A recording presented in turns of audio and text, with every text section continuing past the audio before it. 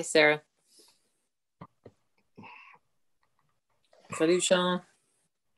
Okay, good morning, everybody, and welcome to the September 20th, 2021 meeting of the Transit Commission. I've received regrets from Councillor Sudds, and now if I could, I'll ask the Commission Coordinator, Eric, to please proceed with the roll call.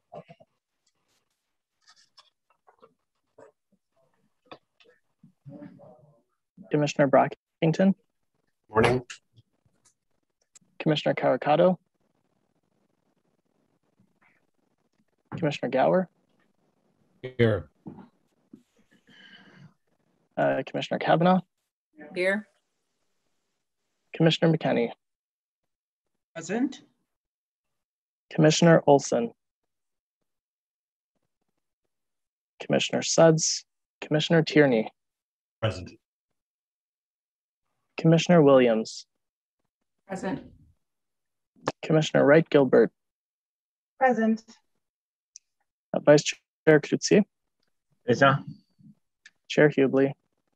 You have quorum, Chair. Thank you. Eric, can you reach out to Commissioner Olson? He's just sent me a message that he's having trouble connecting. Okay, is there any declarations of interest from any commission members? Okay, seeing none. Are the minutes of the Transit Commission meeting of Wednesday, June 16th confirmed? Confirmed. Confirmed. Confirmed. Thank you. Okay, before we get into the agenda itself, I'd like to offer a few remarks this morning, if I may. I want to take a moment to recognize the particular significance of today's meeting of the Transit Commission, as today is John Manconi's last meeting as the GM of Transportation Services and OC Transpo before John begins his retirement from the City of Ottawa at the end of the month. I've had the pleasure of working with John throughout my tenure as chair of the Transit Commission, and in that time, I've come to develop a great respect for the work that John has done and his team deliver to our transit customers. For more than 30 years, John has devoted himself to serving Ottawa residents, the past 10 years of which has been spent as the GM of the Transportation Services Department and OC Transpo.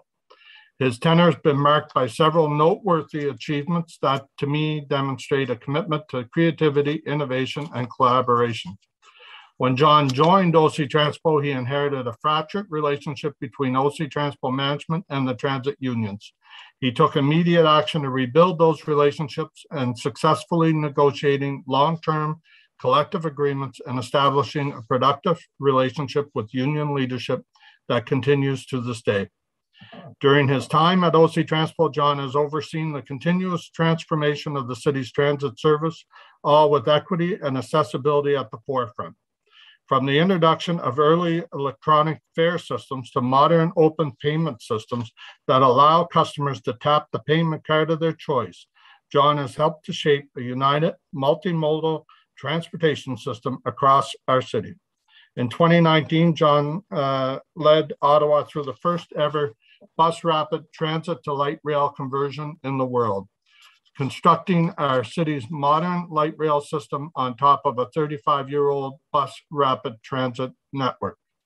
John was also at the helm of the city's recent proposal to phase in 450 electric buses in Ottawa's transit fleet, which will give us one of the largest electric bus fleets in North America.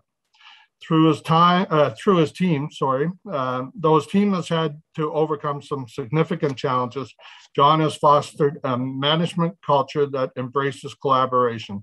When Ottawa's light rail system experienced technical difficulties following its launch, John met them head on. Problem solving with his senior managers, providing flexible and innovative solutions, and communicating progress to myself, our council colleagues, and to our residents. These solutions range from simple, such as removing station doors to improve crowd flow, to complex, creating a temporary standby fleet of buses known as our R1 service, ready to support customers when rail is delayed. I've witnessed firsthand John's creative and problem solving in the early days of the COVID-19 pandemic. Under John's leadership, OC Transpo COVID-19 task force put in place several measures, including converting to rear door boarding, installing soft barriers on all bus operator cabs, and solving logistical hurdles to get masks and sanitizers in the hands of thousands of our frontline staff. As a result, OC Transpo emerged as a leader in its response to the pandemic and was the first Canadian transit agency to receive the APTA seal for its enhanced cleaning and safety measures. During John's tenure as GM, Ottawa's transit system and transit agency has undergone profound changes. OC Transpo's success is in part to having a leader who listens to his people, encourages collaboration and innovation, and sees change as a vital part of ensuring excellence to service our transit customers. I'm proud to announce that John will be the recipient of the 2021 Edward J. Dowling Distinguished Service Award from CUDA. This award celebrates those transit professionals that have gone above and beyond to deliver the transit service that keeps their communities moving. I can think of no recipient more worthy of this honor. Congratulations to John on his extraordinary career of consistently delivering the transit services that keep Ottawa moving. And on a personal note, I just want to thank John for all his efforts and his friendship. So moving on, thank you for that opportunity to make those comments. So back to the agenda. With the will of the Commission, because staff have prepared a detailed update for us on the Confederation Line and bus service, and because there are no presentations or submissions on the remaining items, I'd like to hold item 1 and consider it last. So if we're all in agreement to that, I'm going to move on to number 2, which is the 2021 Transit Operating and Capital Budget Q2 Status Report. There's no presentation. We have no delegations on this. Is there any questions to staff? I'd like it held, please. You want to hold it? Okay.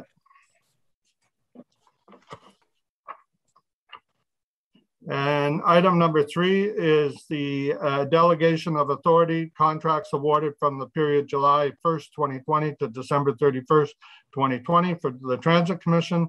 Again, no presentation or delegations. Is there any questions to staff? Okay, none. Is that report received? Received. Okay, thank you. Number 4, status update, Transit Commission inquiries and motions for the period ending September 3rd, 2021. Is there any questions for staff? Chair, I'm just wondering if RTG is here, RTM, to take questions as well today. Sorry, Councilor Menard, can you let us get through the agenda here, please? Yeah, I'm just asking we'll on talk this about what's taking place in the update after. On this So item, though, any Chair, questions? is there RTG, RTM available on this item? Yeah, Councilor Menard, could you let us run the meeting here? We're trying to go through the agenda. Chair, I think, point of order, I think someone is asking if for this item that you're asking us to receive, is RTG here to respond to questions on this item that you're right now on asking? the status update of the inquiries and motions? Yes. No, I don't believe RTG is here to answer questions on the status of motions. Okay, why not? Why haven't we invited RTG? Bring in a contractor to answer on the status of inquiries and motions. Did anybody ask for them to be here on this particular item, number 4 on the agenda? Chair, are they at the meeting or are they not at the meeting? We're dealing with item 4 right now, as Councillor McKenney, the Commissioner, highlighted here. I've answered your question in regards to item number 4. So is this received, or does anybody want to hold this? Yeah, I'll hold it. You want to hold it? Okay. Yeah. Well, we'll deal with the held. Because I don't know if RTG is here. So if they're here, then I want to hold it. If they're not, then I won't. Okay. Okay, so let's go back to number 2, the Transit Operating and Capital Budget Q2 Status Report. I believe Councillor Brockington held that one. Did you? And I see Commissioner Wright Gilbert has a question on it. Go ahead, Commissioner. Oh, well, Councillor Brockington held it, so I'd be happy to let him go first, given that he held it. So Riley, if you want to go ahead first, and I'll go after you, if that's okay with you, Chair, just to be fair. Sure, he doesn't have his hand up, but if he's ready. Thank you. Just in the interest of time, I'll just get my question out. Thanks, Chair. My question to staff is regarding the estimated year-end deficit for our budget. I note it is driven by the loss of fare revenue, and I just wanted to ask quickly, we estimated that our ridership this calendar year would be about 70%, 70 pre-COVID. And to date, again, I'm estimating to date, it's been about 30%, give or take, up or down 30%. Is the loss of fare revenue not much larger than what is being predicted here? $17 million deficit seems small compared to the chasm between what we estimated our ridership fare revenues would be versus what the reality are. Are we covering off that deficit in any other way? Councillor, it's the treasurer here, and I'm happy to start an answer to that question. I think the delta that you're seeing here in the report is really with respect to the funding that we received through the Safe Restart Agreement. And so when we look at the funding that was available for 2021, there's not quite enough to cover the full deficit. And one of those pieces is we had made an assumption that we could carry over some funds from 2020 to 2021. And that really has to do with the allocation. And what the province confirmed was no carryover was allowed. We have subsequently written a letter to them seeking that carryover. We know other municipalities are in the same boat and haven't made that same request. So that will cover at least 50% of the deficit from that piece. And then, yes, there is a slight decrease in ridership that also fills part of that number. So it makes it a little bit bigger than what we had thought. It's bigger than a slight decrease. But Madam Treasurer, my last question to you is, are we overall budgeting a $17 million deficit for fiscal year 2021? Or are there other factors contributing that will see a deficit much larger than this? I just want to make sure we're prepared. Is it going to be approximately 17 million, or are there other deficits that are being run that will add to this? That's our forecast year-end, Councillor. That will be 17 million. Okay, thank you very much. Thank you, Chair. And thank you, Commissioner Brockington. Commissioner Wright-Gilbert?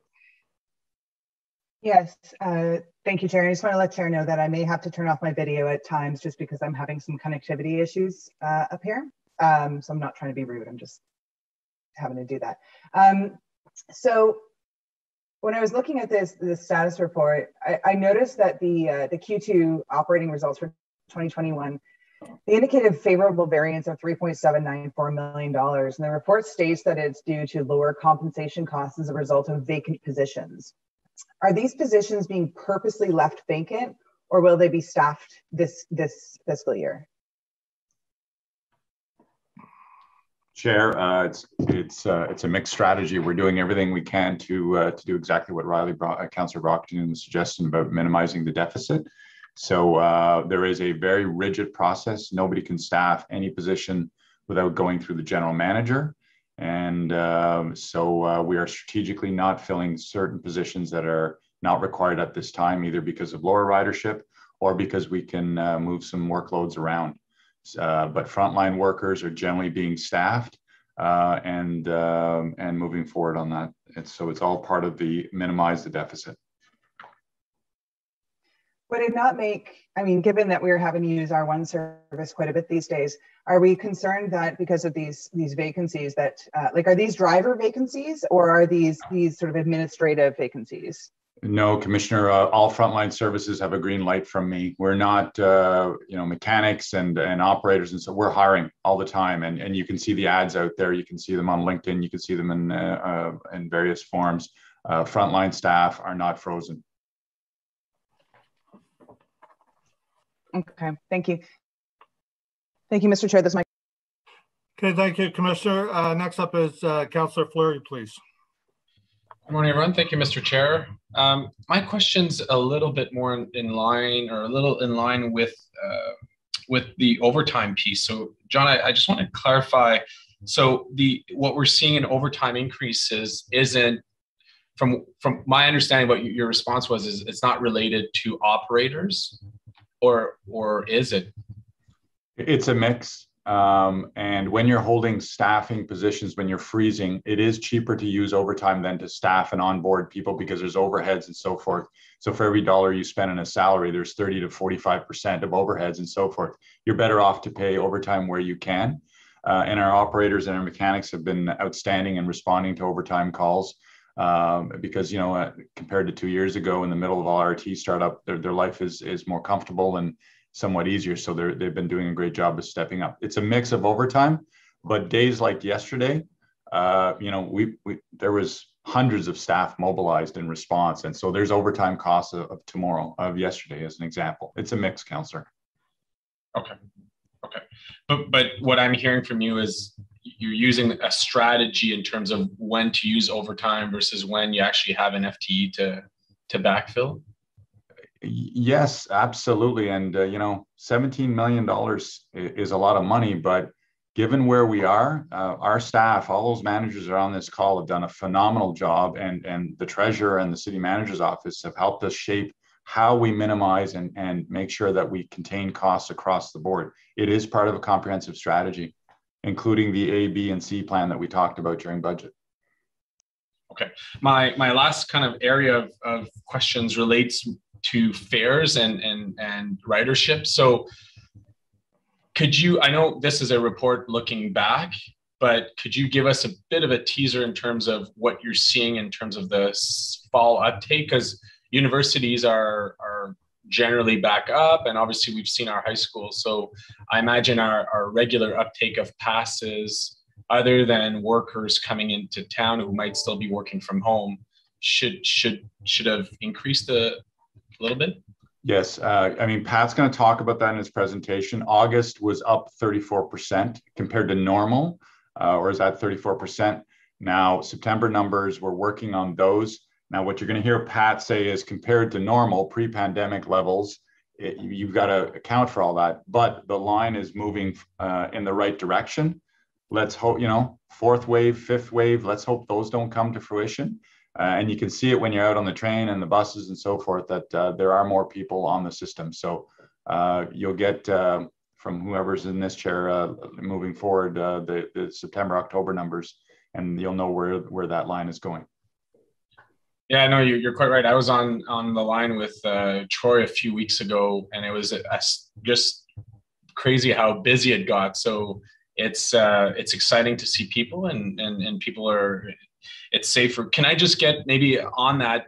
Would you have a comment relating to the uptake of U-Passes for the fall?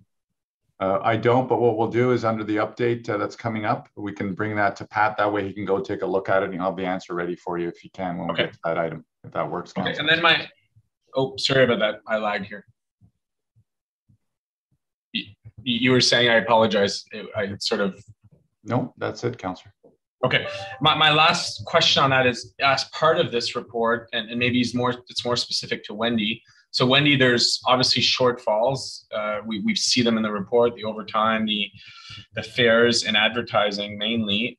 Could you just give us your expectation or outcome relating to the provincial coverage of these deficits? My understanding was that early on it was pretty much 100%, but are we sure for the future periods? That's a good question, Councillor. I reflect back to, I think it was the FEDCO meeting where we had talked about a gap. I believe it was 11.2 we were projecting in terms of the funding. As I said, we have written the province, and there are other municipalities in the very same situation where we were allocated funds. We didn't use them all in 2020. I think it's approximately $8.5 million. So we're seeking recovery of those funds to apply against 2021. At the same time, we've asked for additional money to cover the rest of the projected deficit for the year. So we're seeking those. We are also not the only municipality in that situation. But what we do have is we have a mitigation plan behind us. So when I talk about sort of some of the things that we have in the bank, we can leverage those to be able to cover it if we have to. But I am hopeful that we will receive money from the provincial government. Okay, and when you say provincial government, you're expecting full recovery of our losses on the transit front? Through the SRA, yes. Okay. Thank you very much. Thank you, Mr. Chair. Okay, thank you, Councillor Fleury. Next up is Councillor Menard. Thanks very much. I wanted to ask about this report on the gas tax fund allocations. I know that there was a one-time doubling, and I'm wondering what amount may be applied on the capital side budget here, if that's been determined, and where we stand with that, with those funds. Thanks, Councillor. This is the operating budget, so there's no application of any capital funds here, so they won't be applied to the operating. But what you will see is, and I think we've had a bit of this conversation as we come forward with the budget for 2022, we'll lay out a bit of that plan in terms of what it's going to look like, but those decisions have not been made yet. Okay, just to clarify, this item is the transit operating and capital budget Q2 status. Yes, that's correct. And the deficit that we're speaking to is the operating deficit here. Right. So there's been no decisions on where the gas tax fund would go at this point. We're still waiting for that clarification on where that might be allocated. That's correct. Is your intent to consult with councillors on that and where we allocate that? We're meeting with all the councillors to discuss the budget through the end of September and early October. Okay, great. On the operating side of this item specifically, I'll note we raised fares last year, and then there's direction to do it again this year by another 2.5%. I'm wondering the effect, the actual effect of doing that, of revenue that it would bring in given the ridership declines that we've had. So with real ridership, what are we actually projecting that 2.5% would bring in? I'm not talking about what we've projected in terms of ridership, but what we're seeing with real ridership. And so if you could just give me the delta of what that 2.5% would be based on our real ridership. I'll have to get back to you with that. I don't have that number handy. Yeah, okay. And I guess given what's happened yesterday and on August 8th, we likely should be revisiting any fare increases and discussing what we do with people with passes at this point as well, given the effect on our operating budget. Thanks. That's it, Councillor Menard. Okay, thank you. So on item number 2, 2021 Transit Operating Capital Budget Q2 Status Report, is this report carried? Carried. Carried. Thank you. Carried. Okay, and the last item we held before the update is item number 4, the status update for Transit Commission inquiries and motions for the period ending September 3rd. Councillor Menard, you held this. Is there a particular inquiry or motion that you want to speak to? Yes, thanks. Is RTG or RTM here to answer any questions? On which inquiry or motion? On the main item that we're talking about. Is RTG or RTM here? There's only one motion, Chair. There's only one motion, and it's labeled 1, 2, and 3. And I'm wondering if RTG and RTM is here to answer any questions. RTG is not here to answer any questions on Transit Commission inquiries or motions, as I told you earlier. Okay, thank you. Then I have no questions. No questions. Anybody else have any questions on this? Okay, so then is this report received as well? Received. Received. Thank you. Okay, now we're back to item number 1. We have a staff presentation. There's no delegations. However, there's one written submission from Mr. Jan Lam that I believe our committee coordinator has distributed to all members of the commission. Okay, so we'll now receive an update on the Confederation line and bus service from John Manconi, Troy Charter, and Pat Scrimger. The staff presentation is detailed. I would ask that the commissioners hold their questions until the end of the presentation, as is our usual practice. This will allow us to hear all the information staff will provide before we start asking our questions. Please proceed, Mr. Manconi. Thank you, Chair, and good morning, everyone. And Chair, I want to thank you for your very nice comments to me and the team. Much appreciated. I want to introduce Nicholas Truchon. He is the Chief Executive Officer of RTG. He is here to answer questions. He'll be available on this item. Mr. Chair, members of Commission, yesterday was a difficult day for our customers again. And we know that, we understand that. It was difficult for our customers. It was difficult for you as councillors and members of Commission. And it was difficult on the hundreds of staff that were out there, both sides of the partnership, responding to yesterday's situation. I want to share with you the latest information that we have. As you can imagine, we were working around the clock, and that included many meetings and calls to Mr. Kanellakis. I want to thank him for his leadership on this matter yesterday with me. He was a great help to us all. With respect to what occurred yesterday, I want to share with you very preliminary findings that have not been approved or signed off by anybody. They are very early in the investigation phase, but I thought it would be prudent because I'm aware there's concerns about overall safety and reliability of the system. So the TSB is out there assessing everything. They're controlling the site and the vehicle. This is not their findings. This is the collective discussion that's been occurred by the many safety officials and rail experts that are out there looking at what occurred. But I think it's important that I share this with you. So I put all the caveats that are required, that this is not a final root cause signed off. And a reminder, it is any rail system built in modern times is a complicated integrated system. So they're looking at all the potential inputs into what caused yesterday's incident at that location. We can at this time start to rule out that it is not an axle bearing related item. That's what it looks like at this point. Again, that's not officially signed off by everybody, but that is where the groups are trending to. What appears, again, not certified off or signed off that may have caused what occurred yesterday is a sander that is used on these vehicles, and they're used around the world, that dispenses sand at the wheels during cold weather climates or icy climates for the rail traction. The bracket that holds that unit could have become dislodged and could have caused the derailment. I emphasize could have. That's what it appears may have been the cause out there. And again, we need to wait for the TSB's assessment, the various safety checks and balances.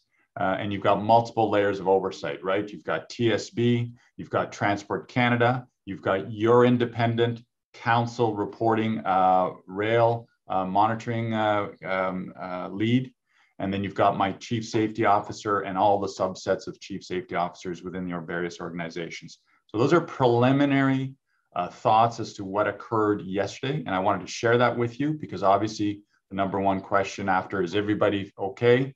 What caused it? And so that's where they're trending to. And it does not appear to be a axle bearing related matter. The second part I want to talk about before I turn it over to Troy is, so let's talk about restoration of confidence and reliability. And many of you are asking that, and the public is asking that. There are multiple layers of checks and balances, but we're doing things in addition to that. I want to remind you that an end-to-end assessment of the system has been underway that you are aware of, or council members are aware of, under the in-camera legal proceedings of the default process that RTG and RTM are under. That is the firm of Mott MacDonald was commissioned at great expenses to RTM. They're paying for everything and they're independent. They will be finalizing their work and reporting back to us, and we will share with members of council in camera as part of the legal briefings the findings of the end-to-end assessment. And that's everything out there. Remember, the default stemmed way back to door issues, catenary issues, all those things that we're not seeing. But in addition, they will obviously look at all these pieces, the rail, the sander bracket, if that's the issue, and so forth. Those will be reported to you in camera as part of the legal briefings that are prescribed in strict conformance to the city clerk's guidance on that piece. So I just wanted to remind members of commission and council that. The second piece is there's two recommendations that I made to the city manager, and he's endorsed them fully. And in terms of additional layers of checks and balances, I've instructed our chief safety officer to include in the order to RTM that before we can restore service for this incident, Sam Barata, your independent rail regulatory officer, will be recommending to Mr. Kanellakis, an independent safety officer, review the return to service plan that RTM is proposing. So that will not be city staff. That will be Sam Barata. And remember, I would encourage you to go back and look at the regulatory authority on that. It is the highest standard in rail history in Canada. He is independent and he reports to you. He does not report to me. I'm firewalled from him and our staff. He reports to Steve and to the board and to members of council. So Mr. Barata will recommend an independent safety expert to review the return to service plan, in addition to all the other checks and balances that are below all that. Chief safety officer, experts on the other side of the partnership, and so forth. So that's an extra layer of protection. Again, we're not tone deaf. We know there's concern about safety and confidence out there. That's another layer that we're adding to the regulatory regime, which you're going to see in the deck. The other thing is yesterday, as I was getting the updates, I spoke to Mr. Kanellakis and told him that I was mobilizing an integrated team of experts to come in and do another umbrella layer review end-to-end of the entire system on top of the Mott MacDonald work. And again, these are all bills that will go to RTM. They're in default. The system's not operating the way it's supposed to operate. And that independent team of experts will report, I will assume, directly to Steve or to whoever the general manager is, and bring forward a comprehensive review to see if there's any gaps, any issues, and so forth on those pieces. So, Mr. Chair, I wanted to share with you that our focus is aligned in terms of restoring confidence and safety, sharing with people what the checks and balances are there. And I wanted to share with you the preliminary findings. And I please ask, this is not signed off by TSB or from any safety official. These are preliminary in the field information that I wanted to share with you today because I know there's a lot of questions on that. So with that, Mr. Chair, I'm going to turn it over to Troy. He's going to take you through a deck on what occurred yesterday and the August incident. Thank you. All right. Thank you, John. Just wait for the presentation to come up. That's great. If you can just go to the agenda, please, that'd be great. Yeah, a quick overview of what we'll be covering today. We'll be talking about both the August 8th and some of the preliminary information with regards to the September 19th derailment. We'll try to provide an overview of the line 1, the general performance over the past year, an update on train wheels. And then at that point, I'll switch topics and we'll talk about vehicle incident response protocols on the bus side, and that's stemming from the issue with the bus on August 9th. And then at that point, I'll turn it over to my colleague, Pat, who will talk about ridership, and we'll provide an update on our COVID and our staff implications. So next slide, please. So just a general overview. We know, obviously Line 1 has experienced 2 serious disruptions that required a robust and coordinated response from all parties, whether it be RTM or our staff. As Mr. Manconi indicated, we're not tone deaf. We know that these have had significant impacts on our customers, as well as impacting the confidence in the system. However, throughout these events, we have provided updates to Council and Transit Commission, and what we're going to be doing here is I'm going to be providing a summary of all those communications and all those updates into this one slide deck here.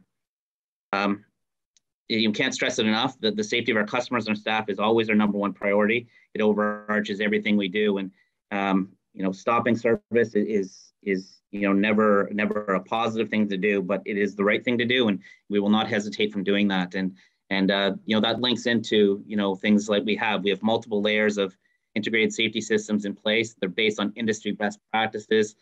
We've utilized experts and we've connected with other properties in building our standard operating procedures, in building our training and drills and exercises for our staff.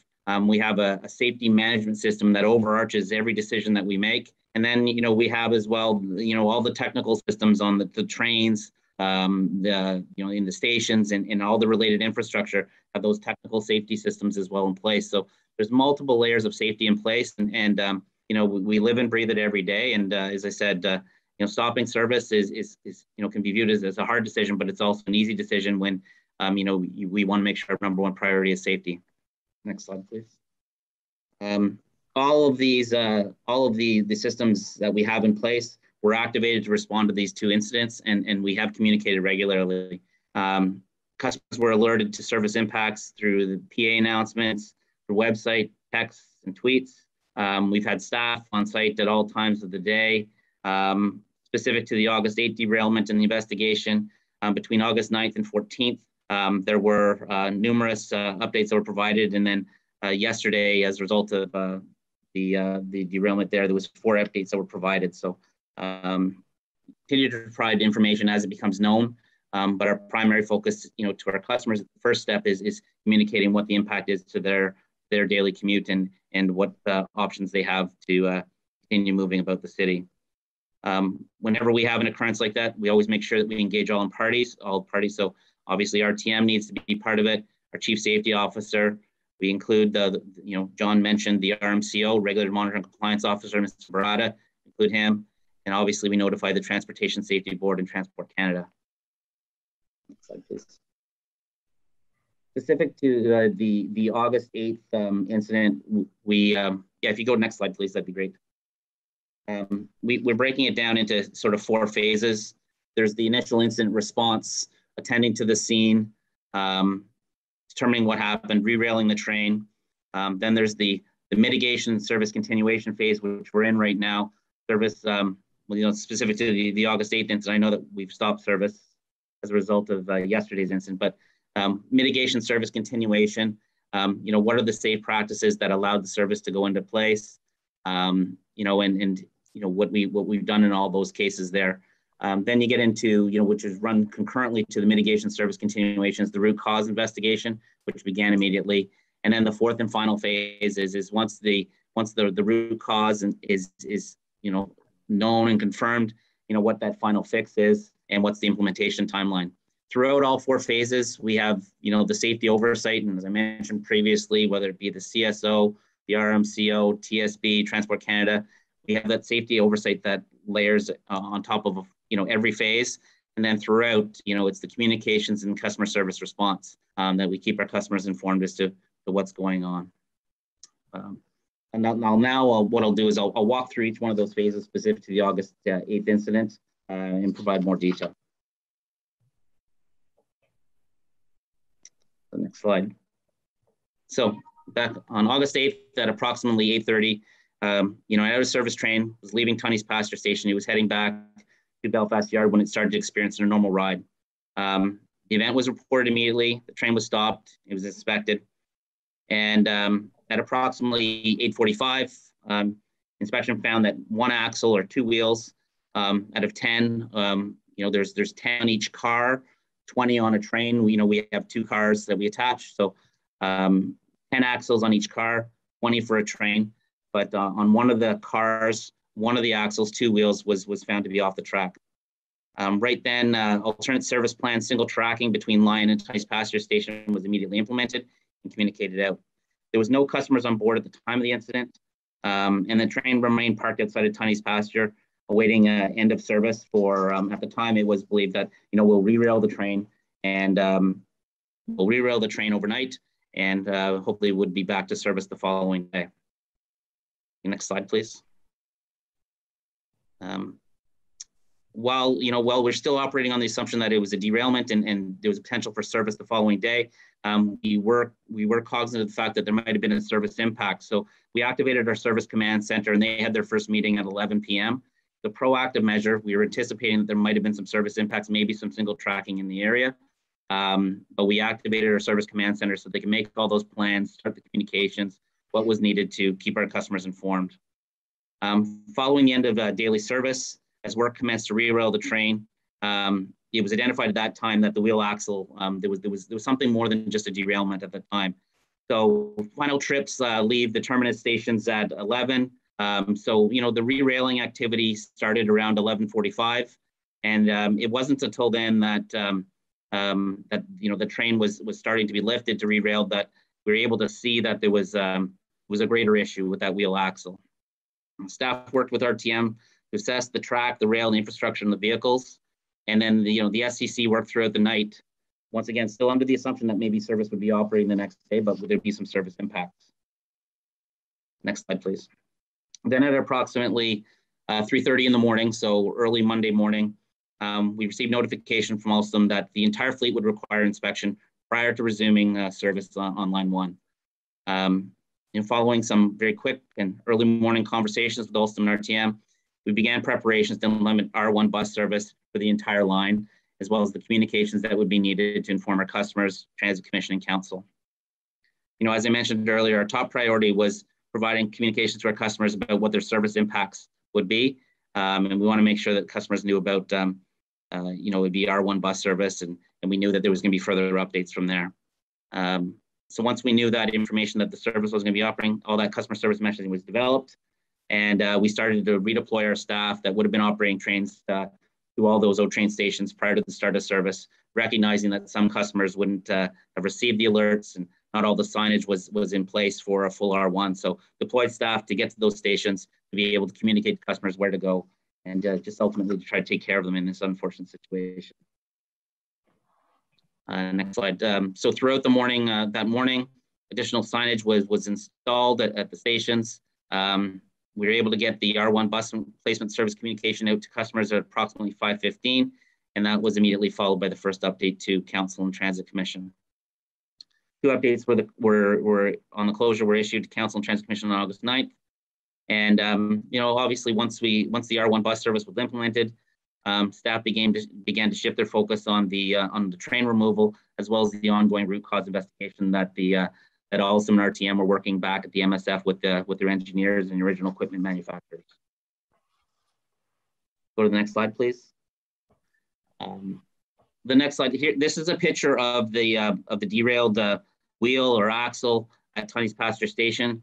I share that because that is what the team was able to see at the time at 8:45 when they're assessing the train. There's not much clearance for anyone to get under the train and take a look, but that's what was seen. That's what that would let everyone to believe at the first point that it was a derailment. We need to re-rail that train and conduct the investigation from there. And then the next slide here shows, once the activity started to re-rail the train and lift it up, and there's some jacking equipment there, and you can see the side panels and skirts have been lifted off. It's when those first initial activities to lift the train to do that re-rail, that's when it became known that there was an issue with the axle, and that the wheel essentially had detached from the axle, and that was the cause of the derailment. Next slide, please.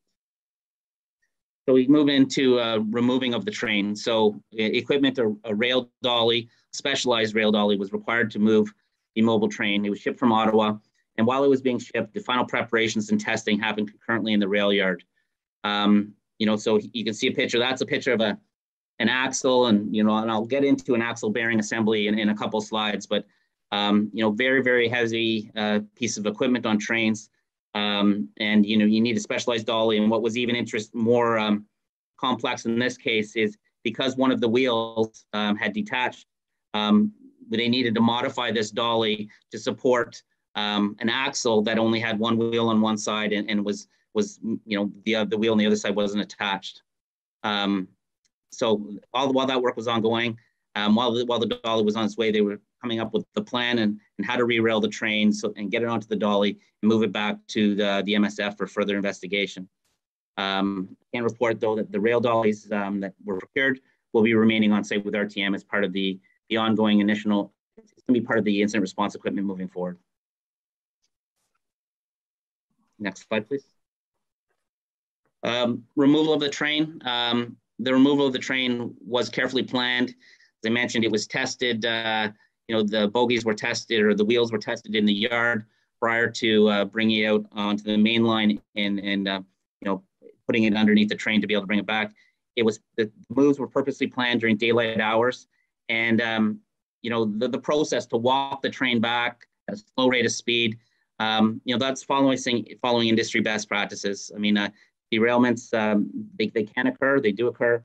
There's procedures in place to ensure that, one, you can get the train back safely, but as well that there's no additional damage to the vehicle or other track infrastructure. So, it would be common practice to have people walking along the side of the train, checking the wheels, making sure everything's correct there, stopping trains before you cross over switches. And if you recall, the switches allow trains to go from one track to another. So there's processes to stop trains in advance of switches, recheck. And then there's even go as far as, the trains obviously are moving at a very, very low rate of speed. They were moved back under their own power with, that one set of wheels on the dolly and the rest, getting traction from the track and the wheels on the track. But you even purposely, when you're going around curves, especially the Herdman curves, you even go at slower rates of speed there. So we knew it wasn't going to be a quick process, but safe procedures were followed, once again, to protect the safety of people around, but as well to make sure that there's no further damage planned. There's no further damage that was created as a result of the movement back to the yard. Next slide. And then I just got a close-up picture of the next slide here. This is a picture of what the wheel on the rail dolly being moved back looks like. As I mentioned, what we needed to, RTM needed to make some modifications to it to support a wheel or an axle that only had one wheel on one side of the train. Next slide, please. So keeping with, the August 8th incident, the second phase, up until yesterday was, service mitigation, continuation, and safety oversight. As I mentioned, we have a robust safety management system in place, and it drives both on how we prevent and how we respond to events. The actions that were taken by staff and by RTM are outlined in our established operating procedures, and that includes things like reporting to the TSB, notifying the Transport Canada, involving the regulatory monitoring compliance officer, as well as all the things like, what our staff need to do when they're attending to the scene, what protocols they need to follow, who's the incident commander, who owns the scene, all those types of things. They were all put in place and they were all activated, to ensure, a good response and a safe response to the occurrence. Next slide, please. The inspection of the affected vehicle, as well as the surrounding track and the related infrastructure, it did begin immediately that evening. It was a derailment. We knew that once it was confirmed that there was an issue with the axle, we knew that there was going to be a detailed root cause analysis need to be conducted, and we obviously, one of our focuses is to get back to service as quickly as possible, safely. So the investigation started immediately. We engaged all the right parties, as I've mentioned before, and RTM was securing additional resources in terms of additional technicians, engineers, the original equipment manufacturers. You've heard that the axle bearing assembly comes as a pre-assembled component. Getting those manufacturers in place, because it was all hands on deck to conduct the investigation, find out what occurred, and what do we need to do to safely return to service. The city also engaged, its consultants and industry experts, involved in both the inspection, the oversight, and repair process. So, we've been relying on people that we've been working with for many years to assist us in ensuring that we're asking the right questions, and we're fully engaged and informed as to what's going on and what the implications are. Next slide, please. So concurrent to the train being removed, Alstom continued with their investigation and they were able to identify that the problem was associated with you know, and we reported out the axle bearing assembly. And I have some slides on axles in a minute. Also developed and implemented an inspection process which focused on reviewing each of the axle bearing assemblies on every light rail vehicle. So 7 cars, there are 6 individual cars, and we have 39 in the fleet. 6 individual cars plus the incident vehicle were initially removed from service, with another 3 subsequently identified for further inspection repairs.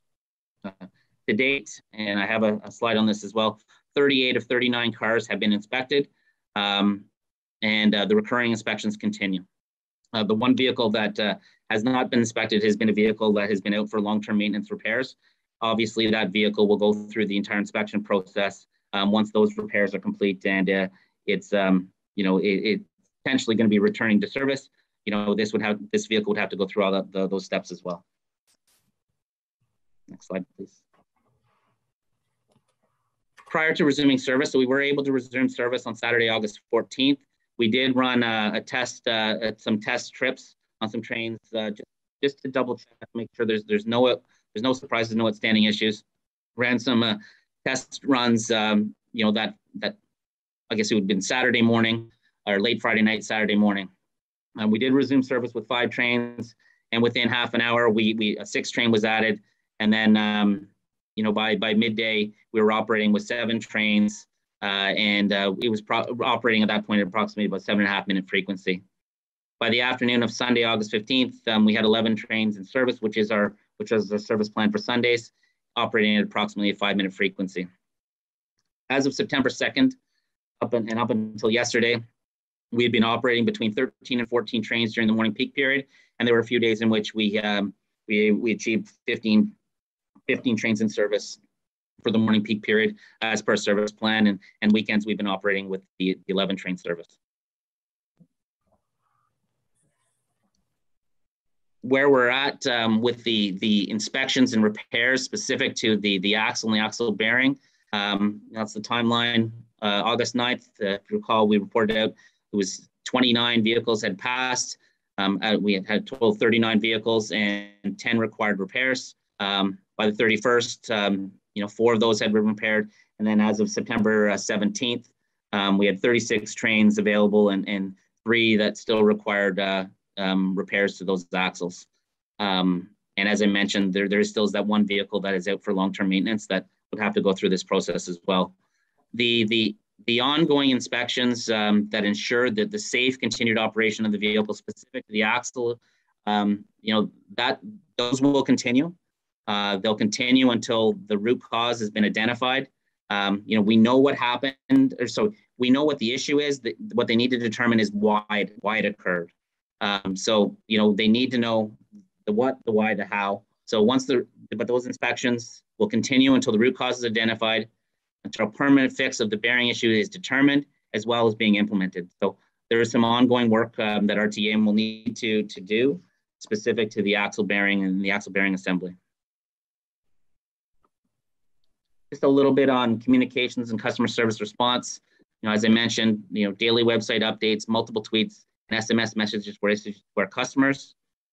We had staff on site to support people in person across the system at all times of the day. Signs placed outside stations point to R1 bus stops were implemented, and you know, Council Transit Commission meeting were informed regularly. First update was, you know, with that first update being on 5:15 on August 9th. And you know, we provided 7 updates to council and 15 media interviews were granted between August 9th and 14th. We just take a minute or two to talk about the axle assembly itself. You know, I provided a couple pictures here to just demonstrate you know, how the pieces fit together.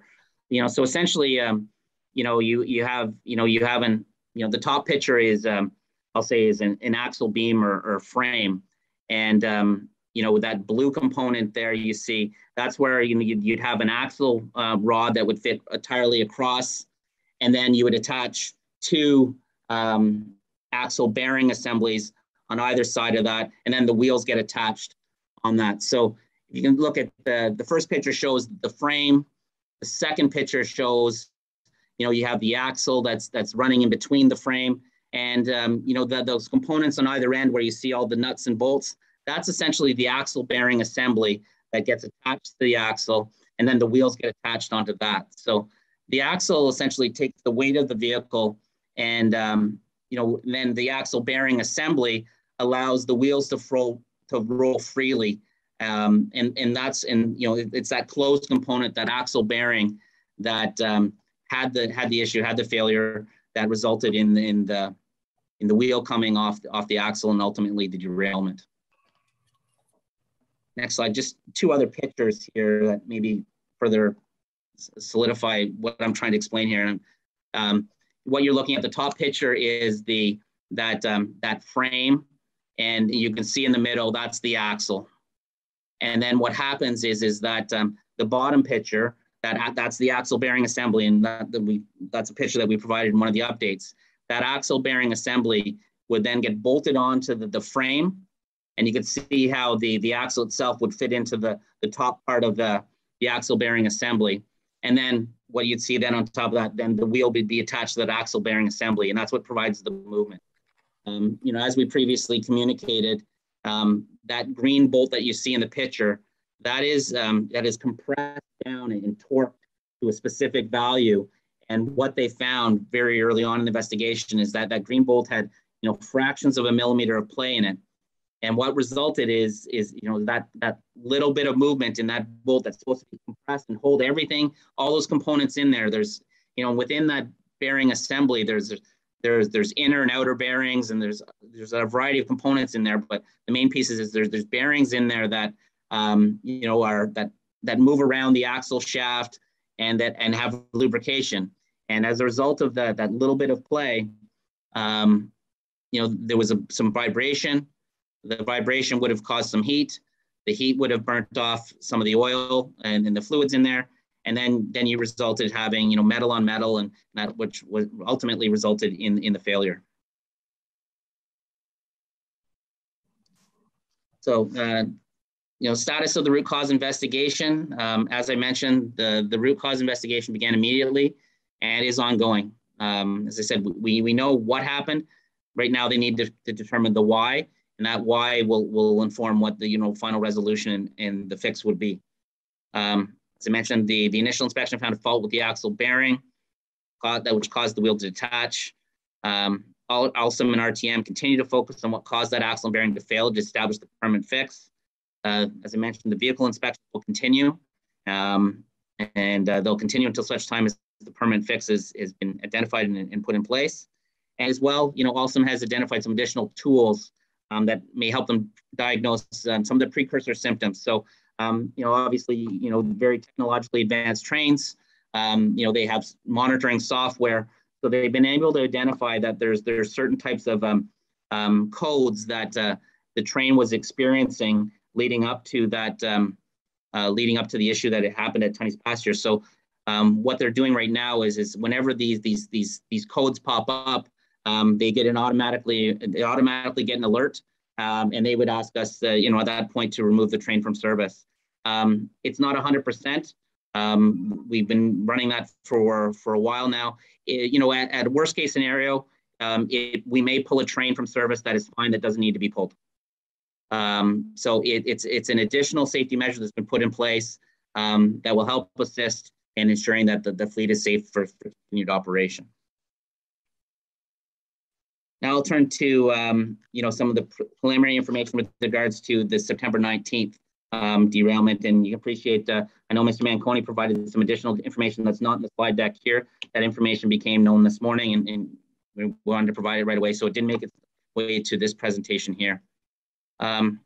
So yesterday at approximately 12:15, westbound train came to a stop between Tremblay and Herdman stations.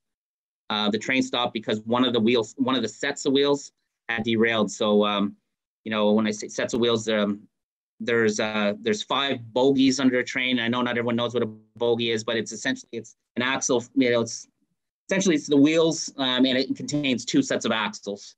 So there are 2 axles or 1 set of wheels had derailed from that train. There were customers on board. There was no injuries reported to customers or to our operator. And it was even reported that the customers felt a few bumps, and then the train came to a stop. But I appreciate that's an anecdotal statement. at 12:15, decision was made to stop line 1 at an abundance of caution. And then it was at that time that R1 replacement bus service was operated for the entire line between Tunney's Pasture and Blair stations the remainder of the day. And that's where we are today, operating R1 replacement bus service. Next slide, please. Part of our operating response, we had OC Transpo, police, fire, all responded to assist with removing customers from the train. That went over, the process to move customers from one train to another was well done. It was no issues there, but we did have a great response from emergency response providers to help and assist. OC Transpo staff, RTM, Transportation Safety Board began assessing, investigating the cause of the derailment. I can tell you, while Mr. Manconi had indicated that it doesn't appear to be related to the axle bearing issue, I did want to note that that train had been recently returned to service after undergoing some axle repairs. But we do not believe it's related at this time. And as we indicated, so with the preliminary assessment, we do not believe it's an axle issue. But with the caveats that John provided, the investigation is still ongoing. It's still very early, very preliminary, and more analysis is needed to come to a final root cause and final determination in that regard. Next steps. R1 replacement bus service will continue to operate between Blair and Tunney's Pasture Station. This will allow for ongoing investigation repairs. Customers will experience longer travel times as a result of taking the bus. The train involved in the incident will be returned to the Belfast yard only once has been cleared to do so by investigators and safety certifiers. So the train is still out on the line, and it may stay there for the next. It may be there for a day, it may be there for a few days, but it will not be returned to Belfast yard until it's been cleared to do so. And then we'll be providing further updates as we know more and as the situation continues to unfold. So provide some additional updates with regards to the performance of the line. You recall you've seen this slide before. For the preceding year leading up to August 8th, we were operating at a very, very high degree of reliability, 97, 98, and even 99% reliability for many, many months. August, the performance dropped to 77%, and that is the direct reflection of, running R1 bus service for an entire week, as well as reduced train counts for the days following service resumption. And, up until yesterday, service had rebounded well. The reliability was operating, for the first bit of the month was operating around 97% reliable client service delivered. So, that's the service we've been our customers have been receiving and that we've been providing. And, obviously you can clearly see that that drop in August, and we know that 97% obviously for September will drop considerably over the coming days. Next slide, please. Train wheels. The train wheel replacement with regards to the wheel cracks, the inspections and the replacement work continues. As we previously communicated, until such time as all the wheels have been replaced and or the set screws have adjusted and confirmed that the wheels are safe for continued operation, the daily inspections of the fleet continue. As always, I want to mention that this is not speaking on behalf of the TSB. Their independent investigation will continue, and it is continuing, and we continue to engage our experts. But obviously, the August 8th event and now the event from yesterday will impact the schedule further for the final replacement of those wheels on those trains. Now I want to turn a little bit to vehicle incident response protocols, and this is on the bus side of our service. And this update is as a result of the August 9th occurrence with the double-decker bus that was reported and left the road and was in the ditch. I think it's important to start off by saying we do have more than 900 buses. We travel more than 66 million kilometers per year. We have a great team of mechanics and maintenance professionals that our buses meet and exceed MTO safety requirements. take great pride in that. Our staff take great pride in maintaining a very, very busy fleet of buses, and they do a great job of it.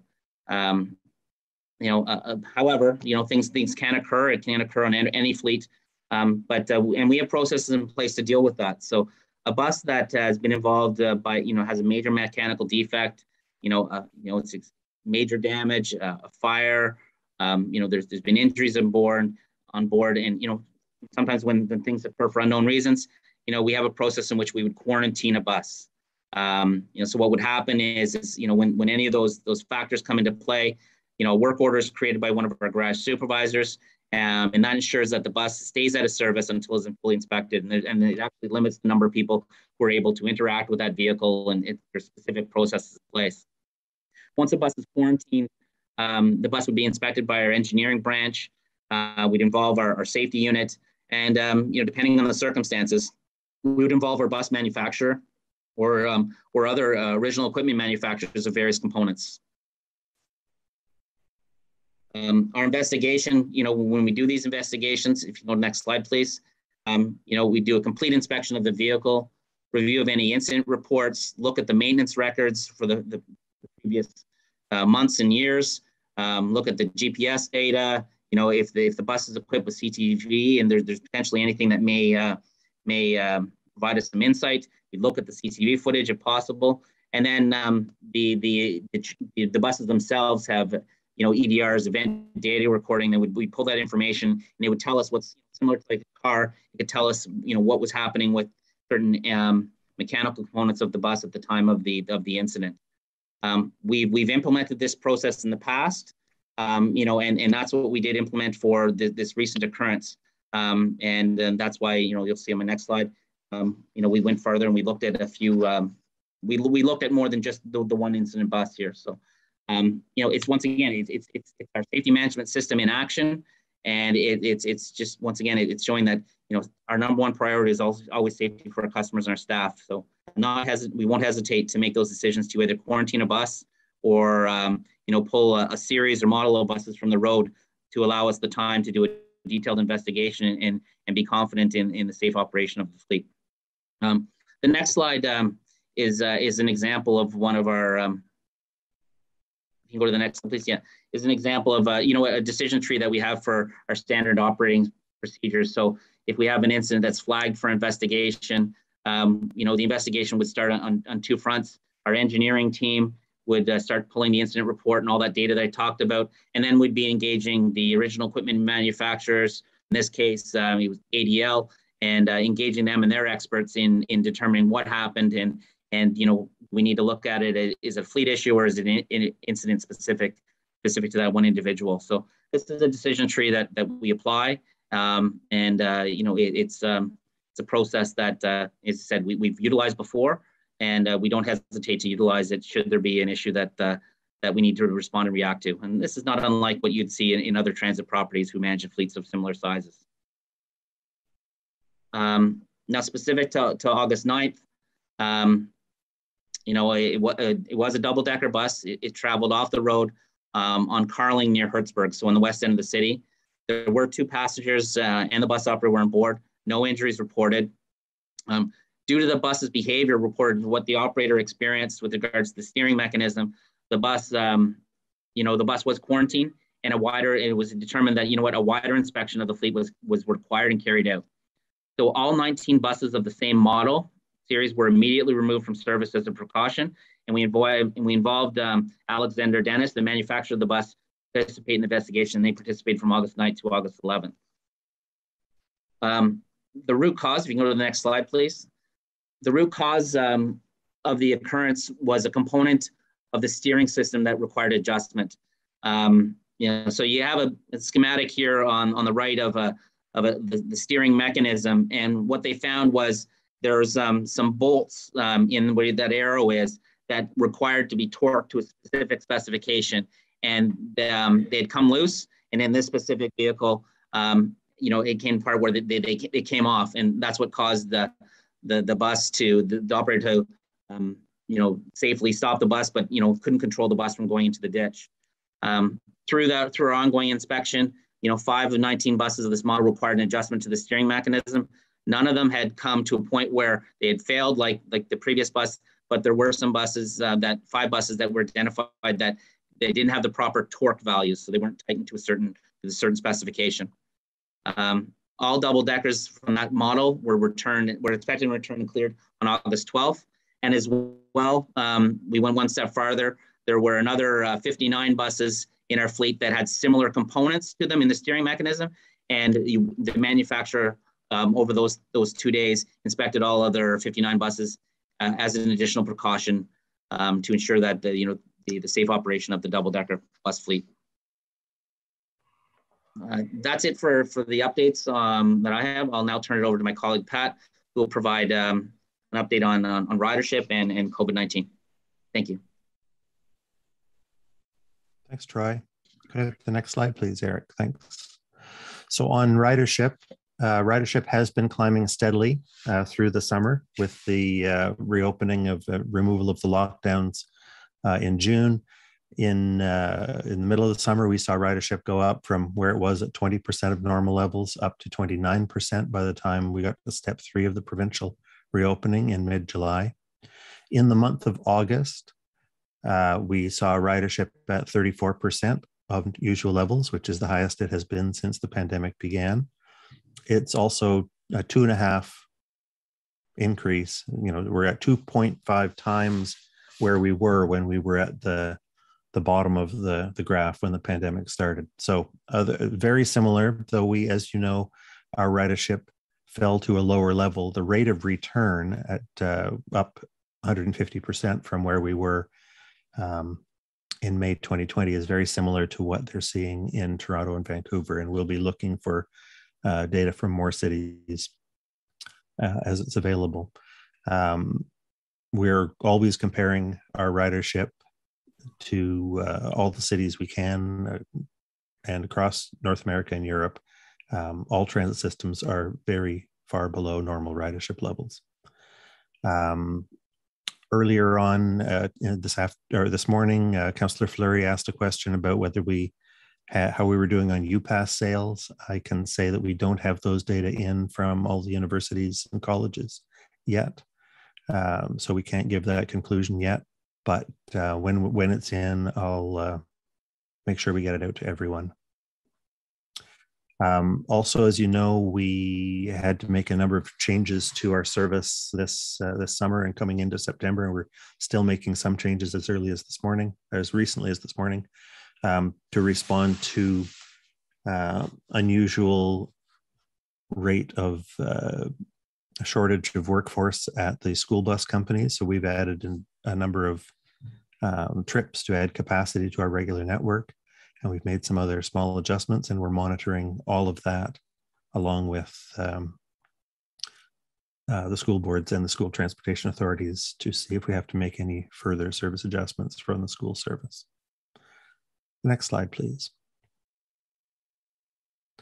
So just a brief update on our response to COVID-19. Masks continue to be mandatory for customers and staff at OC Transpo. The enhanced cleaning measures continue. Since we last reported to you in June, there's been 1 positive case among OC Transpo team members. All of the employees, including that one, have recovered and are back to work. And as you know, the city has a mandatory vaccine policy, and OC Transpo staff are required to comply with that as that comes in. And I believe that's the last slide. I'll turn you back to the chair for any questions. Chair, it's John Manconi. I'm just wondering if I could add one other piece that. Absolutely, John. Okay. Councillors, I know we're seeing a lot of social media and comments about busy buses on R1. I can tell you that the team is deploying extra buses and larger buses. In addition, Pat and his team have put together a plan for, you recall, we've done this before, a direct Blair to downtown piece. So things are fluid, and we're listening. We know there's issues out there, and we're addressing it as we speak. I just thought I'd add that in, Chair. Okay, thank you, John. Now, that concludes the presentation. Before we go to questions for the commissioners of staff, are there any motions? Hi, Chair. It's Councillor McKenney, yes, I do have a motion that was sent. There is a slight amendment of wording that is that I should expect to see within a couple of minutes, just to make it in order with this with the commission. One moment, Okay, please. Could Chair, you go ahead, Eric? I can pull that up for the Commissioner, Chair, if you wish. I'll just need a brief moment. Thank you, Eric. Chair, do you want me to read it then into the record? Yeah, if you're comfortable with doing that, please do. Yes, thank you.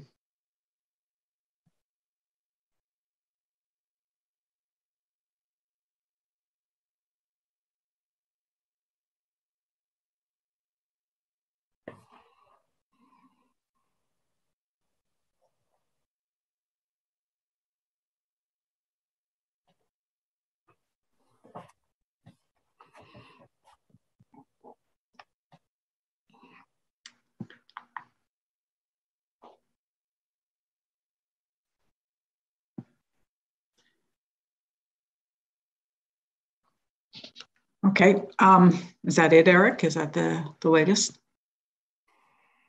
It should be, yes. Okay.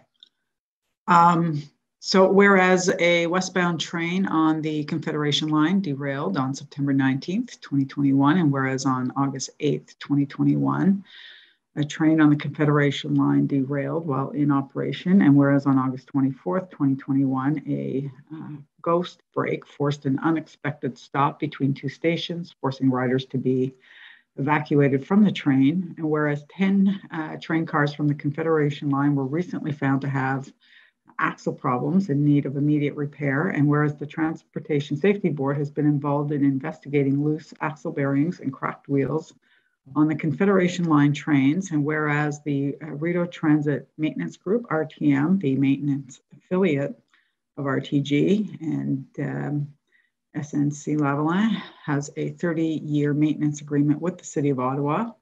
And whereas the Confederation Line recently passed the 2-year mark of revenue service availability and has only had 1 year of expected service reliability during a time when, due to the global pandemic, the ridership was exceptionally low. Oh, went too far.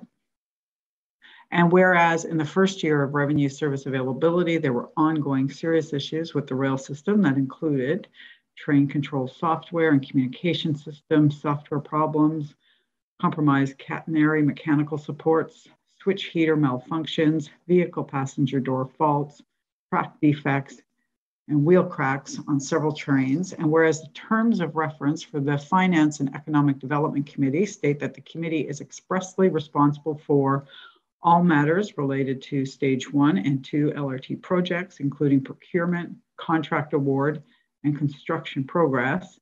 And whereas Section B13 of the Terms of Reference for the Transit Commission expressly delegates to the Commission the authority to receive operational performance reporting related to the transit system. And we can go down a bit, Eric. And whereas the Transit Commission's terms of reference further state that the Commission's mandate is responsible for ensuring the development of a safe, efficient, accessible, and client-focused transit system, and for providing overall guidance and direction to the Transportation Services Department on all issues relating to the operation of public transit, including conventional bus service, the O-Train, and Paratranspo, emphasis added. Therefore, be it resolved that the Transit Commission recommend that Ottawa City Council establish 2 separate task forces as follows. The first task force, comprised of relevant external and independent rail experts, to provide a full assessment of the entire system delivered to date. The second task force shall be an independent panel comprised of leading rail experts to determine and advise the city on a way forward to provide long-term, reliable, and safe rail service on the Confederation Line. 3, the task forces shall be supported by city staff and funded from the Transit Reserve.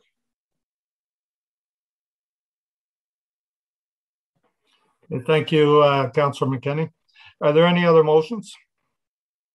Just speak up if somebody's got a motion. Okay, I have one motion as well then that I'd like to table at this point. Be it resolved that the city manager consult with the regulatory monitor and compliance officer, Sam Barata, to identify and retain an independent expert to confirm the safety of the plan to return to service. And be it further resolved that the city manager report back to City Council and the Transit Commission by memo as soon as the individual has been retained with their work plan and timelines for the completion of this additional independent safety review. And that goes along with what John was talking about in his presentation. So that'll be another motion for us to discuss. Okay, so moving to questions. We start with the commissioners first. So Commissioner Wright-Gilbert. Thank you, Mr. Chair. So I guess I'll start with the derailments because those are the most serious issues at the moment. It was mentioned that the axle bearing comes as a pre-assembled component. Were these components ever inspected prior to the LRT Line 1 opening in September 2019? Were they ever opened and inspected?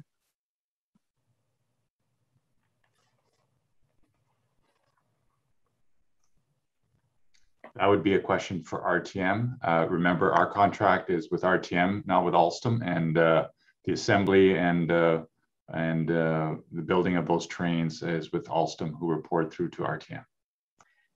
Fair warning, I think most of my questions are going to be to RTM, not that I don't appreciate your answer, Mr. Manconi. But so do I need to repeat? Sorry, who is here from RTM again? I apologize, Mr. Manconi. Nicholas Truchon, he is the Chief Executive Officer of RTG. Thank you, I appreciate that. Mr. Truchon, do you need me to repeat the question? Nicholas, I believe you're on mute.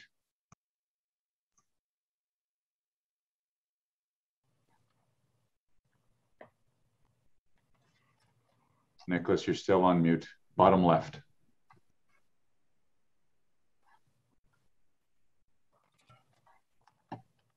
Let's try that. Can you guys hear me now? Yes, there's some serious background noise going on there, Mr. Truchon. Let's try this one. Can you hear me better now? Perfect, Mr. Truchon. Hi, I'm Sarah Wright-Gilbert. Do you need me to repeat my question? No, I think we're okay. We understand from Alstom that the axle bearing assembly is a component that was manufactured in Europe. Mm-hmm. It comes as a package, and it's been subjected to the quality program of their subcontractor. But again, it's still part of the ongoing investigation to understand exactly what kind of quality process this component has followed. So, okay, that's an part of answering part of my question. But when RTM, RTG, we'll just call you all RTG for now. When RTG received the components, which were sealed axle bearing assemblies, when they were received to be put onto the trains, or when they came on the trains, I'm not entirely sure if they came separately or arrived on the trains, were any of these components, given that these are sealed components, were any of them ever opened for inspection by RTG or its subcontractors as part of the putting the trains together to put them on the line? Were they ever opened and inspected prior to revenue service availability in September 2019? We will need to get back to you on this one, but we understand that the QA process that was followed by Alstom specific to those components are... So no, you've said that, Mr. Truchon. Mr. Truchon, I understand that this is probably a really difficult day for you.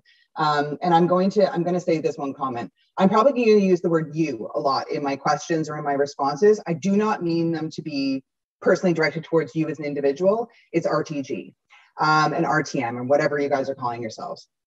You don't have the information about whether or not these components, which failed and caused a derailment, were actually inspected by your subcontractors prior to being put on trains that were going to carry humans. You don't have that information. We don't have that information at this point. We will get, again, it's part of the ongoing investigation that is currently being carried out into the root cause. At this point today, I don't have that specific piece of information, but we're more than happy to circle back.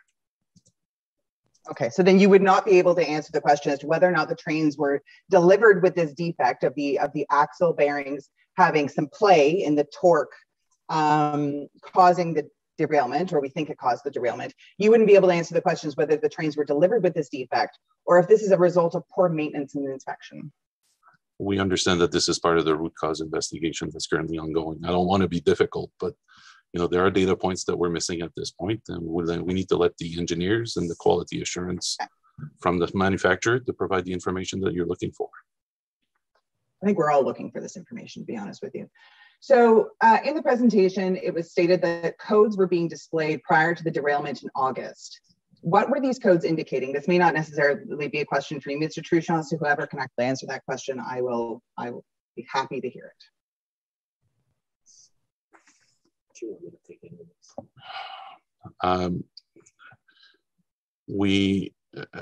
Again, we're trying to jumpstart findings with respect to an ongoing investigation. There's information that's flowing, okay, maybe not as quickly as everybody would like it to, and I agree with that. But at the end of the day, for the time being right now, this is all we have. All the information that we have has been relayed back to the city.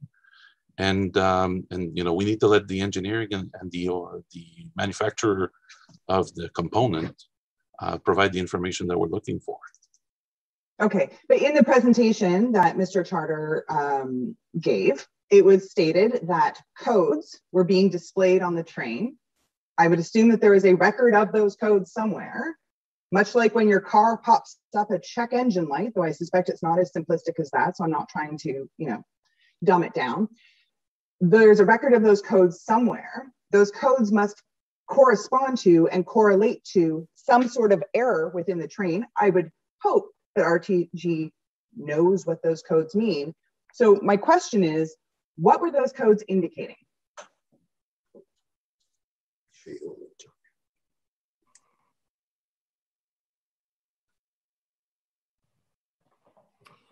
Troy, do you want to help out on that one?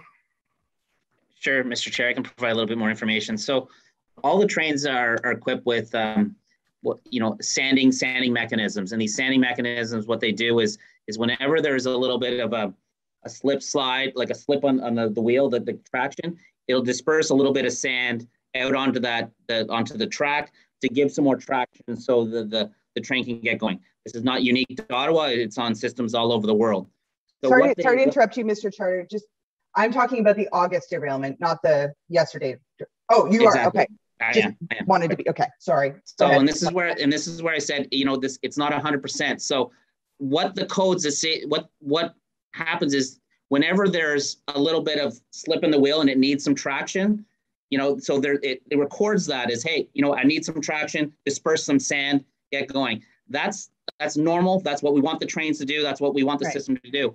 But what they were able to see is that in that incident vehicle, that some of these slips were reporting that it was lasting seconds rather than a second.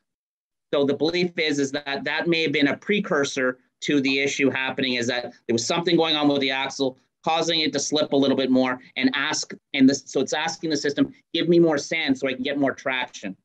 So it's not an error code. It's not saying, hey, there's a problem with the axle, but we believe that could be a precursor to say, hey, if you start experiencing that, let's, as a proactive measure, abundance of caution, let's pull the train, have it inspected.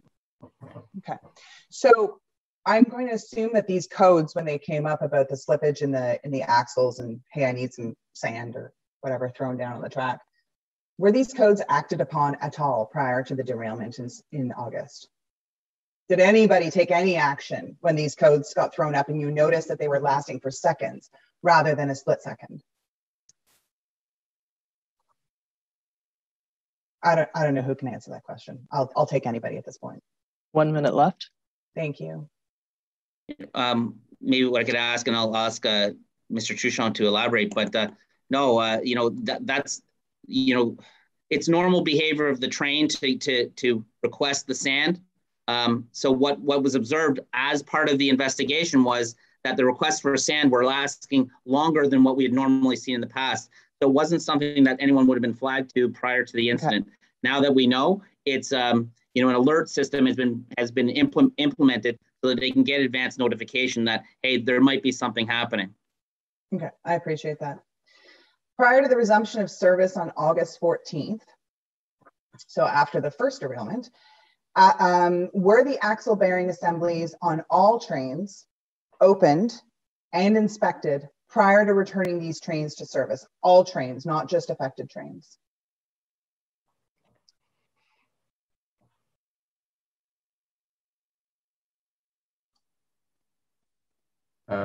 Commissioner, I believe Mr. Truchon is going to introduce Mario Guerrera, who is the CEO in charge of maintenance for RTM, to provide additional information. So if you just give them a second. Nicholas, I appreciate that. I don't know if you're ready to go.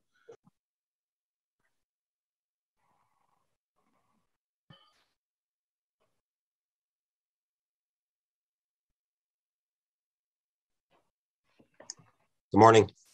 Good morning. Can you please repeat the question? Yes, of course. And it's Mr. Guerrera, correct? Yes. Thank you, Mr. Guerrera. Prior to the resumption of service on August 14th, so we're speaking about after the first derailment, were the axle bearing assemblies on all trains opened, because they are sealed component, and inspected prior to returning the trains to service? So this is all trains, all axle bearing assemblies. Were they opened and inspected? No, they were not open. They're sealed unit. They come from the OEM as a sealed unit. What we did is we brought all the vehicles in.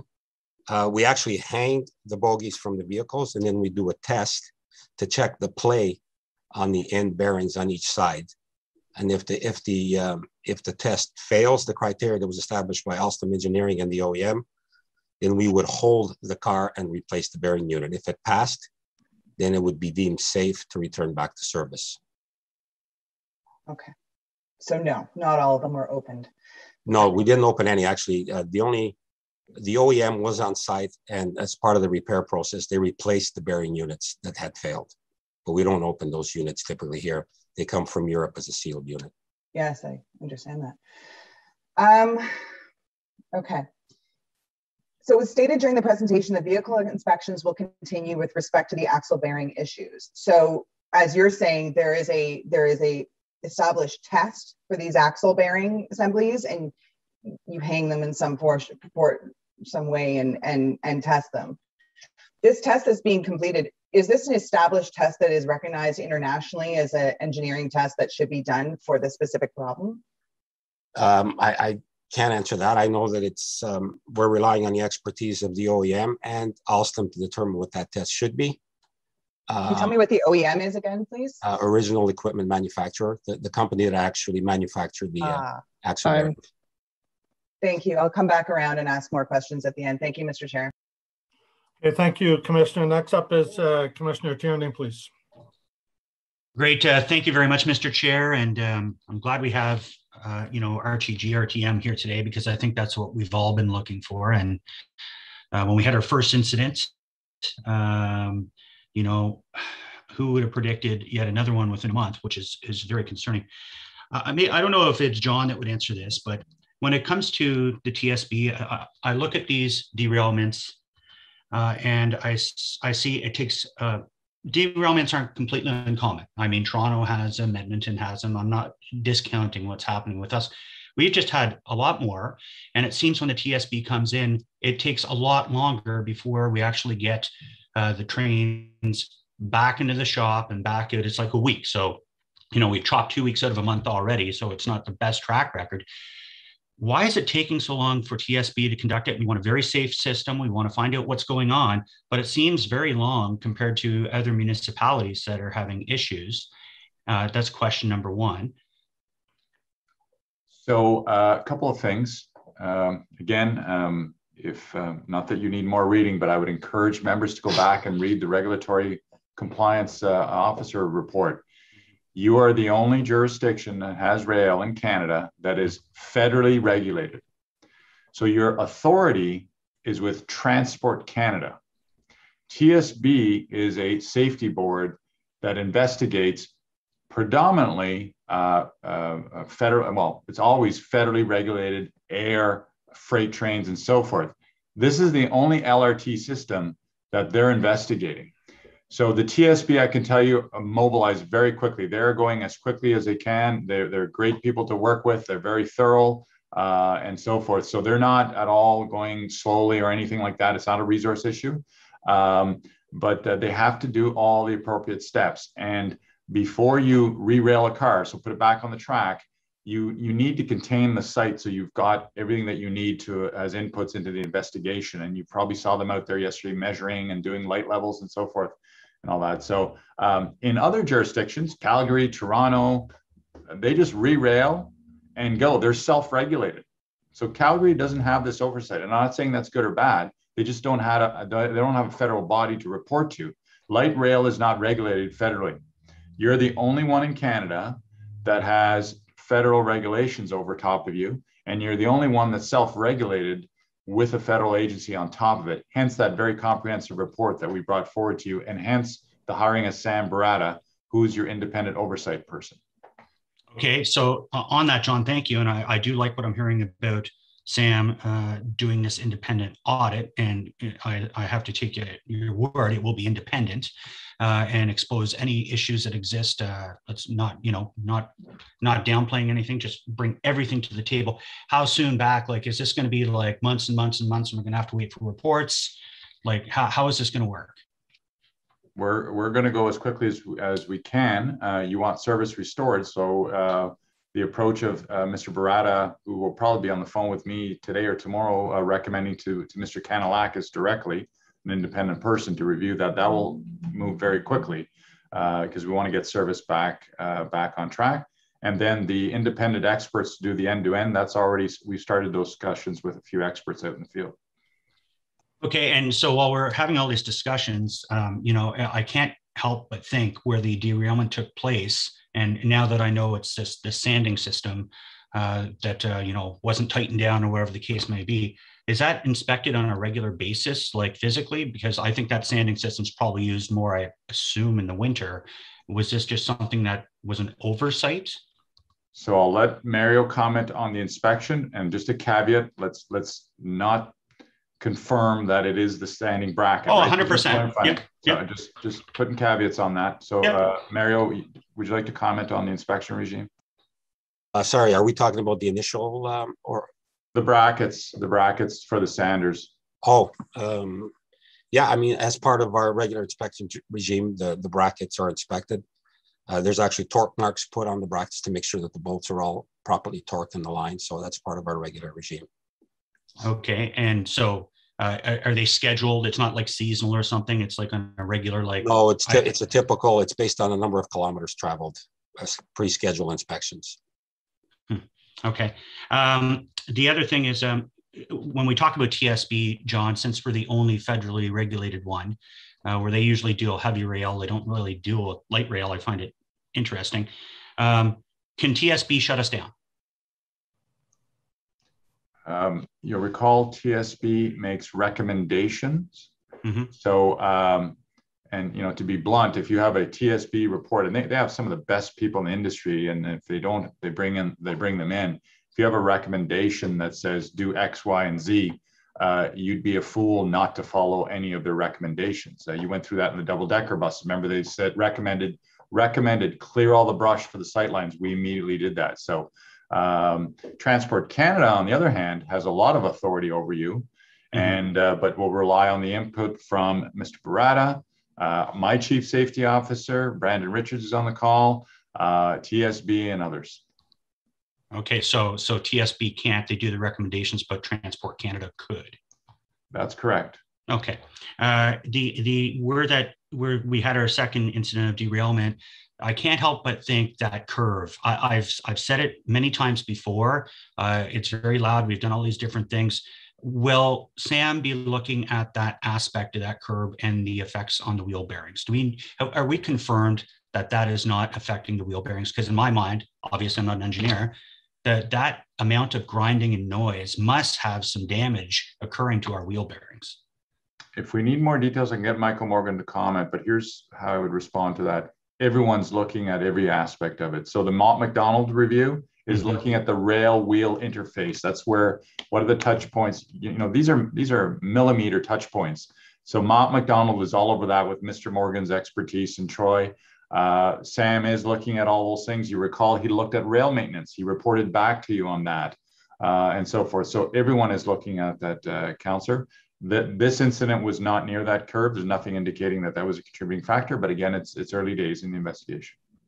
Okay, and then so on stage one, where we have these derailments, and I foresee there'll probably be a couple more in the future, just based on other municipalities and seeing what they do. It's one thing at the slower speeds. Now I'm starting to, it's keeping me up at night thinking about stage two, only because in the East End, at least it's a straight stretch. So, there's no curves and craziness. But we bought this train set specifically for the ability to be able to go up to 100 kilometers an hour, if memory serves. Currently, we're not doing that. And so from that Blair out to Trim stretch, it's going to be going at a much increased speed. And I need more confidence as we get closer to it from a testing regime, that segment, and especially the West End where there's more curves and bobs happening.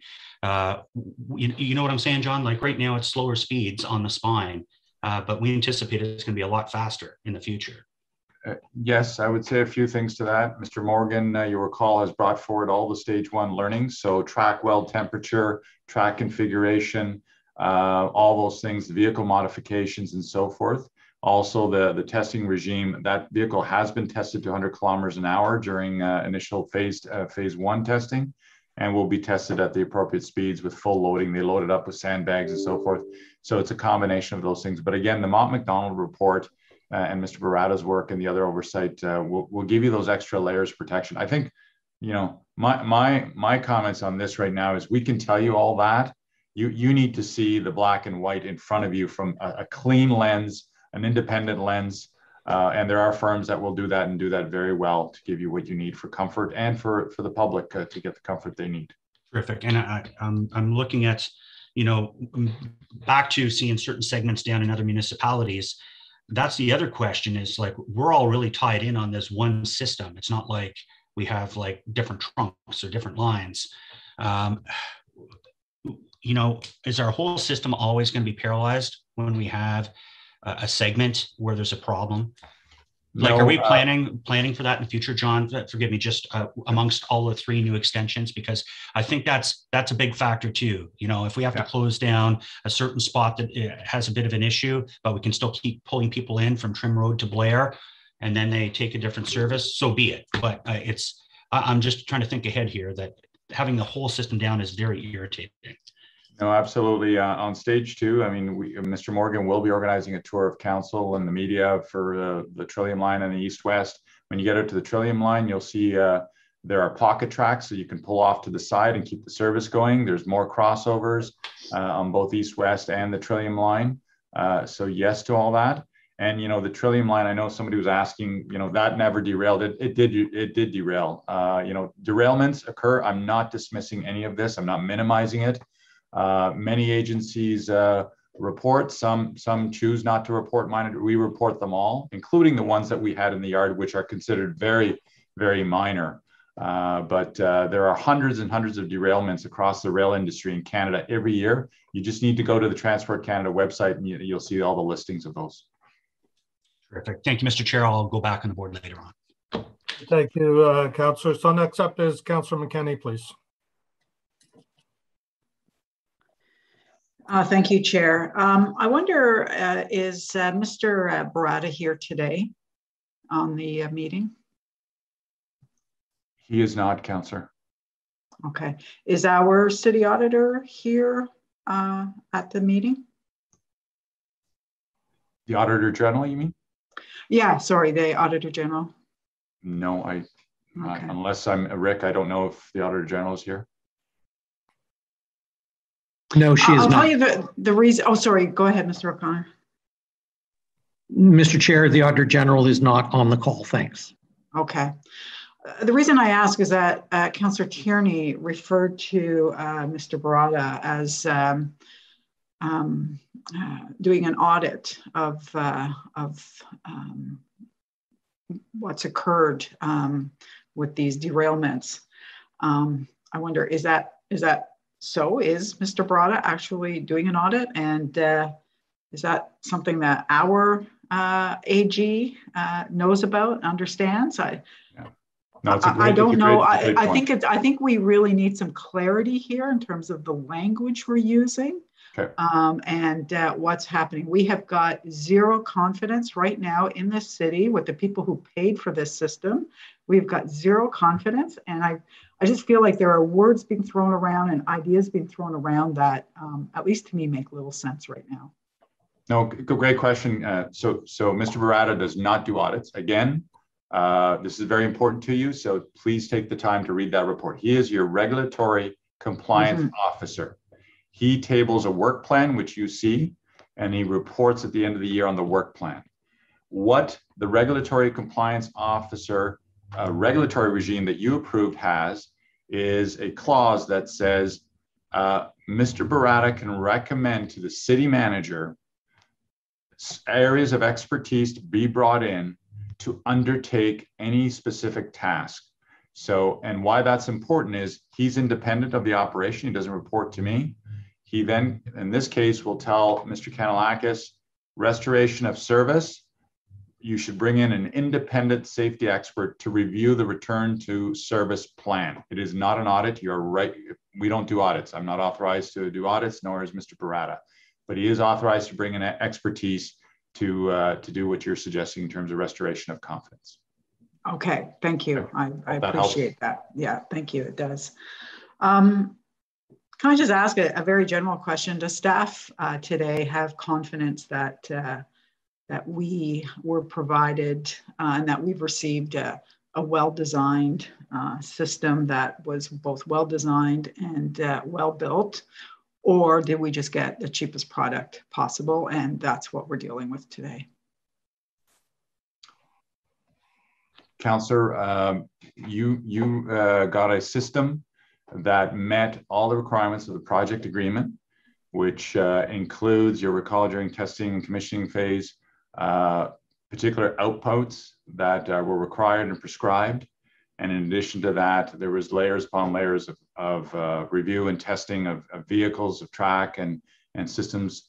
Having said that, there have been and continue to be challenges on the system that when we report on the McDonald work in camera as part of the legal proceedings, they will clearly talk about were they system issues, were they design issues, were they maintenance issues, and so forth.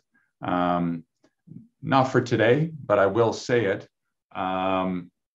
Every startup system in the world goes through challenges. We've gone through more than typically what has occurred, and that includes vehicles. And I wouldn't, I'm not trying to be dismissive of the challenges, but you know, Boston launched a bunch of new cars last year.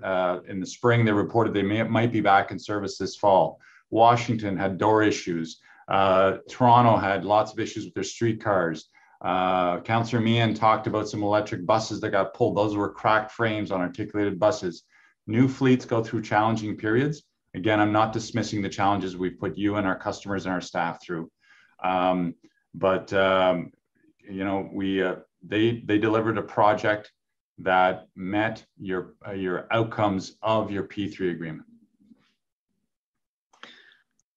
Well, I would argue that just meeting the PAs probably doesn't establish that we actually have got what was required from the system. I think that there is a difference. Looking back now at August 2019 and the 12-day error-free run for the system, would staff suggest today that that we should have waited until we could get at the very least 12 days running without error on this system before we accepted a $2.1 billion system that, and I hear you, other systems have got issues, but you just had to name me 5 systems to come up with about 1/3 of the issues that our one system is dealing with. So if it were just doors, it'd be one thing. If we're just cracked wheels, it'd be one thing. If we're just catenary, it'd be one thing. If it were just, well, I guess derailment, I don't think could just be one thing. But would you today make a different decision? So, and was there any, and I just want to add to that, was there any political interference? Was there any political pressure by the mayor's office or the mayor himself to get this system up and running without 12 days of error-free running system? Councillor, I've been at this 32 years, and I'm not going to respond to the political interference piece. I do not operate that way, never have, never will. The mayor and the city manager and everybody relied on what we articulated to you and shared with you on the testing. And if you're asking me, would we change anything? No, we would not. For someone to sit here now and think that any testing could have projected that a bracket would come out loose after millions of passenger miles, nobody could have predicted that.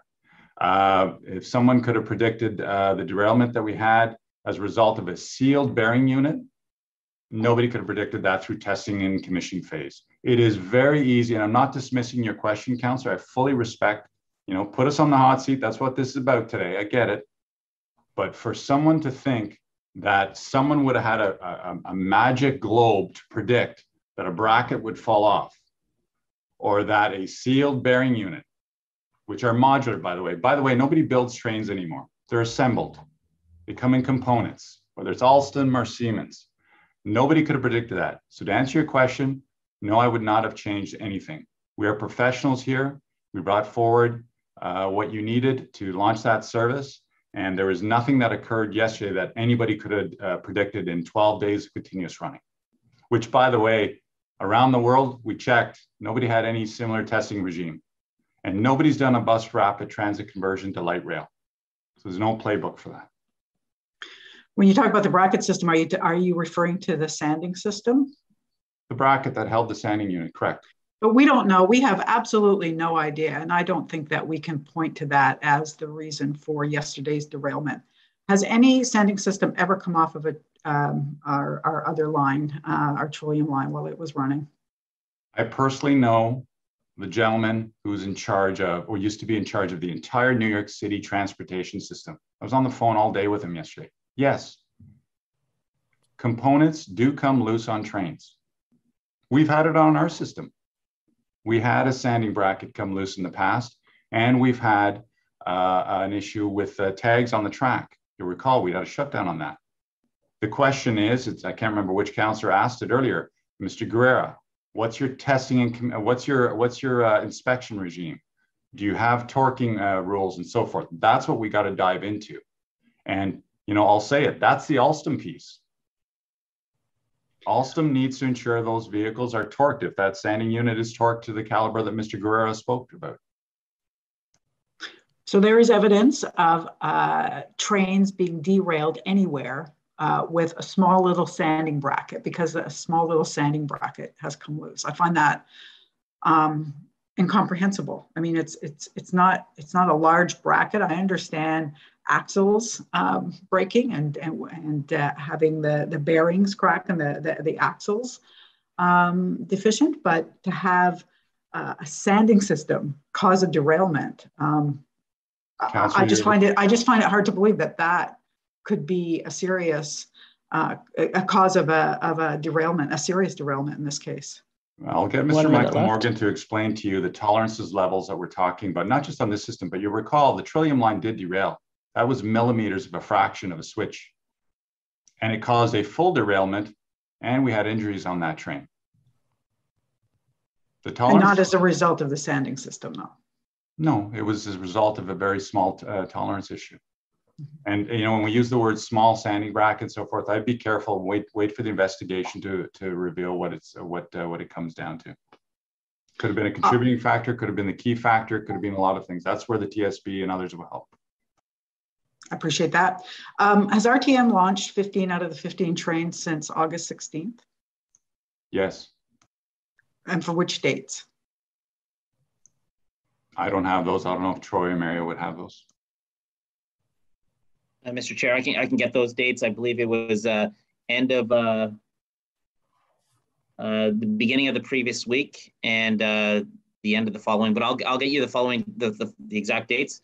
But there was at least 3 days, possibly 4, in which they hit the 15 trains for the AM peak period. If you recall, it's only 15 trains for the AM peak period. Other times of the day, it's 11 and 13 trains, but I can get you those specific dates. And are we still getting that $100,000 deduction from RTM for when they don't meet the 15 out of 15? No, that I'll just say agreement that ended. If you recall, the plan was to be ramping back up to normal service levels for September. So ramping up through the month of August. So no, that is ceased.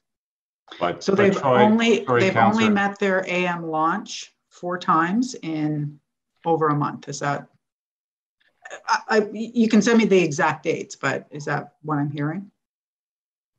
Troy, Councillor, I have to correct Troy on one piece here. The math is being done, but they're not getting paid hardly. They'll probably get 0 in August. So forget the 100,000 because they didn't meet service requirements. And just like if they are down for a week, as Mr. Truchon projects, they'll probably lose their entire payment again, which is over $4 million, 4.2, 4.5. And are there 50 single trains now available for service? Mr. Chair, at this time, there's 39. 39 single trains? 39 single cars, and yeah, we double them up to provide our service. Yes. Okay. There are other vehicles that are various stage 2 vehicles that are various states of being made available for service, going through the testing commissioning process. But right now, it's 39 individual cars. And do we know how many lost kilometers we had in August and up to yesterday as a result of trains not being able to be launched? Mr. Chair, that is information I don't have with me right now, but that's information I can obtain. No, won't be a problem. Okay, and if any of the new trains, the newest trains failed inspection, so any of those trains that were pulled and failed inspection, were any of those the newer models?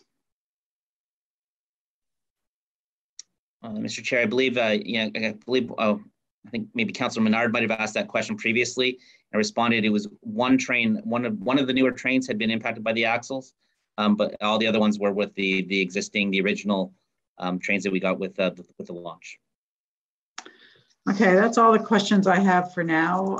Chair, I can speak to my motion later, but I think that the public, media, our riders don't feel that they are getting the service and the information and what they need to give them trust in our system. And I am looking forward to discussion and around how we can ensure that we have independent, full panel of experts and not just a response, again, by memo by our one safety regulator. So I will speak to that later. Thank you.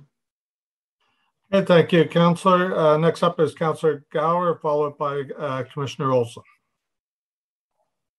Thanks, Chair. Yeah, I have a number of questions related to safety, also the ongoing assessments and investigation, and most importantly, around the impact this is having to customers, riders on OC Transpo. The first one is, I'm looking for clarification. How does a TSB investigation proceed? How long does an investigation for a derailment typically take? When are we expecting to hear back, and do we get a report, or what's the follow-up from the TSB investigation? Thank you, Councillor. Very important point here. So far, the TSB has not said they're investigating yesterday's incident, nor the other one from August. They are assessing. So they make the decision. That's why, again, I've seen on social media, there's people saying you can't find it on their website. They will post only when they're in official investigation mode. And so they're there assessing, but our approach is we take it all in. Whatever they can share with us, we will take it and listen and act upon it. So in the past, you have shared assessments or findings or recommendation from TSB with councillors and commission, I believe by email, but I don't think they've been formally shared in a commission as a document for information. open-ended question to, I guess, clerk's office. From a governance point of view, could we receive any correspondence on this derailment? Actually, either of the two derailments, whether it's a decision to investigate or not, or could we receive that as an information item in a future transit agenda so that this commission has that clarity and transparency around what we get from the TSB? Yes, Mr. Chair, I believe that would be absolutely doable. Thanks. And that could be in addition to email updates from Mr. Manconi when we have him, get that information by email, then subsequently the next soonest Transit Commission meeting. That would be correct, Mr. Chair. Thank you. In terms of the R1 bus service that's currently running, you did address capacity earlier. I think Mr. Scrimgeour may have addressed that. Can you tell us what that capacity is? Is this regular non-COVID capacity, or are we ensuring a certain level of physical distancing on the R1 buses right now? What does capacity actually mean in terms of sufficient capacity? Pat, could you comment on that? And while he's turning on his mic, right now, Commissioner, I've said I want to throw everything we've got at it because people are uncomfortable, even with vaccination and masks and so forth. I've seen busy buses, and the planners will argue, well, they're not at full capacity, but we have to respect the time we're in. There's a lot of nervous riders out there, and so I've instructed him and Mr. Greer to throw every bus we've got at it to increase capacity and frequency. Pat? Thanks, John. Mr. Chair, there's not a solid number of what we should plan for right now. We have capacity standards that you've approved that we generally use when buses are overloaded. And we're not near that at most of the system. The question right now is, once we've exhausted the spare bus that we have and the number of operators that are agreeing to work extra time, when should we pull buses off other routes and move them over to supplement service on the R1? We know when the R1 is busy, but we also know that when we take a bus off any other route, it causes a longer wait, which we'll tell people about, but it's a longer wait for the bus on those other routes. So that's what we will be balancing continuously. We were balancing that this morning with the observations we had. We'll be doing that this afternoon. And if this goes on for more days, we'll continue to do it.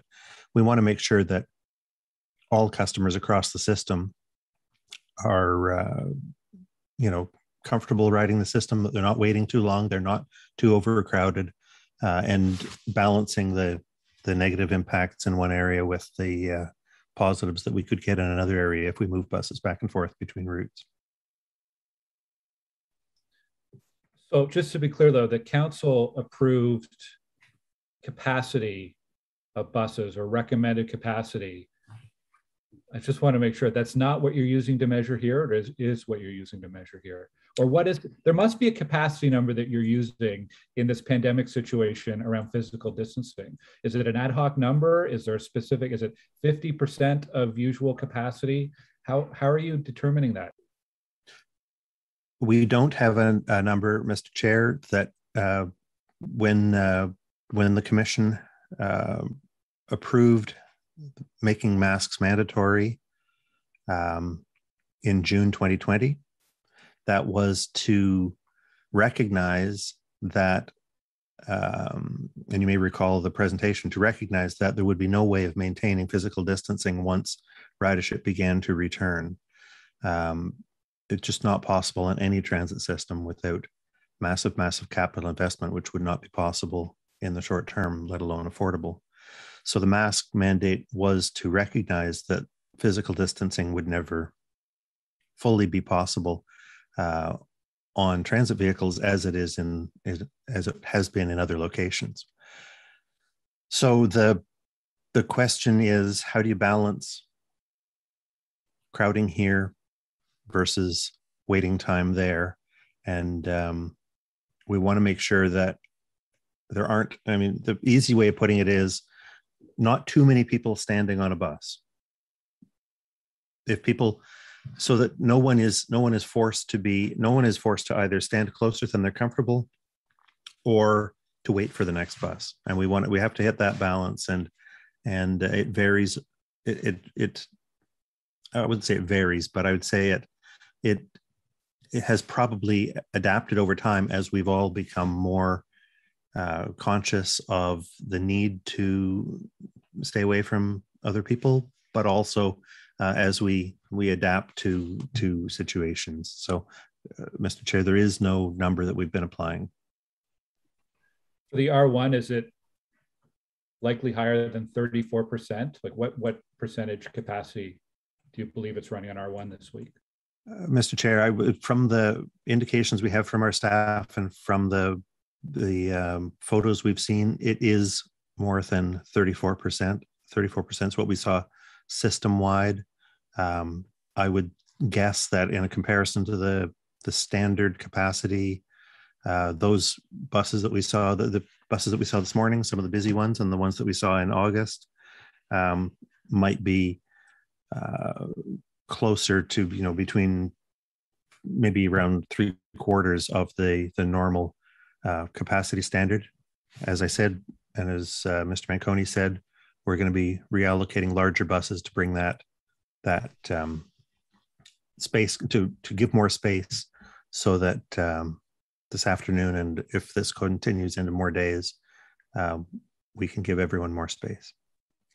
And you mentioned longer travel times, obviously, bus versus trains. How much of a difference is it between a R1 bus heading from one end of the line to the other versus the train heading from one line to another?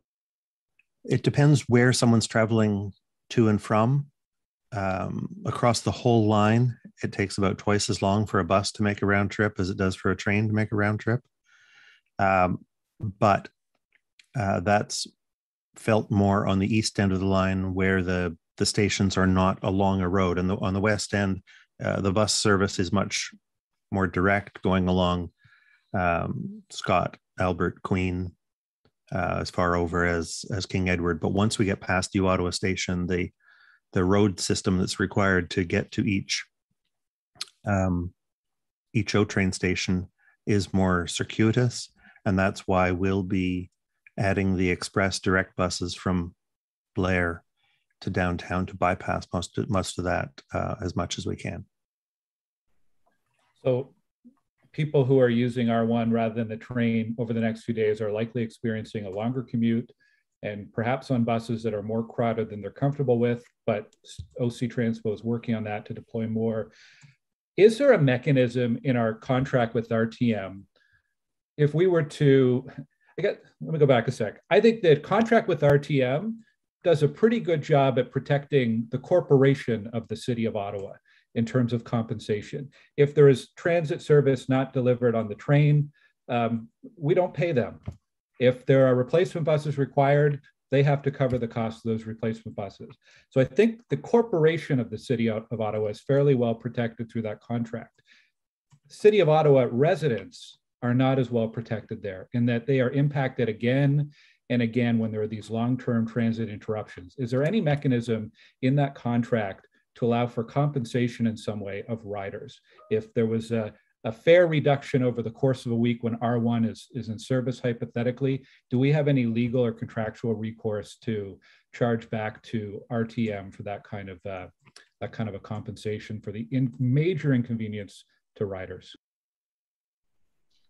Mr. Chair, Councillor, that's a very good question.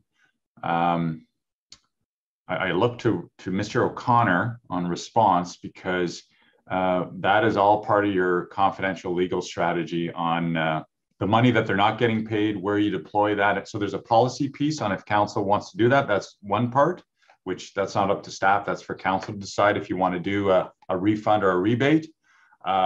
Where the money goes, I can tell you, is intrinsically tied to the double-digit amounts that we're holding back from RTM on the problems we've had, and the payments, like in August when we don't pay them, where we redeploy those funds and so forth. So, Rick, I don't know if that's for Fedco and Camera. I default to you about how deep we want to get into this. Mr. Chair, I'm no longer the city solicitor. So I'm going to defer to the city solicitor, who I believe is on this call.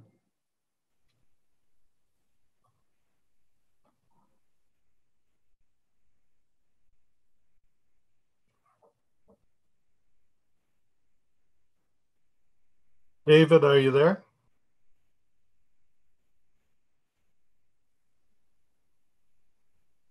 No. My apologies, Mr. Chair. He's trying to get into the meeting. He's not actually in the meeting. So in the meantime, Mr. Chair, what I will say is this commission and council have on a repeated basis over the years directed staff to, quite frankly, go back and get every dollar that they possibly can as a result of anything that's taken place with regards to LRT 1 and 2. So I think on a general perspective, there's no need to go in camera, just to understand that staff are working with external legal counsel and making those claims, and have been all along. Thanks. Would a decision on any kind of compensation, would that be in the authority of Transit Commission or under the authority of council, should we get to that point? Mr. Chair, I believe that would be well within the jurisdiction of council. And in terms of doing anything around compensation today, in order to do that, I'm assuming we would need to find a revenue source or a way to pay for that. We couldn't just all of a sudden decide to change transit fares without understanding where the money would come to pay for that revenue loss. 1 minute left. I would agree with that, Mr. Chair, but I will also defer to the treasurer, who is on the call. Thanks. Yeah, thanks, Mr. O'Connor. I would recommend that we do find a mitigation if we are unable to recover those funds from RTG. Thank you. And I struggle too. What would compensation actually look like? I mean, it's something that a lot of residents, a lot of riders have been asking for. I'm not suggesting today at commission we should be doing that, but I think it's something we need to consider where that revenue, where that financial source would be from to mitigate the offset, but also consider what's actually meaningful and helpful to residents. It's hard to put a fair price, match a fair price to the lost time and commutes and so on. But I think it is something that commission and council especially are going to need to discuss. I know we're going to have an opportunity to discuss Councillor McKenney's motion. I know where you're coming from on that, Councillor McKenney. I just wanted maybe staff to confirm. I started to make a list of all of the different oversight and assessment bodies. Transportation Board and Transport Canada, who have more of a reactive role. There's our regulatory compliance officer, the chief safety officer. We have an investigation going on by Mott McDonald into the overall system. We have the Auditor General, who has already done some audits, and there'll be future audits. And then there's also RTM's internal staff and OC Transpo's internal staff. Are there any other entities or organizations currently involved in investigating any issues around LRT? Time. I believe that's it. I don't know if you mentioned the other one that we're recommending the city managers approved is bringing in an independent group to look at all of it as an umbrella. Okay, thank you, Chair. I may come on after or wait till we get to motions for the rest. Okay, that motion I believe is circulated, Councillor Gower. It's my motion to have Sam Barata recommend some names to the city manager. So next up we have Commissioner Olson. Thank you, Mr. Chair. Mr. Charter, I have a couple of questions for you. The cars that we are using, the train units, they are the first ones that came off the Alstom line. Is that correct? We were the first city in the world to use them. That's my understanding, yes. Maybe I get maybe Mr. Morgan can elaborate for me, but yes, my understanding is that's correct.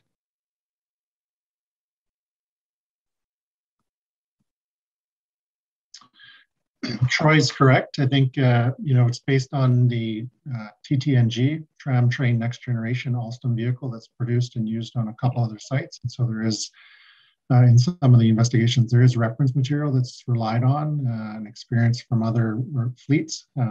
But if you look at the customization, adding the Thales train control, it's the first kind of variant that was done that uses that train control, that uses the winterization and a few other features.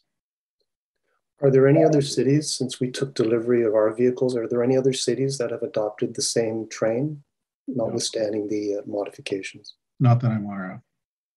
Okay. Michael, Metrolinx.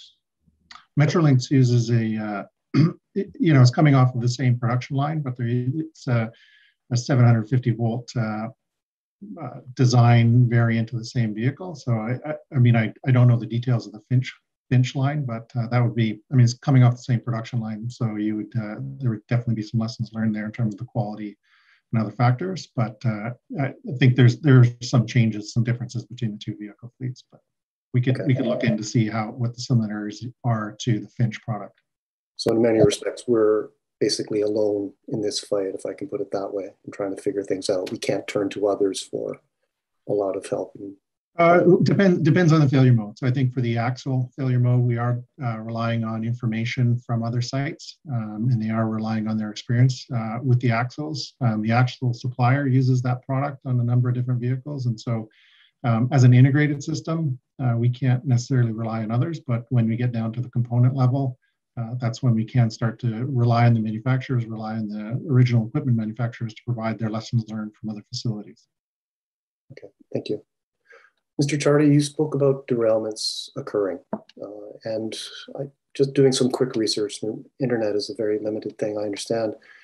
I could find one reference of a derailment for the Calgary LRT in 2016, but nothing since. I couldn't find anything for Edmonton or Waterloo or any other potential LRT systems in Canada. So are there as many LRT derailments in other cities as we've experienced in Ottawa in the last little while? I mean, that's a great question. And Mr. Chair, as we said, derailments can happen. They do frequently happen in railway yards. That is a fairly common occurrence. On the main line, it can happen, but there's no other way of putting it. It should be very rare, and it's something that you put a lot of processes and technology and people in place to prevent them from happening. So the fact that we've had 2 in 2 months, I understand the frustration, the concerns everyone have, but they can and do happen worldwide. Mr. Manconi mentioned earlier that we previously had one on line 2 several years ago. I remember that incident very, very well. So, but they should be rare. They should be rare, but they can happen. Okay. And I don't know, Mr. Charter, if this question is for you or for Monsieur Touchon. So, Monsieur Touchon, if you could be ready to answer. Mr. Charter, you mentioned that there was of the 39 axles that were inspected, 10 required repair, or axle bearing assemblies. I'm not sure exactly what it was, but 10 required repairs, so 1/4. And is that normal? Or when Alstom was informed of this, and I assume they were they actually surprised at that number? What was their reaction? Mr. Chair, I'll let Nicholas, if you want, Mr. Touchon, to elaborate if you'd like. But the issue that we encountered with the axle bearings, we were able to, and Mr. Morgan referenced it. We were able to reference another property in another country that had experienced a similar issue, not the exact same train, but similar components. So we were able to reference that and look what they did and what mitigations they put in place for their continued safe operation. It really informed our TM's process here. In terms of the numbers, I think people were generally surprised that it occurred in the first place, and the fact that it occurred once. The right decision is you've got to look at the entire fleet, because you just don't know until you inspect every wheel and every axle. So that was the next step. Is okay, we've had one. We need to verify if there's 1 or 10 or 100. But I think generally people were surprised that it occurred in the first place. So the number of 10, that was just everyone doing their due diligence and making sure that we're doing things the right way, and we check and that's why we have the ongoing inspections in place now.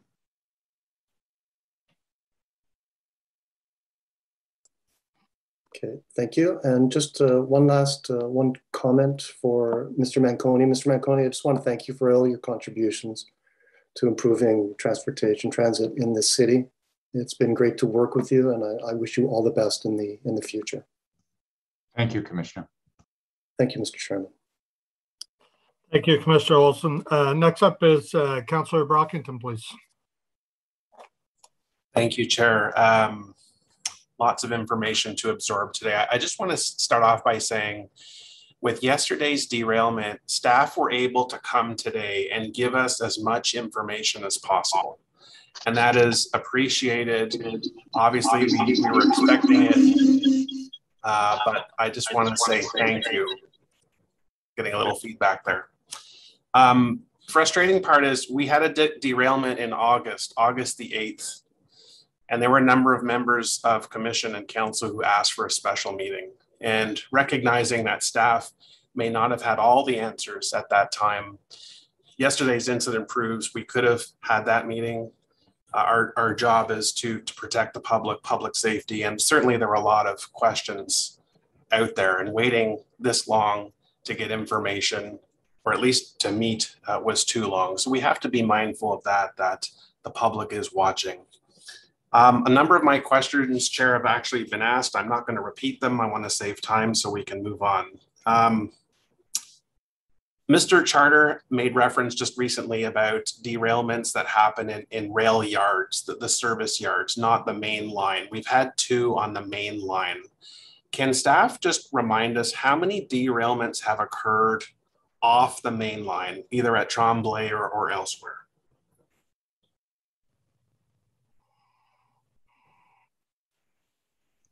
I'm going to ask our Chief Safety Officer, or Mario, if they have that number handy. Mario, Brandon.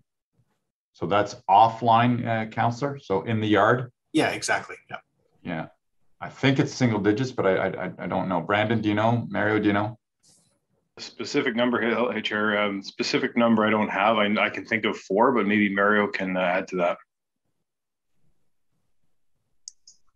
Yes, Mr. Chair, we've had 2 what I would call significant derailments in the yard around the bend. And the cause for those, are they similar structural in nature, or do things happen in the service yards that are different than the main line itself? Just the configuration of the lines, the amount of crossover, the switches. Can you talk on that just briefly, please? I mean, the configuration is pretty much similar. There is a much more tight radius curve, and that's where we've experienced both derailments. But as far as configuration with switches, it's fairly similar to the line, just much more condensed in a smaller area. Right. Okay, fair enough. Can I be reminded that the derailments that have happened on the main line when they occurred, what was the speed of the train when that happened?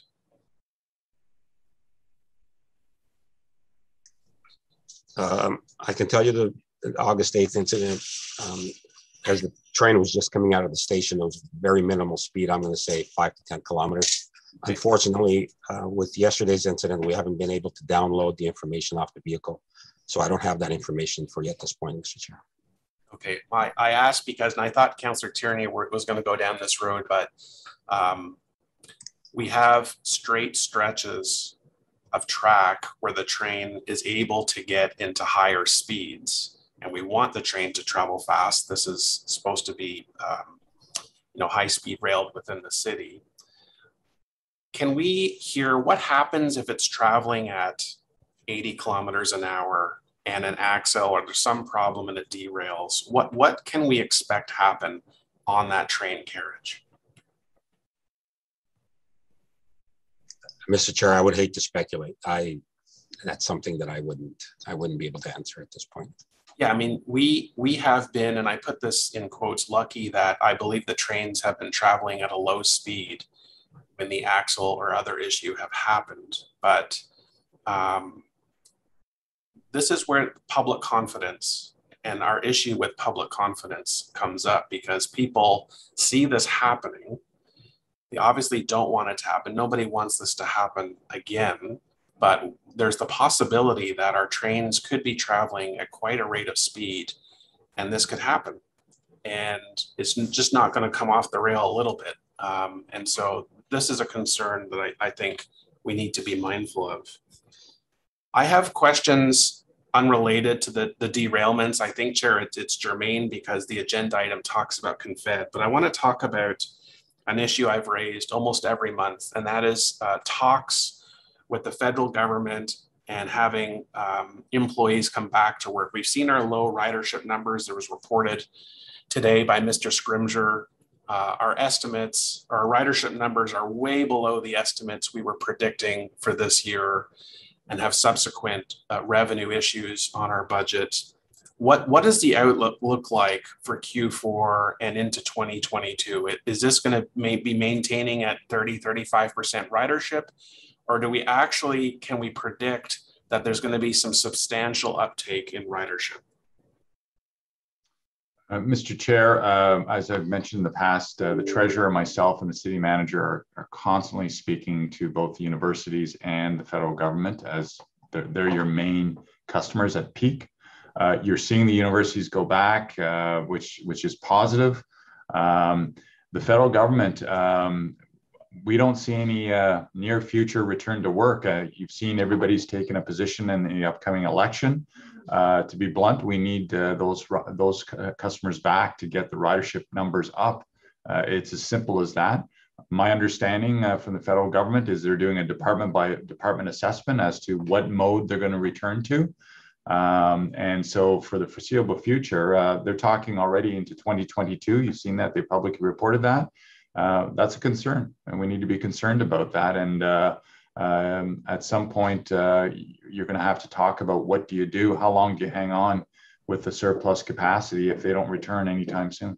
I don't know if the city manager wants to comment, because I know he's always talking to the Privy Office of the federal government. Yeah, thank you, Mr. Chair.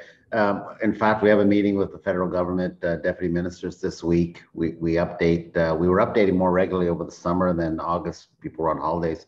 So this is our first meeting back after our last one, early August. And we're going to get an update on where they're at with the return to work, the impact of Delta, has that slowed down the return, all those things. So we have all the key players from the feds on the call this week. I've got former colleagues in many departments. I'm not aware of any department that has a back to work plan of any significance. And that concerns me, because, you know, looking medium to long term, if we don't have those ridership numbers, what's frustrating is the decentralized model. A department leader can't speak to all of Ottawa. We need the federal government to recognize that federal public servants are a major cohort of our ridership base. And if a federal government decision is made not to return to work, or even some sort of hybrid model, public transit system in the city takes a major hit. There's got to be an acknowledgement from the federal government that their decisions have consequences. And I think we can't lose sight of this, because it's going to come back to us. We can only hold off these significant revenue losses not much longer. So that's why I keep raising this.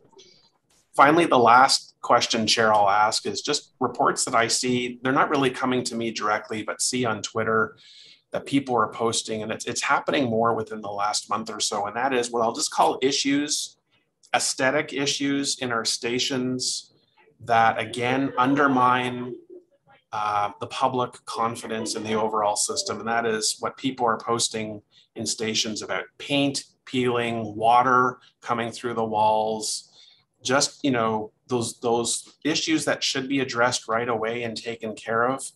Mr. Manconi or Charter, can you just comment? It's basically the downtown stations that we're seeing. If you could comment, please.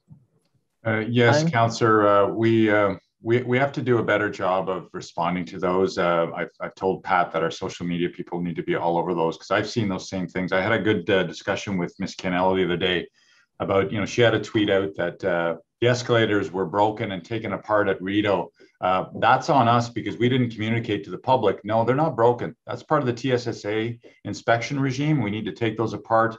Mr. Guerrero and his team have to do that as part of the TSSA. We, OC Transpo, own the relationship with the customers. We should have been ahead of that, and we need to respond to those. The painting in the Rideau station, again, that was out there. The mayor mentioned it. Again, we didn't do a good job. We should have been telling everybody we're doing injection grouting, and we just came back. Mr. Guerrero and his team have painted it and cleaned that area. The tiles and the carpets from winter that we didn't pull up, that's totally on us with RTM. We should have been all over that. The dead trees, they're being replaced. I used to run forestry. You don't plant trees in the middle of summer. They're all scheduled for the fall. That's when the roots take up. But again, as I've told a few people, we need to do a better job of communicating with you and the public on those things that are going and lighting up social media as we're not on top of things. Mr. Greer, Mr. Guerrera, and Mr. Charter did a great job of the landscaping. All the stations have been cleaned up, the weeds are gone and so forth.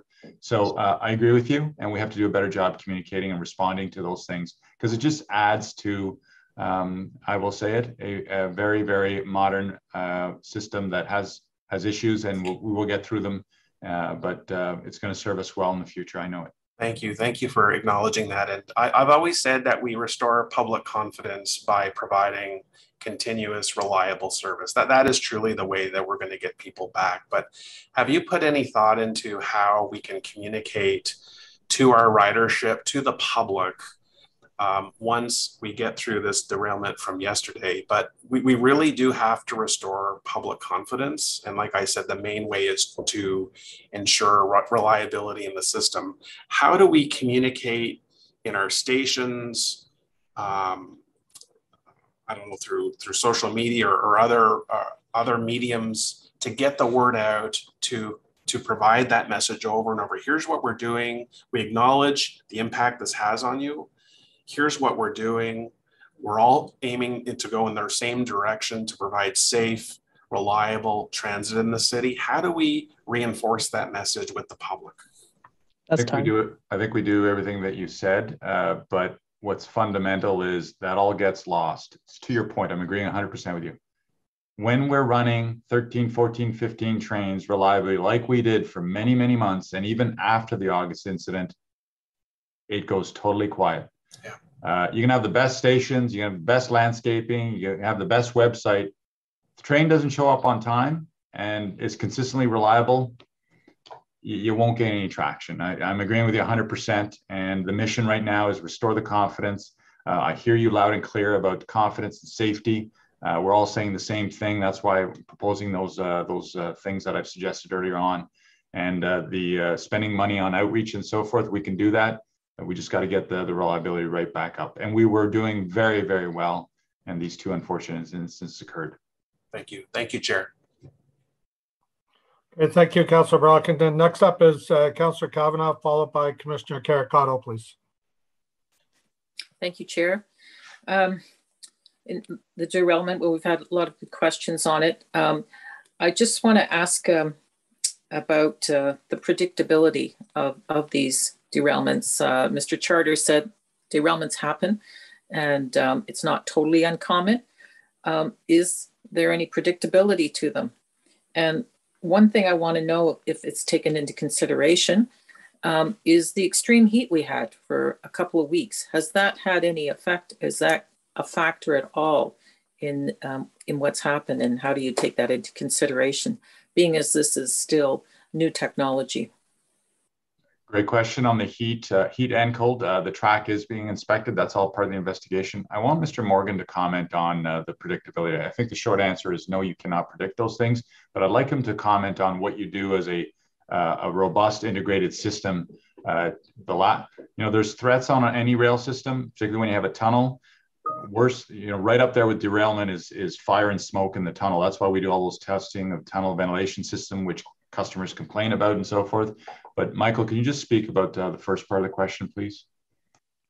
Yeah, I think it's a good question, because it really gets to the heart of the investigation, which is to find all of the contributing factors to this particular derailment, and then the last one as well. We know that there's a series of technical issues that tend to lead to derailments. And so to the extent that you maintain your wheels correctly, to the extent that you maintain your track and your railhead correctly, you can minimize the likelihood. And so a lot of the efforts by the team should be focused on those key indicators or those key risk areas, making sure you minimize those, or take good care of those kind of interfaces to minimize the likelihood. And so as part of the risk analysis that you do on any project, you go through, you look at track geometry, you look at the wheel rail interface, you look at the vehicle design, you look at all of those things to essentially minimize or eliminate the opportunity for derailments.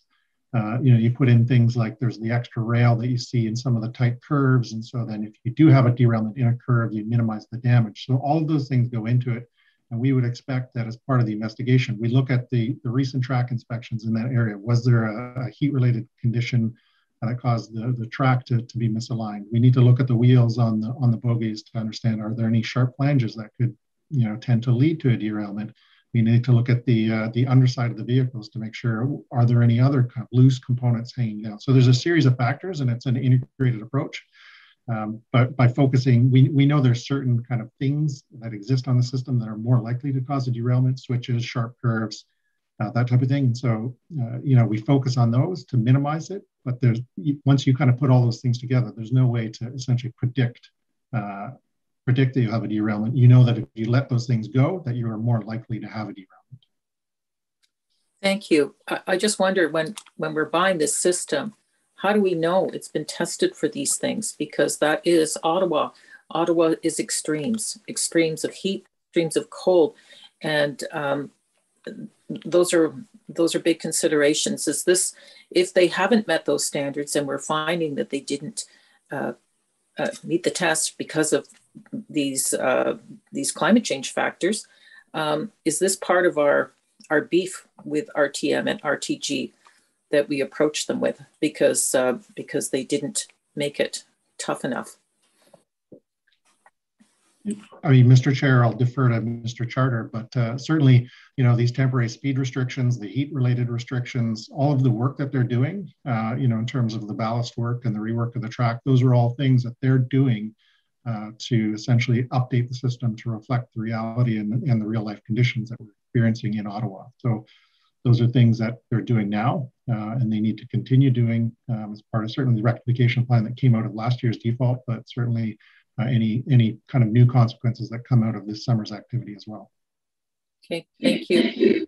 The whole domino effect of when this happens and we're using buses again, I think there'll be a lot of people out there concerned because we've got the back to school situation happening where OC Transpo has to pitch in because OSTA can't get enough bus drivers, and there's a bit of a squeeze there. And I think parents are pretty worried about their kids getting to school. How are we dealing with that in terms of when we put on the buses to replace trains, the pressure that we have to make sure we have enough buses for kids going back and forth to school as well? How are we managing that?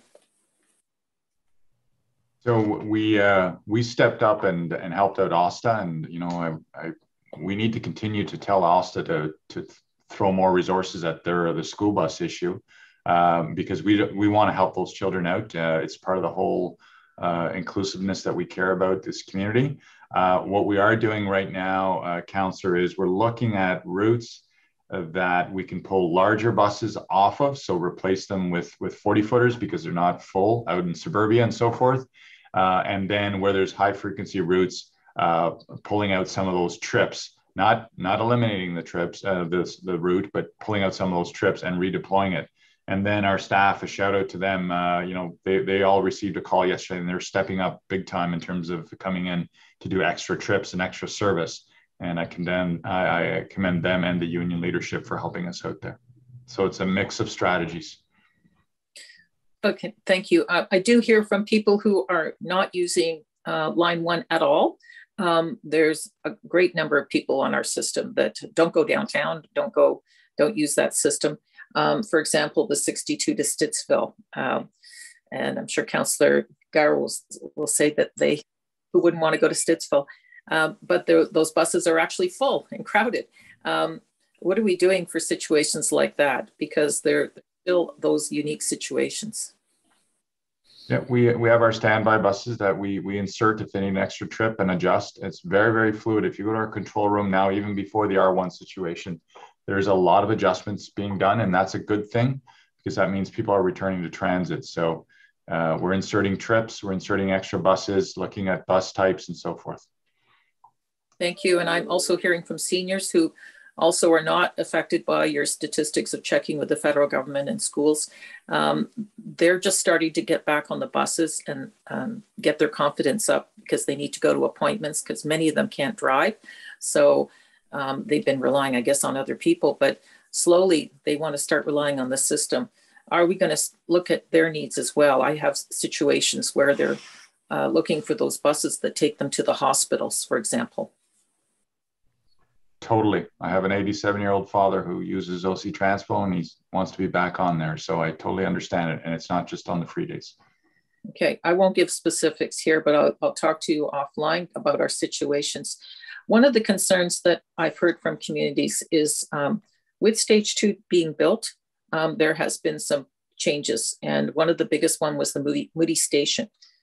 This had dramatic effects on Crystal Beach Lakeview, where we took a very convenient stop and spread it around and putting it on 2 sides of a highway on off ramps. I went out there and checked it out, biked around, ran around to look at it. And it's a scary place to go to when you're talking about crossing over the Queensway to get to a bus stop. It's totally spread out and totally inconvenient. And I'm very concerned about losing ridership altogether and certainly not building it for that community. These are the things that we have to keep our eye on in terms of next steps. Is it possible to improve the service here? Because this has been, this is a big change, and we all get that stage 2 is important.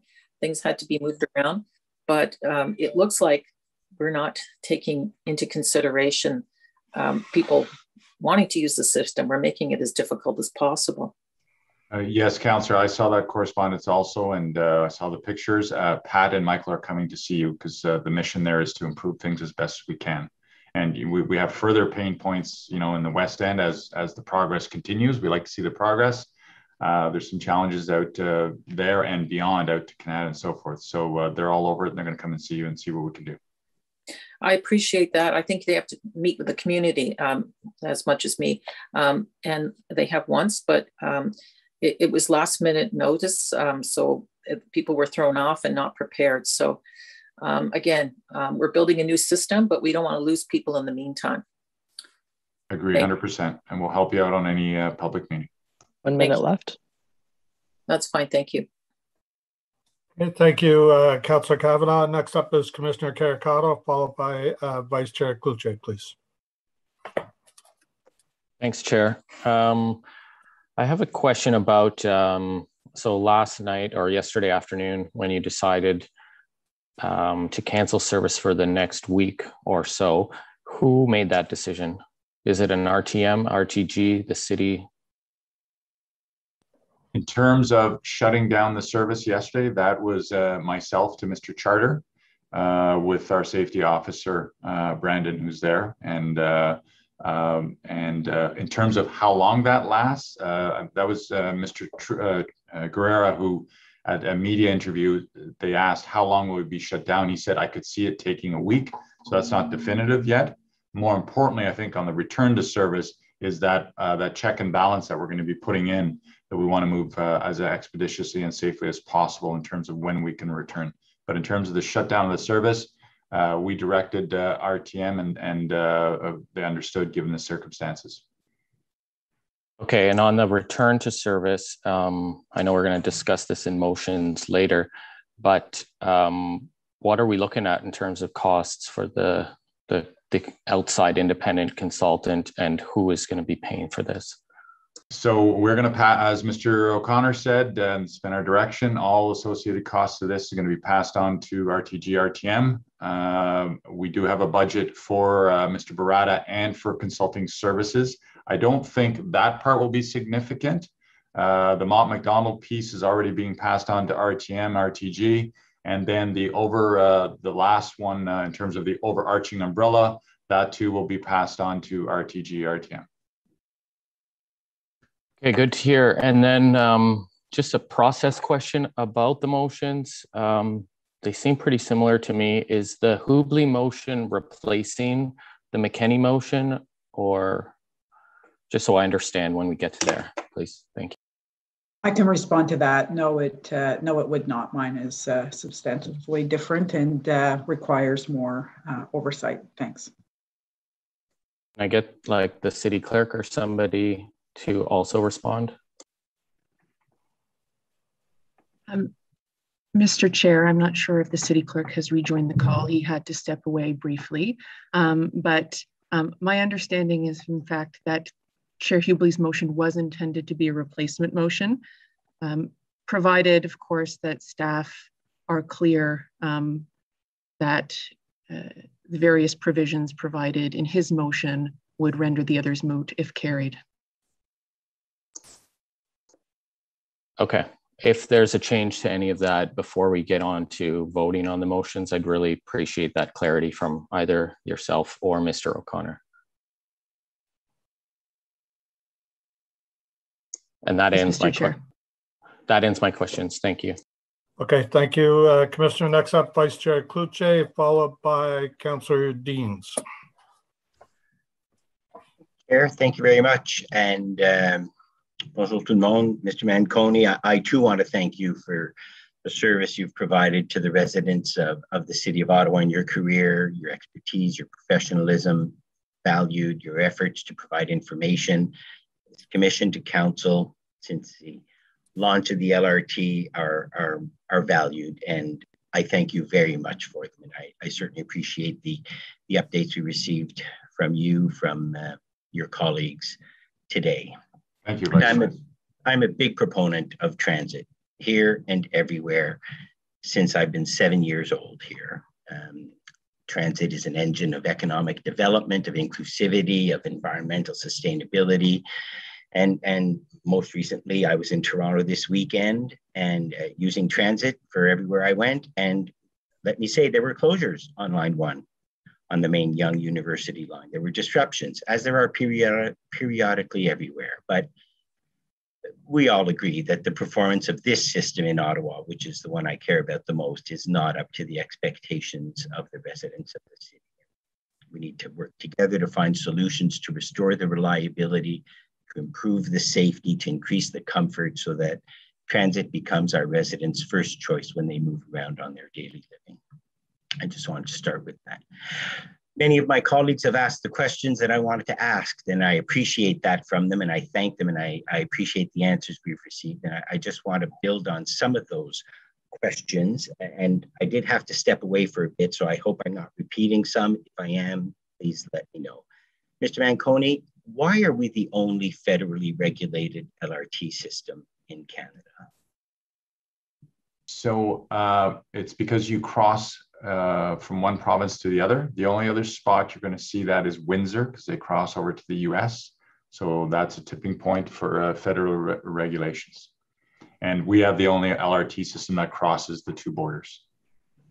Okay, but it doesn't though, does it? Our bus system does, got it, but the LRT does not. The LRT does not. Our system crosses over to the other side. Got it. Okay. Commissioner Wright-Gilbert was asking about the axle assembly, and to Monsieur Trouchon, I apologize, that it was opened.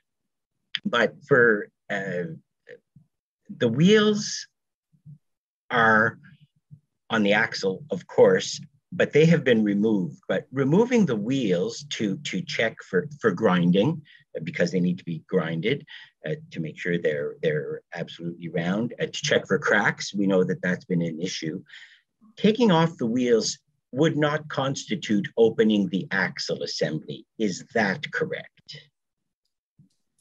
I will ask Mario to speak to that, please. Thank you. Yes, that's correct. So the wheels could be removed and put back on. That does not constitute opening the axle assembly. But let me say, the axle assemblies have not failed. A derailment is not a failure of an axle assembly. It's a derailment for a reason that we're not quite, that we haven't established the root cause. Is that correct? Are you referring to the August 8th incident or yesterday? Either one. So the axle bearing failure, we believe, and it's still did contribute to the August 8th incident. Okay. And we're not sure about yesterday's incident. We're still investigating. Okay. But we have not finalized the root cause. No, we have not. Okay, good. Thank you. With respect to yesterday's, Mr. Charter, I believe, said that it is a train that had been removed from service to inspect or repair the axle assembly. Is that correct, either Mr. Charter or Monsieur Truchon? Yes, car number 21 was one of the original cars that had failed the inspection as a result of the axle bearing failure and had recently been repaired and put back in service. Okay, and as part of that repair, would the sander assembly would have had to have been removed and reinstalled? And I'm asking that in the context of Mr. Manconi's opening statements, which I acknowledge have not been established as a root cause, but just for my information, would that sander have to have been removed and reinstalled as part of that repair? Yes. Okay. When they are removed and reinstalled, is there a torquing or a measurement, a torque guide or a torque wrench that provides the proper reinstallation procedure and force to be used, if I could use that, to reinstall those? Yes, the bolts are torqued, and there are torque marks that are put on the vehicle on the bolts that act as a visual for inspections to ensure that the bolts have not come loose. Okay, and their maintenance records with respect to that car, that bogie, the reinstallation of those wheels and those sanders as to when it was done, perhaps who the technician or the maintenance mechanic who reinstalled that, those records are kept. All work that's done on the vehicle, a work order is open for that work, and the work order is closed with comments and referencing checklists that have been prepared in order to deem the car as safe and complete for service. The W5s, who did it, when they did it, how they did it, and yes, if there's any. Correct. 1 minute left. Thank you. Thank you, Mr. Coordinator, and thank you for your work also on our commission meeting. Okay, so that will be important when we determine if it was indeed a sander assembly that may have caused this incident yesterday. Thank you. With respect to service to our customers and providing transit service, Mr. Manconi, people will be relying on our one service for, I think we're currently using a week's time. And we know from our ridership that the buses are very full. Are all the buses, all the labor, driver capacity that you have with respect and acknowledging our OSTA and their needs, has it all been brought back to bear, back into service so that we could provide the fastest service, the best, the capacity that our residents need in this period when LRT is not in service? Yes, but our job is not done. Mr. Greer called in every single operator we could get. We're on the phone all day yesterday into the wee hours of the morning. I'll know better this afternoon what the bus count on R1 is and what the operator count is, and the instruction is clear: bring more. And again, that the bill for that will be RTG's responsibility. Is that correct? Everything associated with this is going there, yes. Thank you, Chair. Thank you all for your answers, and thank you, Chair. Those are all my questions for now. Thank you, Vice Chair. Next up, Councillor Deans, followed by Councillor Menard, followed by Councillor Leeper. Thanks, Chair. And let me just say that I just want to voice how appalled I was that it has been 3.5 months since the last Transit Commission meeting, during a time when we have a system in crisis. And I don't think that is proper accountability. And I just wanted to put that on the public record. My first question is to Mr. Kanellakis.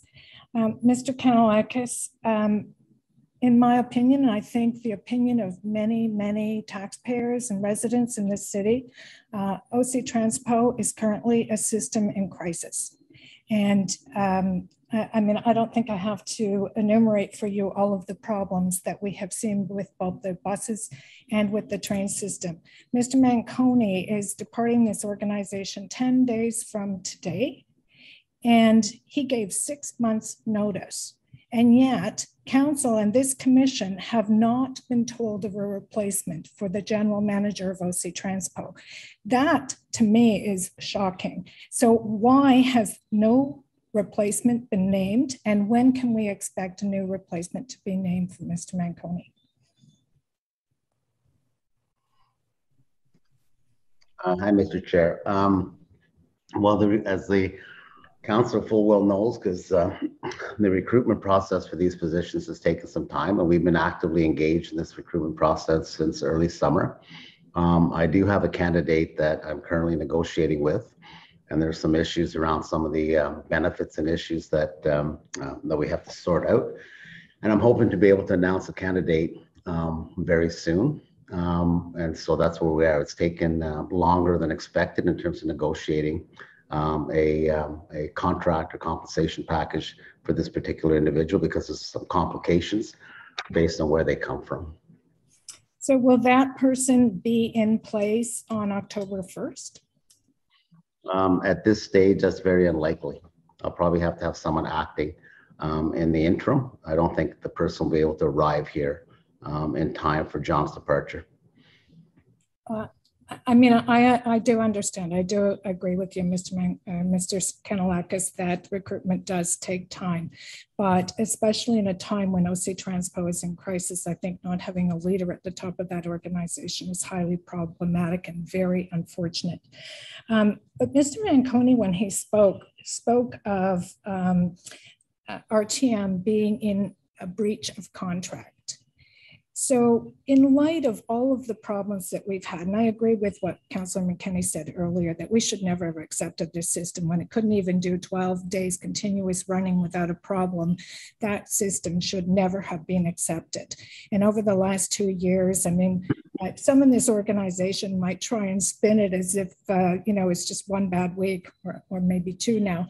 It's been a continuous set of problems, the likes of which I don't think you could point to any other transit system in North America that has had this level of incompetence from the get-go, from catenary wire problems, cracked wheels, broken axles, dislodged sanders, jammed doors, multiple derailments. It goes on and on and on. So I guess my question for you, Mr. Kanellakis, is when is enough enough? When is enough enough? When are we going to get rid of RTM? When are we going to fire RTM, RTG, SNC Lavalin, Alstom, and the whole works of incompetence that have destroyed the image of OC Transpo, driven down ridership, and lost the confidence of the public? Well, Mr. Chair, the councillor and all the councillors on this call have been in-camera briefings from our lawyer, Ms. Vogel. And that question did come up several times in the in-camera briefings, and you received a response from Ms. Vogel about what it would take to do that. And you also were given a plan that we're following with respect to a legal plan, with respect to rectification, notice of default, and where that default's taking us. So there's a process before you can eject a partner in an agreement like this. And we're doing everything we can legally possible to ensure that they rectify the situation and correct the 9 issues that were identified to council.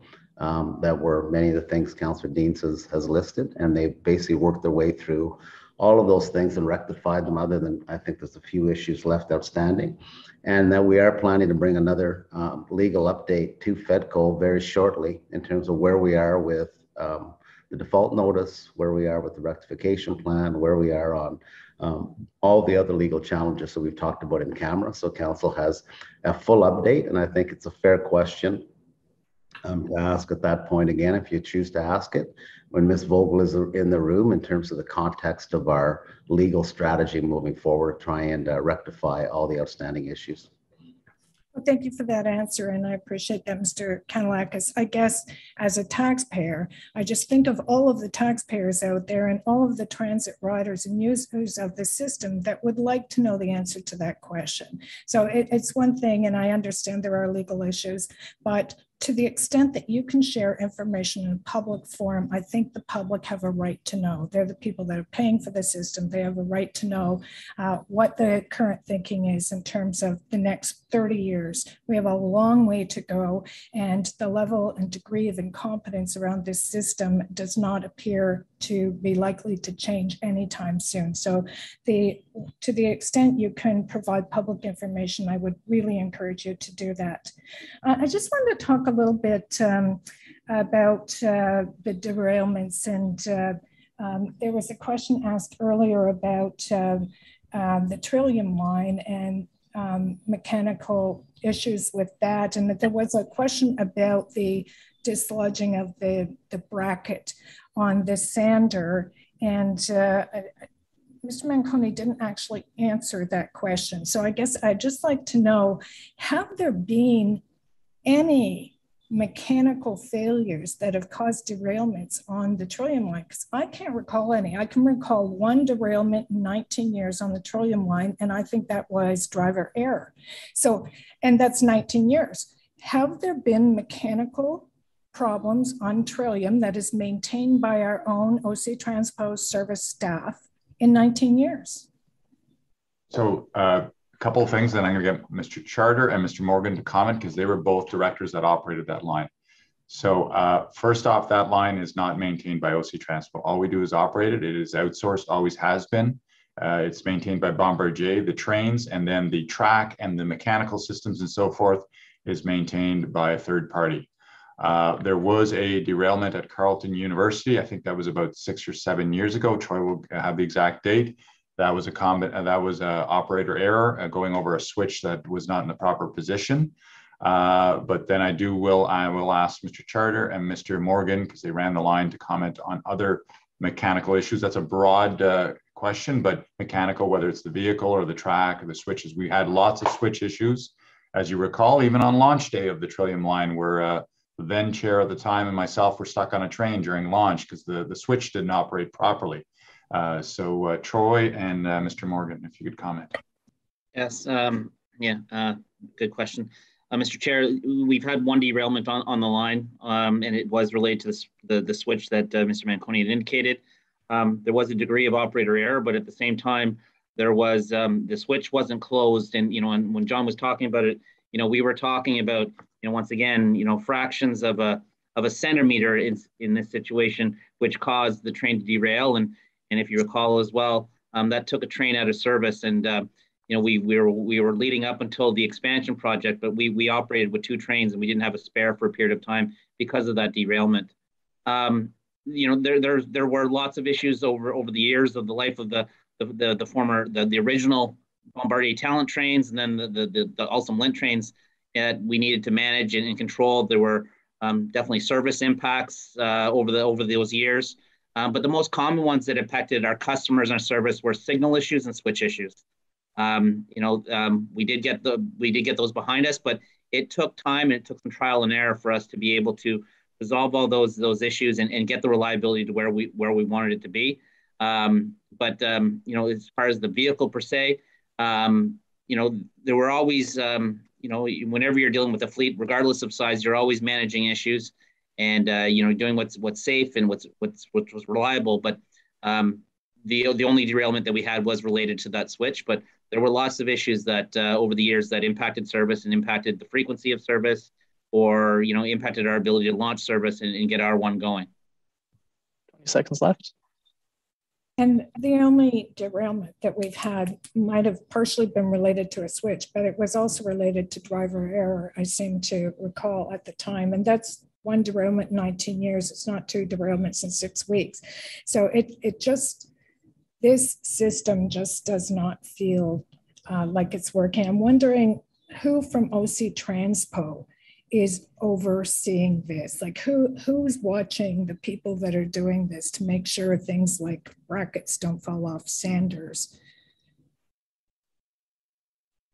We have multiple layers. We've got Troy is responsible for the operation, and the operation requires paper documentation of safety inspections and vehicle inspections. So vehicles are in full compliance when they're at the launching platform. And then you've got Mr. Richards, who's in charge of safety compliance in terms of all elements of safety. And that's not just trains, that's stations, it's everything. So it's a combination of things. So when every morning when a train is deployed, there is a certification process, paper documentation that shows that all the checks and balances have been done before a train is launched. Okay. As a South End councillor who represents many constituents who'll be using the Trillium line once it's completed, I must say, having SNC Lavalin in charge of constructing phase 2 after the debacle of stage 1 gives me absolutely no confidence in the Trillium line. And I think I speak for a lot of my constituents when I say that. So what can you tell me about what has changed, or what we're doing differently to ensure we're not just repeating the mistakes of stage 1? So Trillium line, and I'm going to get Mr. Morgan to comment, is very different. It's a diesel system. The trains are different.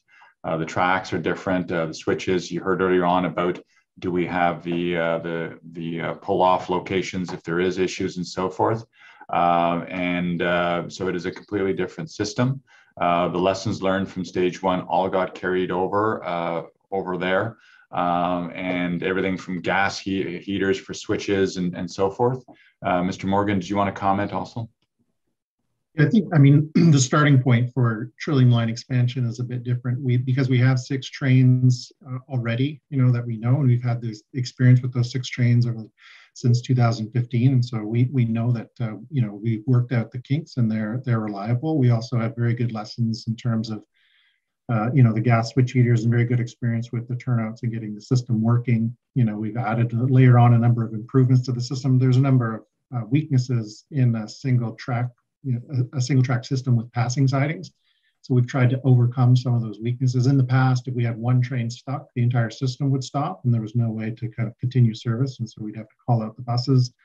Now we've tried to create, there's not a huge amount of flexibility, but there's flexibility at the end of the line. So if we get a train stuck there, there's obviously Walkley at the midpoint to be able to get them offline. So there's a bunch of changes that we've done to make it more flexible. And then as John says, it is a completely different system, using a different signaling system, not having catenary. The whole approach to snow and winter is different because it's a much heavier train, a bigger train. So the comparisons between the two, I don't think are apples to oranges. It's not the same. And there's a different starting point. We've got a lot of history, a lot of experience with that system. So we're comfortable with the new trains we're getting. We're comfortable with the trains we have. Okay, thank you, Mr. Morgan. Councillor Deans, you're about a minute over your time. I apologize to the other participants. I did not hear the warning sound for that, but if you'd like to go back on the list after, next up is Councillor Menard. Thank you very much. I echo many of the comments of Councillor Deans and others here. The confidence in the system and trust is severely lacking. We have a lot of work to do to fix that. I have several questions. Who will be the acting GM of Transit in the meantime?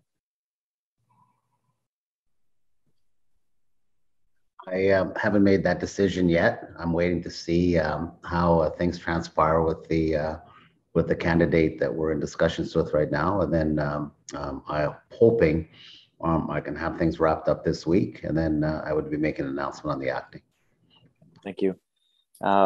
When did the rail car that just recently derailed yesterday return to service after being inspected after the August 8th derailment and axle issues? I'll ask Mr. Guerrero to speak to that. Yes, I don't have the exact date, but I believe it's been in service for about a week. Okay. So it was inspected, put back in, was there for a week, and then this issue occurred. I'm wondering if there's any potential legal ramifications for trains that were deemed safe to return to the system just a week ago and then subsequently derailed in a matter of days after being inspected. I wouldn't know. Can anyone answer that question? Sorry, Councillor, what do you mean by legal ramifications to us, to RTM, to? Yeah, I mean, I'm concerned about our city and our residents. So are there legal ramifications for either us or RTM after having inspected a train, deemed it safe to return to service, and then having it derail a week later? Okay, so now I understand the question. So that's, hypothetically, if someone were injured or they suddenly get injured and say they want to come back on the city. Mr. White, I'm going to ask you to comment on that, please.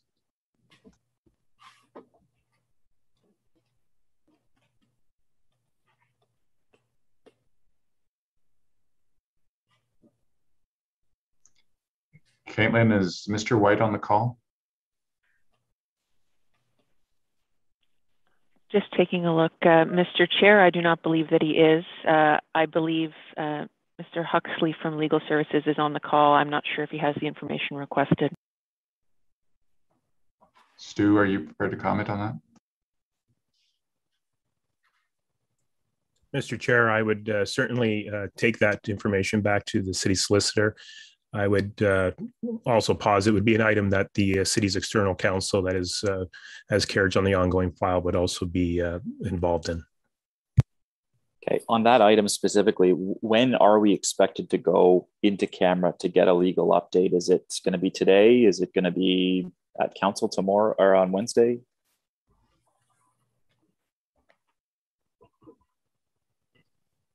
Mr. Chair, we're still trying to set that date. It'll probably be at an upcoming FEDCO meeting, one coming up. It won't be at council tomorrow.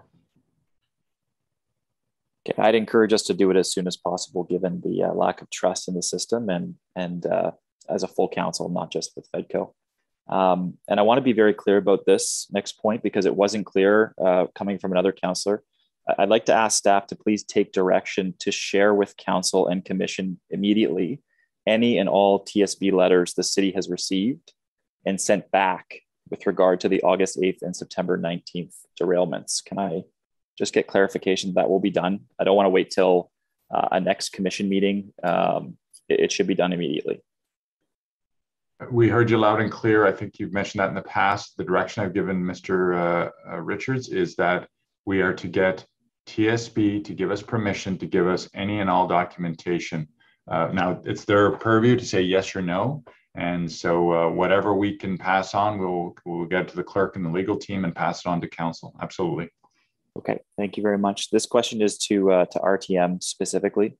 I want to know from you, did you feel that the system was ready to launch when you launched it? I don't know if that's a question I can answer. I'll echo what John said earlier, and the answer is I believe so.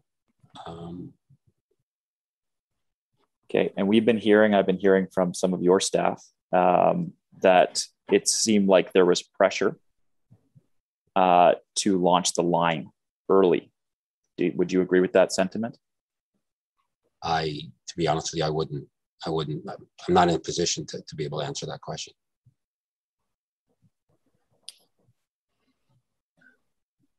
Well, let me ask you directly. Did senior staff, did others push you to launch the line, and were you uncomfortable doing so at that time? I was not in the role that I currently am at that time, so I was not involved as intimately as I am today. So that's one of the reasons why I can't answer the question. Okay. Mr. Chair, John, just a refresh in terms of the process to launch the line at the time, because it's not so much that what Nicholas is saying in terms of them being pressured. They present to us, and there was a process in the project agreement that had to be followed for the train to be launched, including the independent certifier signing off before the train could go. So John, could you give just a little recap in terms of what we went through and what had to be signed off before it actually was ready to go to get substantial completion, or revenue service availability, I should say? Absolutely.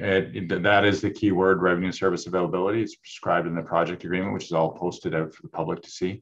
There are conditions that needed to be met. We were very, very clear. We were not going to launch until the independent safety certifier signed off that it met all the requirements of it. And also I would add that we did have an Auditor General report that people may want to look at in terms of that. They went very deep into our readiness program and the go, no go strategy. There was, I think, 12 criteria that were mapped out above and beyond the PEA. There was all the drills that we did and so forth. And then there was the testing out the field that some councillors have referenced right now about the 12 days of service and so forth. At the end of the day, if the safety certification was signed off by the independent safety certifier and all of the build met what's prescribed in the project agreement, the system was ours. When we launched, it was our decision in that, and you remember we had dates that kept moving and so forth. So there was the Auditor General's review, there's the project agreement requirements, there's the additional oversight that we put on, and then we had our external experts from around the world that operated many systems across North America, much more complicated than this, that sat in all of those field reviews, assessments, and also in terms of launch. So we had them embedded in our team. I mean, clearly the proof is in the pudding, right? We launched it. We had major door issues. We had the axle issues that just recently occurred. We had the switch heater issues. We had the overhead catenary issues. We had the communication between the two trains, and now, of course, the derailments. And so, you know, I just find it ironic that we say we followed those steps, but clearly the proof is not there. We weren't ready to launch because of what we've seen. And I guess I find it ironic too around this table. We've had some councillors who've asked about fare reductions or compensation. And those are some of the same councillors who've twice now asked for increases to fares during the pandemic. So there's a lot of irony at this meeting. I would suggest that current pass holders be compensated in whole for derailments in August and September as a start, and that fares be drastically reduced or made free when the LRT launches again, both to increase ridership and as a gesture to restore faith. There is a real lack of trust. And Chair, we're trying to restore trust in the city. That's going to be very hard to do given what we've just been through. And we've had 2 derailments on the main line and 2 significant derailments in the yard. And we actually heard today there was more derailments in the yard than we knew about. Other catastrophic transit accidents during this term causing loss of life. We had a complete lack of transparency when it comes to the privatization of our public transit system, including, quite frankly, your refusal to hold an emergency meeting after the last derailment, which in my view was a dereliction of duty to our residents.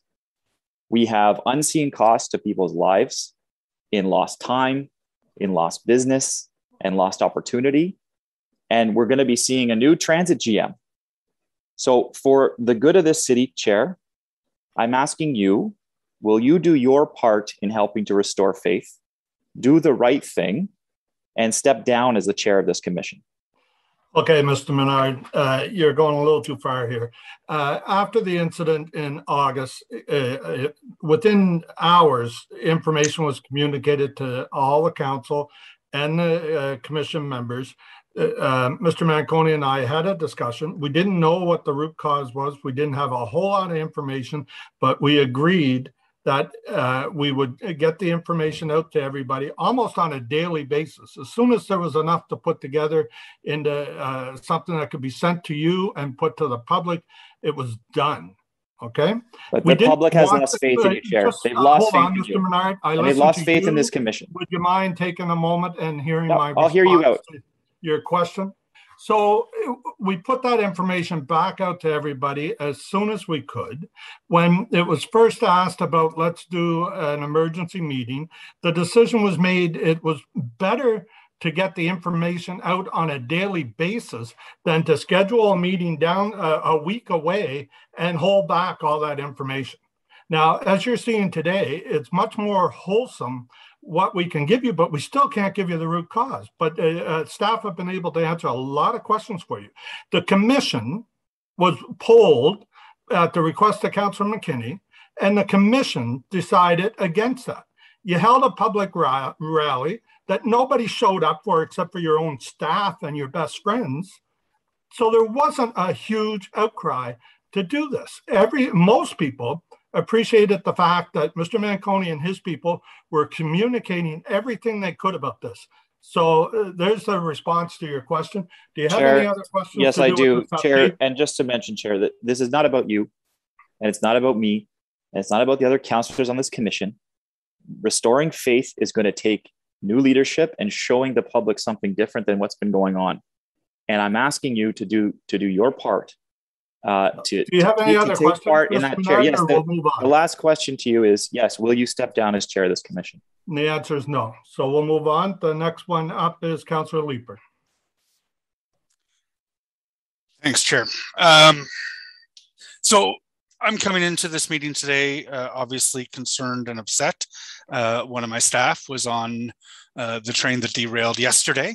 And I know from the dozens and dozens of notes that we've seen in social media and elsewhere that people are concerned about the safety of the train. And I want to come back to probably the very first question that was asked after the presentations by Commissioner Wright-Gilbert, because I think it gets at the heart of trying to understand what we need to do to fix the parade of issues that we've seen for the last 2 years. I'm not an expert, but in my view, there's one of three things happening with any of the issues that we've had. There are the faults in the system that we don't know about that seem in some cases to have been there since we launched the system. There are faults and problems that have emerged since we launched the system that sometimes look attributable to a lack of maintenance. And then there are faults and issues with the system that are apparently due to the fundamental design of the system. And I think the question that Commissioner Wright-Gilbert asked at the beginning of this about the axles gets at the heart of some of that. I want to try to understand from Mr. Truchon the axle assembly that was on the train that failed, and the problem has since been found in other cars. That axle assembly came pre-assembled from Alstom, correct? Correct. It comes pre-assembled from the OEM in Europe. Do we know if it was appropriately tightened from the OEM, or if the looseness, if I can call it that, developed over the course of time since the launch of service or since the installation on those trains? We do not, and the cause of the loose nut is what is at the root cause that we're trying to determine. So the answer to that question, at this point, we do not. No, I think I heard you told Commissioner Wright-Gilbert that we don't know if the assembly was inspected upon delivery from the OEM. The assembly comes pre-assembled as a unit. The assembly would have been inspected by Alstom in Europe before shipping to North America for assembly. But you don't know today whether or not it was re-inspected when we received delivery of it. I couldn't say I would tend to say probably not, but I couldn't say that with a great degree of certainty. I'm actually going to share your assumption is that we wouldn't replicate the QA work that was done by Alstom. But I guess the big question that I have for you then is, why don't we know all this a month and a half later? Why do we not know who last inspected those parts and whether or not they were appropriately tightened on delivery?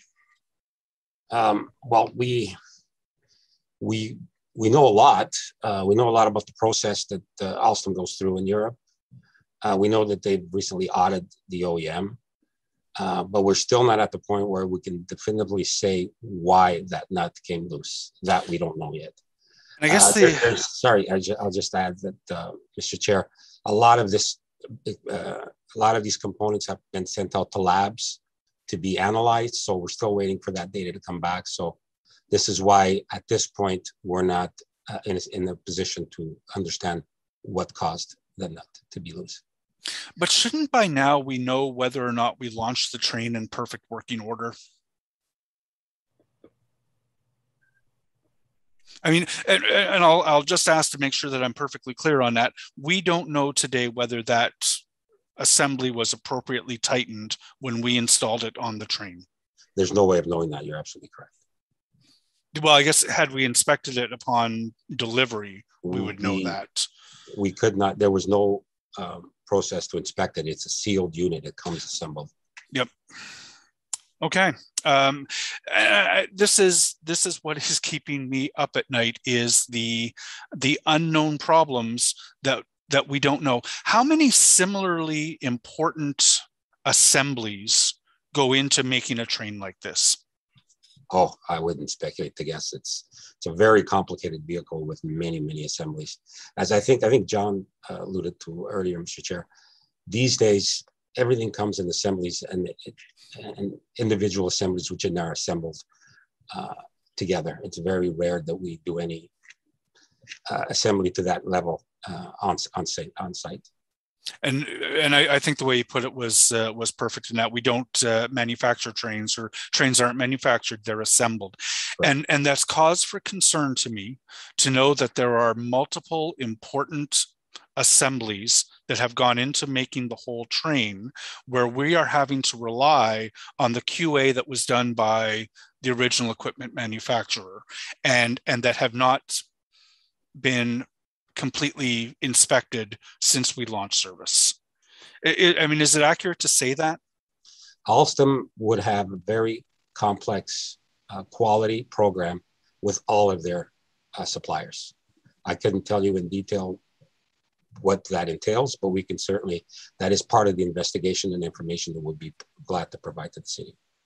Is it possible that the assembly was delivered in perfect working order and appropriately tightened, but, and I'm not asking you to say that this is the case or not, but is it possible that something like what Commissioner Tierney pointed out, that wear and tear from the design of the rail, the design of the curves, could be leading to problems in some of these sealed assemblies that we've never looked at since launch? That is definitely part of the investigation process.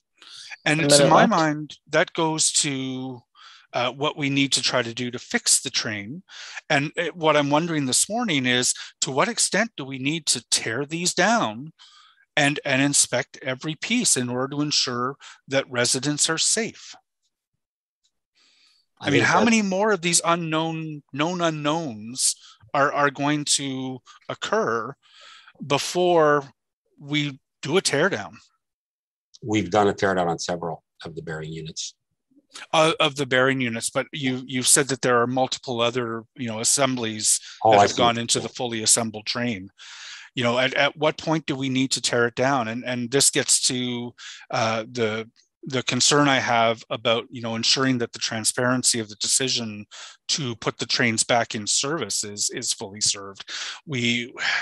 I'm concerned this morning about that. Okay, I will leave that there. It's obviously just very, very concerning.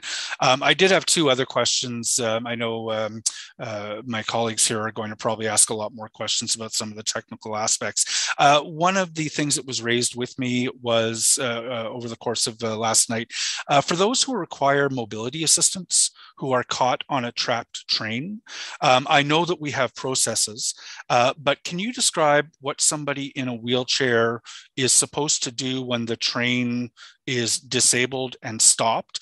And how can we better let people know how they'll be taken care of in the event of something like this? That's time. Certainly, I'll ask Mr. Charter to explain that. We've simulated that many times, and there are a bunch of things that we can do, and we can also communicate it as part of this outreach. Troy, do you want to walk through that, please? Thank you, Mr. Manconi.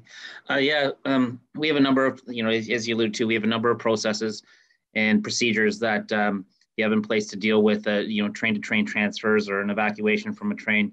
We've actually, if you recall, one of the integrated drills and exercises that we did before launch of service was we did an evacuation situation where we involved our emergency response partners in a tunnel station. Our response plans really do vary depending on the situation at hand, whether it's in the tunnel station, whether it's on the guideway, maybe if it's on the Herdman Bridge, whether it's at a station. So we look at all those factors. But part of our standard operating procedures are, whenever we have an immobilized vehicle and we have to consider looking at moving passengers off that train, we'd be reaching out to our Ottawa Fire and Emergency Response partners who could help us with those transfers. What we'd ask for our customers to do is to wait on that train, and we would deploy staff to that train to be able to communicate them. So the initial communications to people on the train would come from the operator over the intercom system, and if customers have questions, there's emergency intercoms in which they can reach the operator directly. But the operator would be speaking to them, and then we would be deploying our field team to that train to assess, how many customers, are there customers with mobility issues, and what do we need to do to help them get off the train. As well, at stations, we have what we call, emergency carts that can actually go onto the rail. So if there's someone in a mobility device, what we could do is we could help them get them off the train and get them onto this this cart, which would roll, manually push, but would roll down the track, and we could get them to the station, which we could assist them off. But the main point that we'd ask customers to do is just follow the instructions from either the operator on the train or the field staff that we would deploy to the train, and that's how we deal with the situation. But and I also mentioned just one last thing is, these are things that we do frequently, drill and exercise with our staff, and we do these things. We have a variety of drills we do, and this is one of the ones that's in a regular rotation that we do on a weekly basis. Okay, can we communicate that to residents out there again, just so they are comfortable getting back on our trains? I think I'm out of time, Chair. I had one very quick question, and I don't want to go back on. Eric, how much time does the councillor have? He's at time. Staff, can you get back to me as to why the gates at Tunney's Pasture are closed? And thank you very much. Which gates, councillor? The gates into Tunney's Pasture Station. So currently people use, I think it's the emergency exit from Tunney's to walk to the platform area. That's what I was seeing this morning, and others have reached out to me about that. If you can get back to me, that'd be great. Thank you. Okay. Eric, did I hear you say we have time, or he's out of time? He is at time. Okay, sorry. We'll get back to you, councillor. Okay, thank you, Councillor Leeper. Next up is Councillor Dudas, followed by Councillor Fleury. Thank you, Chair. I cannot help but feel a sense of deja vu. I mean, the LRT is shut down right now. We're hearing detailed information about what's went wrong this time and what's going to be done to fix it. However, we've been here before so many times, whether it's door sensors or software bugs or axle bearings or derailments, and now maybe something about a sander bracket. I mean, the list just keeps going on and on. I'm really not here, and I'm not going to give you any suggestions on how to fix it because I am 100% not an engineer. I'm exhausted by this. I'm tired. I know everyone around this table is exhausted by this. All of our riders are exhausted by this. And I have to say, I don't even know that I feel angry anymore, because that would imply that I would be surprised by yesterday's news. I wasn't surprised. And that's disappointing that we can't even feel shocked at this anymore. So I have to say, I very much appreciate the work that Mr. Manconi, you and your staff are doing to address this weekend's issues. And I know that eventually it's going to be addressed. But my question is about what is the root cause of all of these many, many issues, not just the derailment, but all of these things. Is it that we've accepted a new model of train and we're like merely the guinea pigs and testing it out? Is it that we don't have enough trains or the correct backup systems so that when something does happen, that we have to fully shut down the entire system? Or is it, and I'm going to say it, or is it that we bought a lemon? Like, can you please answer what it is?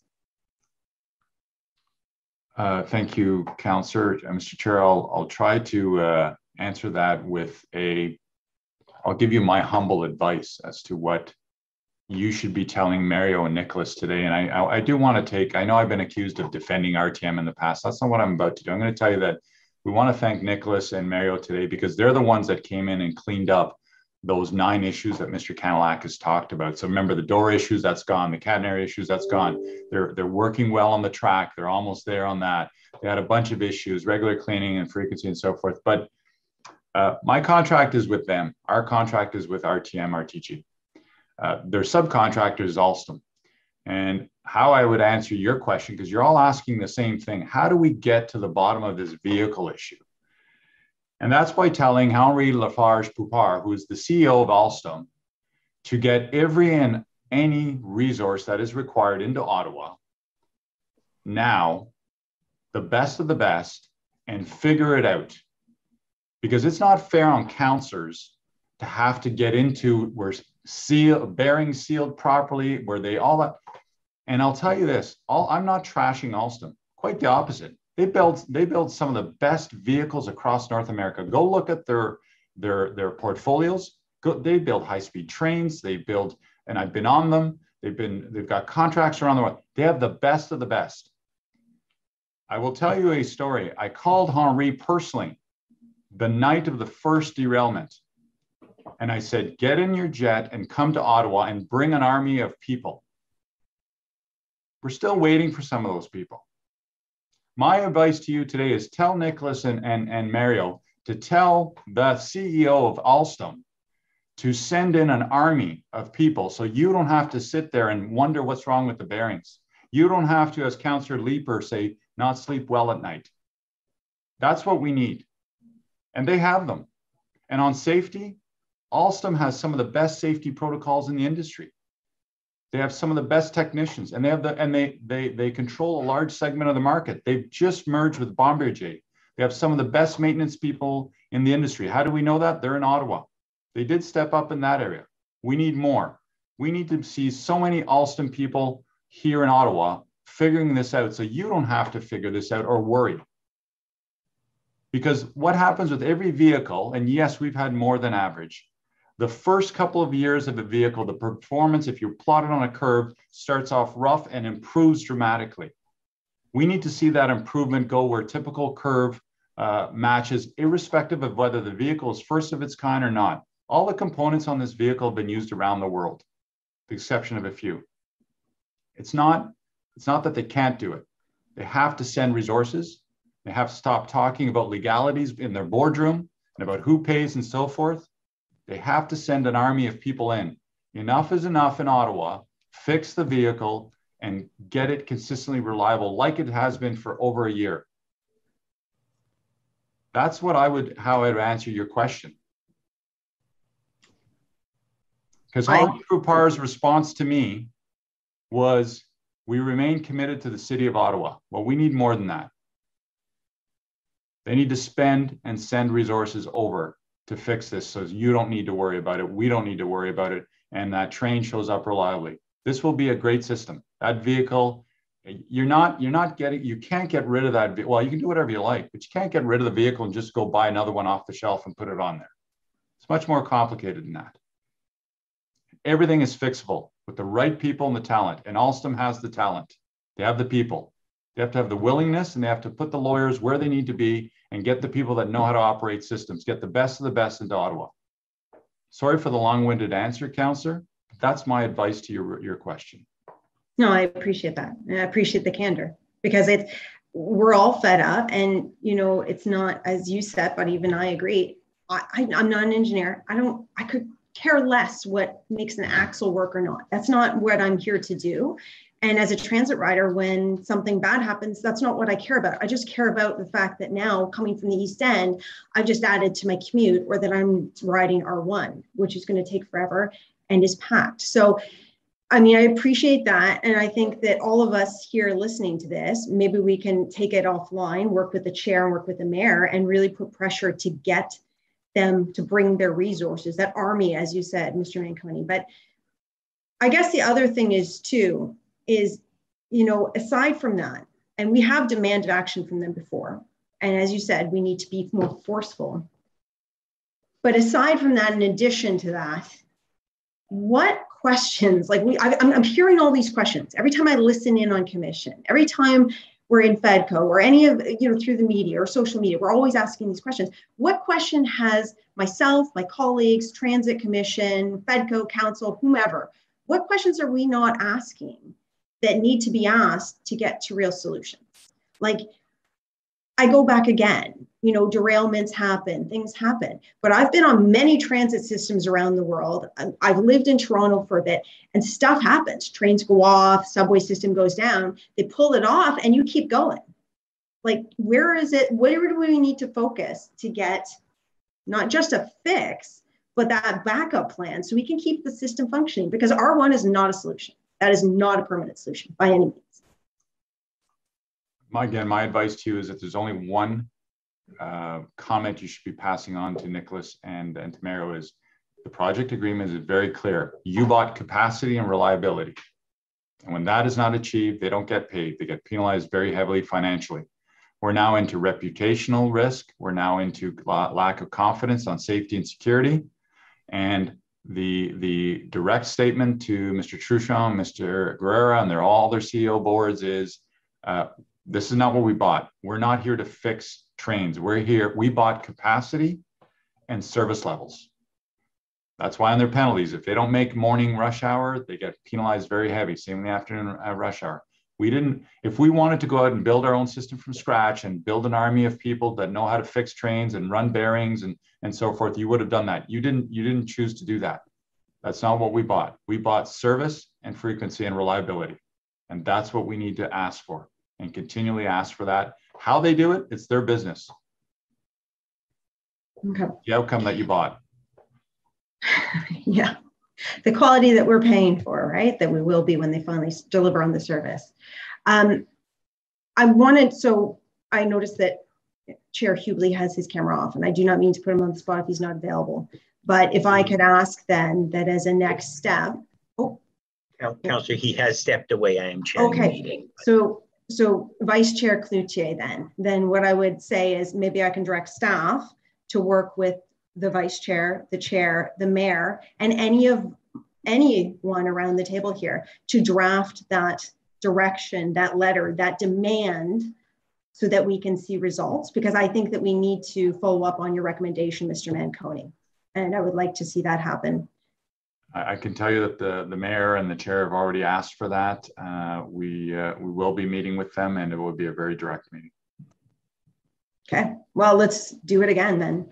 So I'm happy to take it offline, but I think that once again, you gave good advice on this, and I'm happy to put pressure on. And if we have to write 2 letters, if we have to make 20 phone calls, if we have to sit around boardroom tables and virtually talk to them or get them on their jet, they need to see how this system is not functioning. It's not delivering on what we expect, and they need to deliver.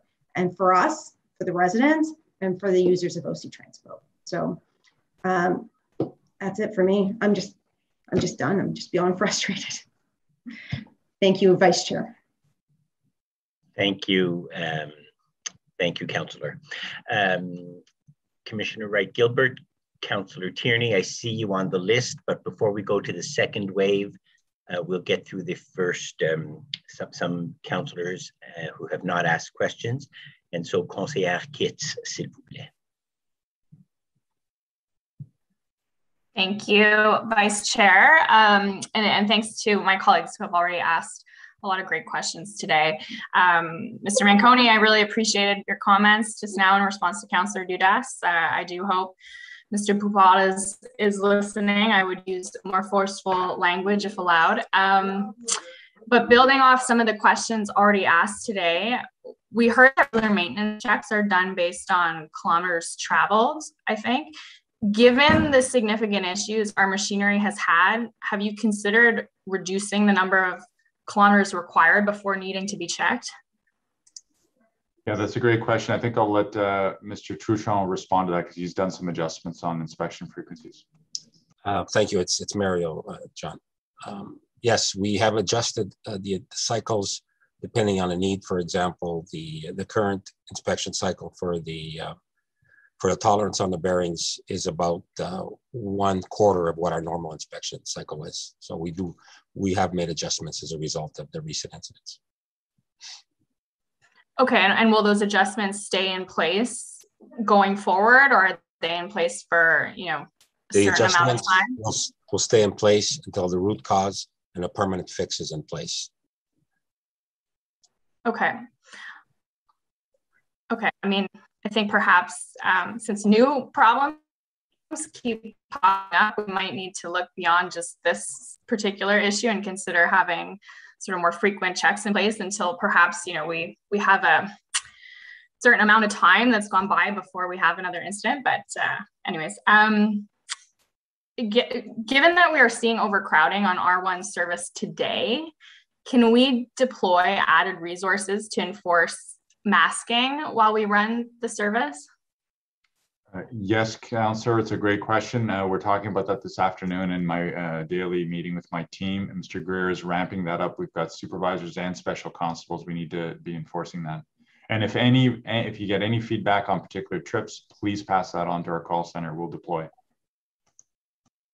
Okay, that's good to know. I have heard, but I'll get more details. My colleague asked this question with respect to the Trillium line and got an answer, but for the East Extension, what specifically is being done differently to ensure that we do not run into the same mechanical issues in stage 2 that we've seen? I'll let Michael respond to that. Michael, can you comment on that, please?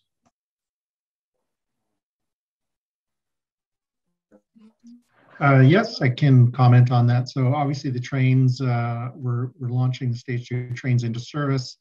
Right now we've got 5 of those trains trying to essentially work out the bugs now. So on the train side, you know, we are, especially with these 2 recent incidents, we are quite reliant on RTG and their subcontractor Alstom to come up with a number of fixes to prove out and make sure the vehicle is reliable before we go into service on that extension in a few years.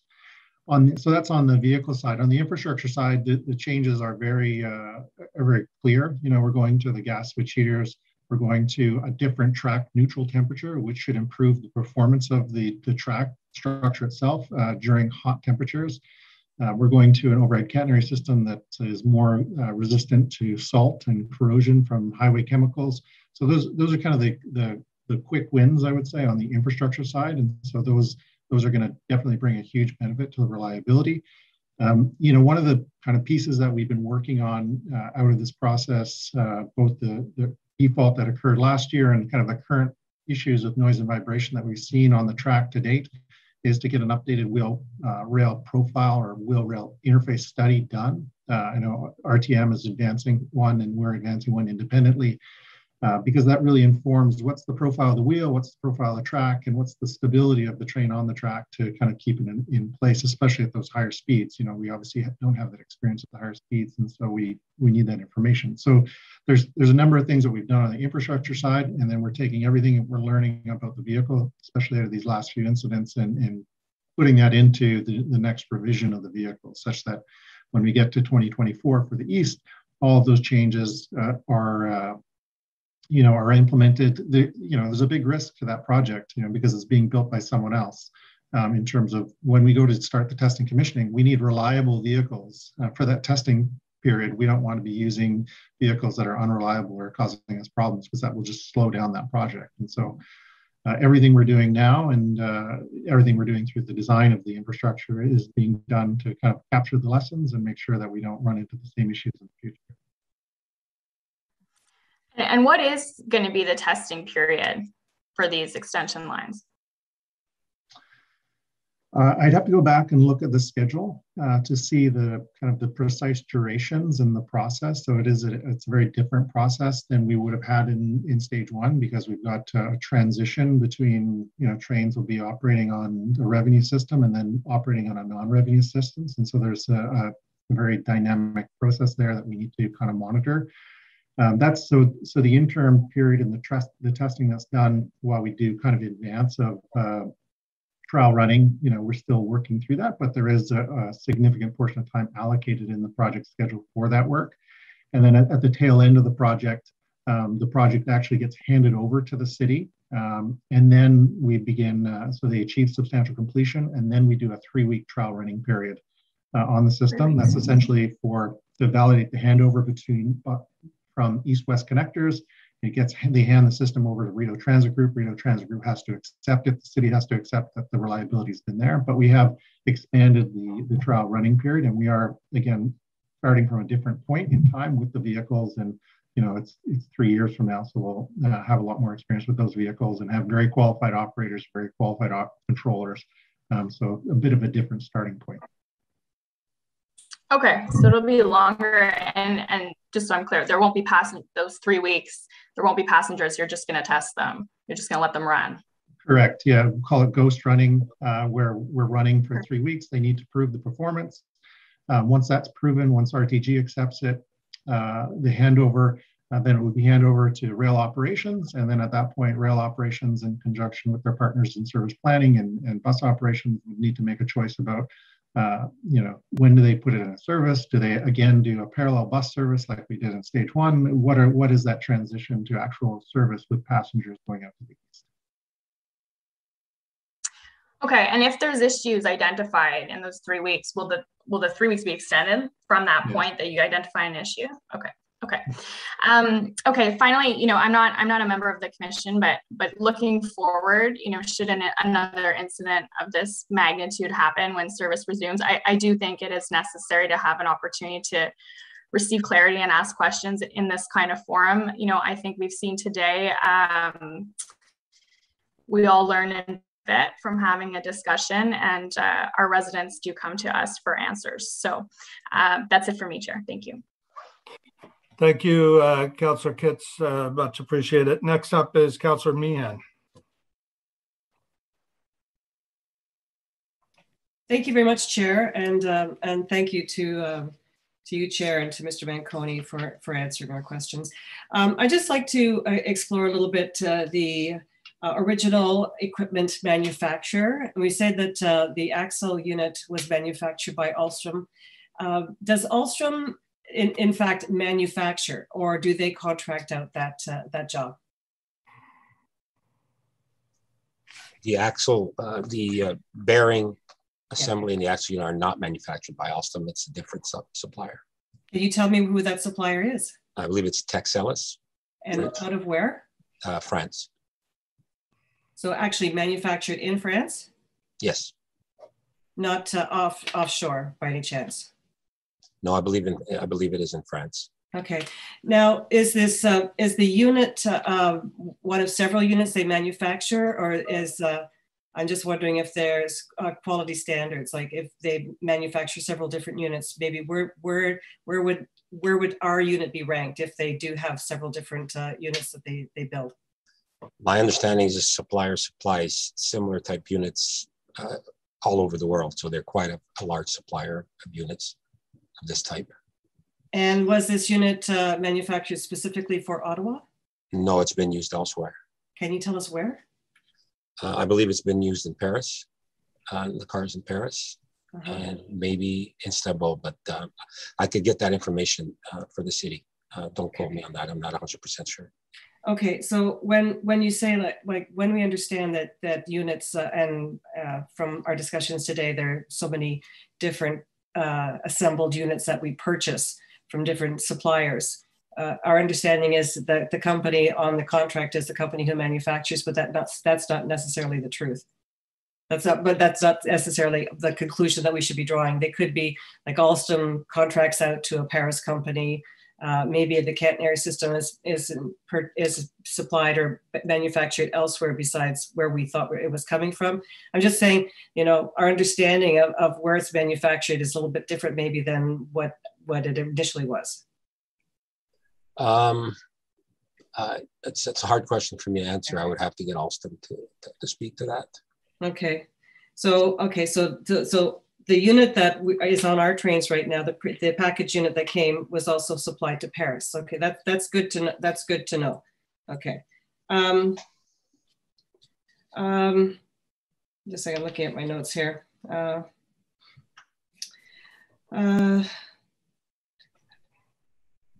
The timetable for the Trillium line. I know that Mr. Manconi said don't rush completion dates. Don't put pressure on anyone to, you know, the system is done when it's done. But I know that we are delayed. I don't even feel comfortable using that word, but do we have a better idea now of where or what we will be looking at in terms of timelines? I'm just talking about a year. Even to pinpoint a year at this point would be helpful.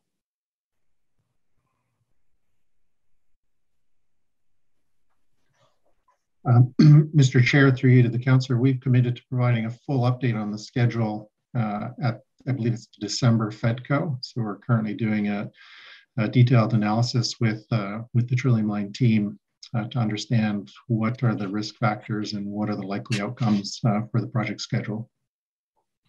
Okay, so it'll be December. Okay. They were just trying to plan town centers and housing developments around what's coming out to Riverside South. So you can understand why we have an interest in that. In terms of the derailment yesterday and what it's done with our R1 service, I'm just wondering, you know, looking back, we had concerns about having a transfer point for a lot of people who came from the south end of the city and thinking that it's going to complicate their transit ride. And we were assured it really wouldn't be that way. But is there any talks about, you know, disconnecting, like having people get to their destinations now without having to transfer to the trains? Because a lot of the riders out here, their transit ride in is longer, more arduous, and now it's really disruptive. Have we had any discussions at all about that? It's just getting people where they used to go without, you know, avoiding the trains.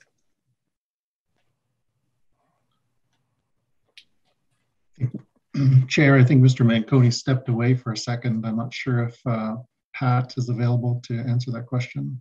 I know that we're getting questions like, why can't we just go back to the old system? I used to be able to get to my place of employment on one bus. I can say, Mr. Chair, a couple of things about that. The staff are following the transportation master plan that's been adopted by by council, which called for the replacement of the transitway between Blair and Tenny's Pasture, and now further than that with the train system. And that's the project that we've been working on for this last 10 years or so. There wasn't at that time provision in the transportation master plan to build the railway parallel to the transitway. The railway was assigned to us to replace the transitway. That's cold comfort for people who are, you know, their lives have been upended for 2 years now. Do you think it's time that we start thinking about making it a little bit easier for folks?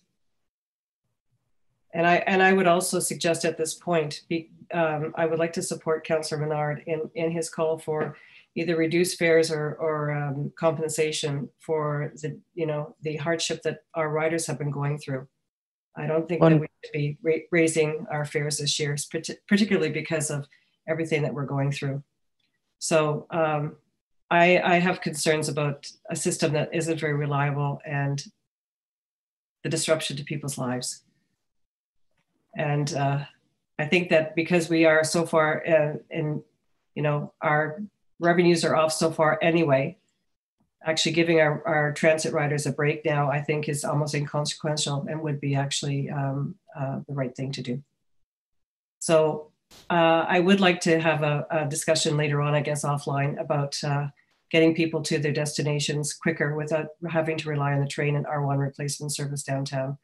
At least restore the service that they had. So, but I will leave it at this point because I don't think we'll get a confirmation of that today, but thank you. Okay, thank you, Councillor Meehan. Next up is Councillor Fleury, followed by Councillor King. Thank you, Mr. Chair, and thank you, colleagues and John and team for the answers I've been following. John, j'ai une question pour toi au sujet. Là, on retourne cette semaine, je pense que c'était le 14, on est arrivé à la deuxième année. Est-ce qu'il y a quelque chose comme élu, comme conseil qu'on aurait pu faire il y a 2 ans avant l'ouverture qui nous aurait mis dans une position différente aujourd'hui ou ces dernières semaines? Je pense que c'est important pour nous comme élus de faire un petit peu une réflexion parce que là, non seulement est-ce qu'on a un problème actuel que tu connais bien puis que tu te décris tout le matin, là, mais on a aussi toute la pression de la deuxième phase qui pose beaucoup de questions justement je sais que certains parlent d'ouverture, tout ça, mais est-ce qu'il y a des éléments dans le processus d'ouverture que l'on aurait pu mettre en place qui nous aurait mis dans une situation différente aujourd'hui? Merci, conseiller Fleury. C'est une bonne question. C'est tellement important parce que c'est un point de réflexion avec le P3. So it's a very good question, Councillor. Reflecting back on the P3, which I think we've lost sight. It's over a decade ago that this P3 was done for LRT, and it was the first of its kind in Canada. And the whole P3, and I'm not here to suggest P3s are the way to go or not.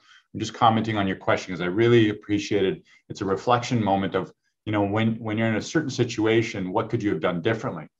I'll tell you what I've been telling the industry, and I'll tell you where the industry, I believe, is going, is that forgetting about what type of contract you go with, risk transfer, which is a term that's used very, very often on whether it's this or the alliance model or the modified alliance model, is there's two things that in retrospect, nobody could have predicted. And to your point, no, I don't think council could have done anything differently other than, you know, keep doing what you're doing. But vehicle risk transfer to the private sector when they're building and testing and commissioning. Generally speaking, the expertise for that lies with agencies and not with builders of infrastructure. And so where the industry is going is bidders that are bidding on jobs, and if they have to supply the vehicle and own the risk of the vehicle, they're out. That's what's happened in your Canadian partners. They had to re-tender the Edmonton contract. The bidders said, we're not taking on the vehicle risk. And the testing and commissioning, which goes hand in hand. So, you know, we've done a bit of a different strategy on this next phase. And in particular in Trillium, I give credit to Michael and myself, where we pushed for getting a vehicle built overseas and get shipped over. Generally, when it's built in its home factory, there's better QA/QC and there's more reliability and so forth. So it's easy to look back and say we could have maybe done that differently. But in terms of equipment manufacturers, whether it's Alstom or Siemens, they generally like to deal with clients rather than going through a series of subcontractors. That's not criticism of what you did or what we didn't do or what we could have done, should have done. It's an evolution of the process. Hence the reason we did things differently in stage 2 with vehicle and testing and commissioning, which you've heard Michael on. And then also, and again, I'm going to point to Ms. Chianello. She asked me some really tough questions the other day about, you know, picking dates. And you know, to think that someone can pick an opening date on a $5 billion construction project when most people can't even get a confirmed date on a home renovation or a builder with a house. This obsession with picking a date, you know, if someone comes in after me and gives you a guaranteed date, good on them. We can't do that. So it's reflection moments. You know, when things go as challenging as they are right now, I think we're seeing a lot of people coming out saying could have, should have, and all that. I know the instant reaction is to react to that. You know, I think pausing and saying, yeah, there's no way you could have known that if it is a bracket coming off, that it couldn't be picked up on that. I will say this, the manufacturing of vehicles, that could be a day on its own in terms of explaining how all those pieces come together from around the world and build a vehicle. Gone are the days where you pick a vehicle out of a catalog and it's the same vehicle that you used in New York City and so forth. Everything is custom built according to the outcome specifications of clients. That's again the evolution of the industry.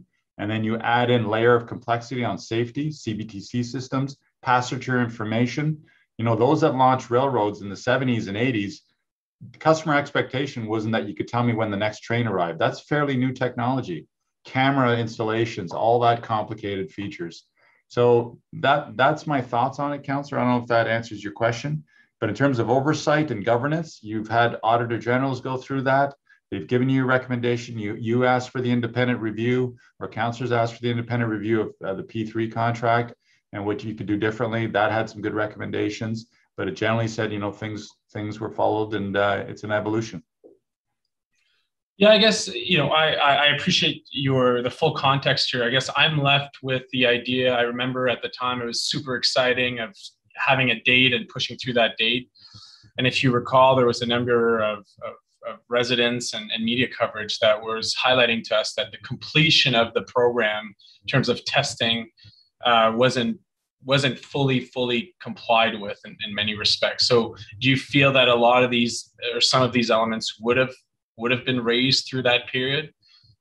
Now, I say with a high degree of confidence, you would not have been able to predict the things that we've experienced through the testing and commissioning regime. Mr. Morgan's done this before in other parts of the world, Australia, JFK Airport, and we had international experts. We had about 400 years of rail expertise in the room talking about TNC. Even door jams, I pointed to some of my colleagues in the South that are experiencing door jams, cracked rail, all those things. You can't anticipate those things. I think it goes back to what Councillor Kavanaugh spoke about and Mr. Morgan answered. What's the construct of the integrated system overview and things like that based on best practices? But nobody in the testing and commissioning would have predicted what you've seen in these last two derailments. Those sealed bearings, Mario has explained it. It's just a sealed bearing. You can't. It's not like you can see it and you can do that. Now, maintenance checks, were they being properly maintained? Those are things that you can look at, and that's some of the things they look at immediately. Okay. In terms of there's recent discussions relating to kind of the folks that have envisioned the engineering around this work, raising additional concerns on vibration. Specifically, when you're out of the tunnel, there seems to be a lot more, like the tunnel when you come off of U Ottawa has that continuous turn. And the vibrations are quite minimal, which I have no engineering background, but I guess the structure provides some movement or some buffer to that vibration. When you're in open, there's a lot of vibration. You hear it when you're on the multi-use pathway. You feel it when you're on the ride. I know you've talked to us in the past relating to some of the oil that you can use on the rail. I know Michael Morgan was going back to the temperature of the rail and some of the measures. Is it possible that we're at risk? There's been short-term pressure that we're all feeling, but is there a possibility that this risk continues by vibration, which then have impact on the vehicle, on the rail, on some of the things we've seen fail? So the rail was an issue, and that's part of the 9 items that we briefed you on in camera. And there was a lot of work that Mr. Truchon did with his team, both on compaction and adjustments to the track and so forth. They will need to stay on top of that rail system. Vibrations do affect vehicles.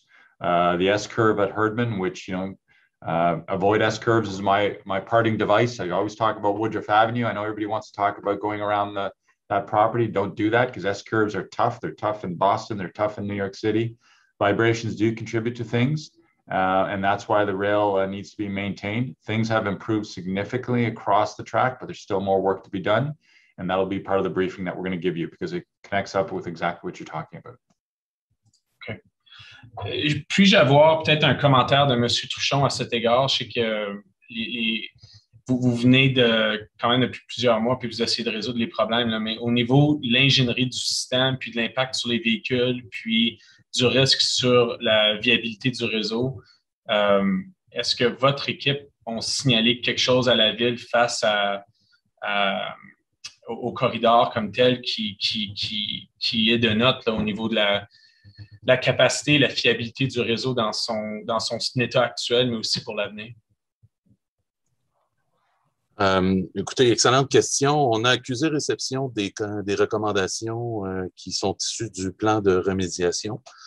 On a pris action sur les différents éléments et ça a été un peu le focus de M. Couera et de moi-même au cours de la dernière année. Donc, on a passé beaucoup de temps sur les éléments d'infrastructure, mais aussi sur le véhicule. Donc, au fur et à mesure qu'on progresse dans l'analyse des problèmes, on a été en mesure de les adresser, de les traiter. Écoutez, on est d'accord qu'on a probablement eu plus de problèmes que la normale en termes de projet. Certainement plus que ce qui était anticipé dès le départ, mais tout au long de la dernière année, on les a traités.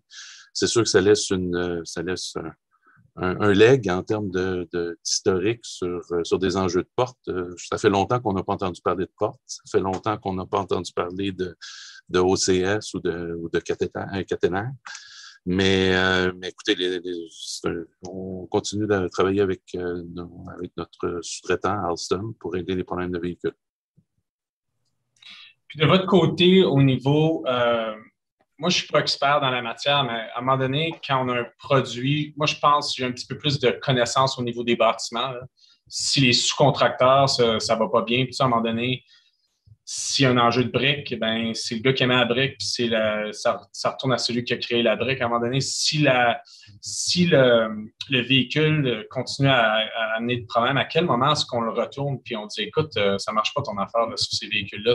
Ça fonctionne comment de votre perspective?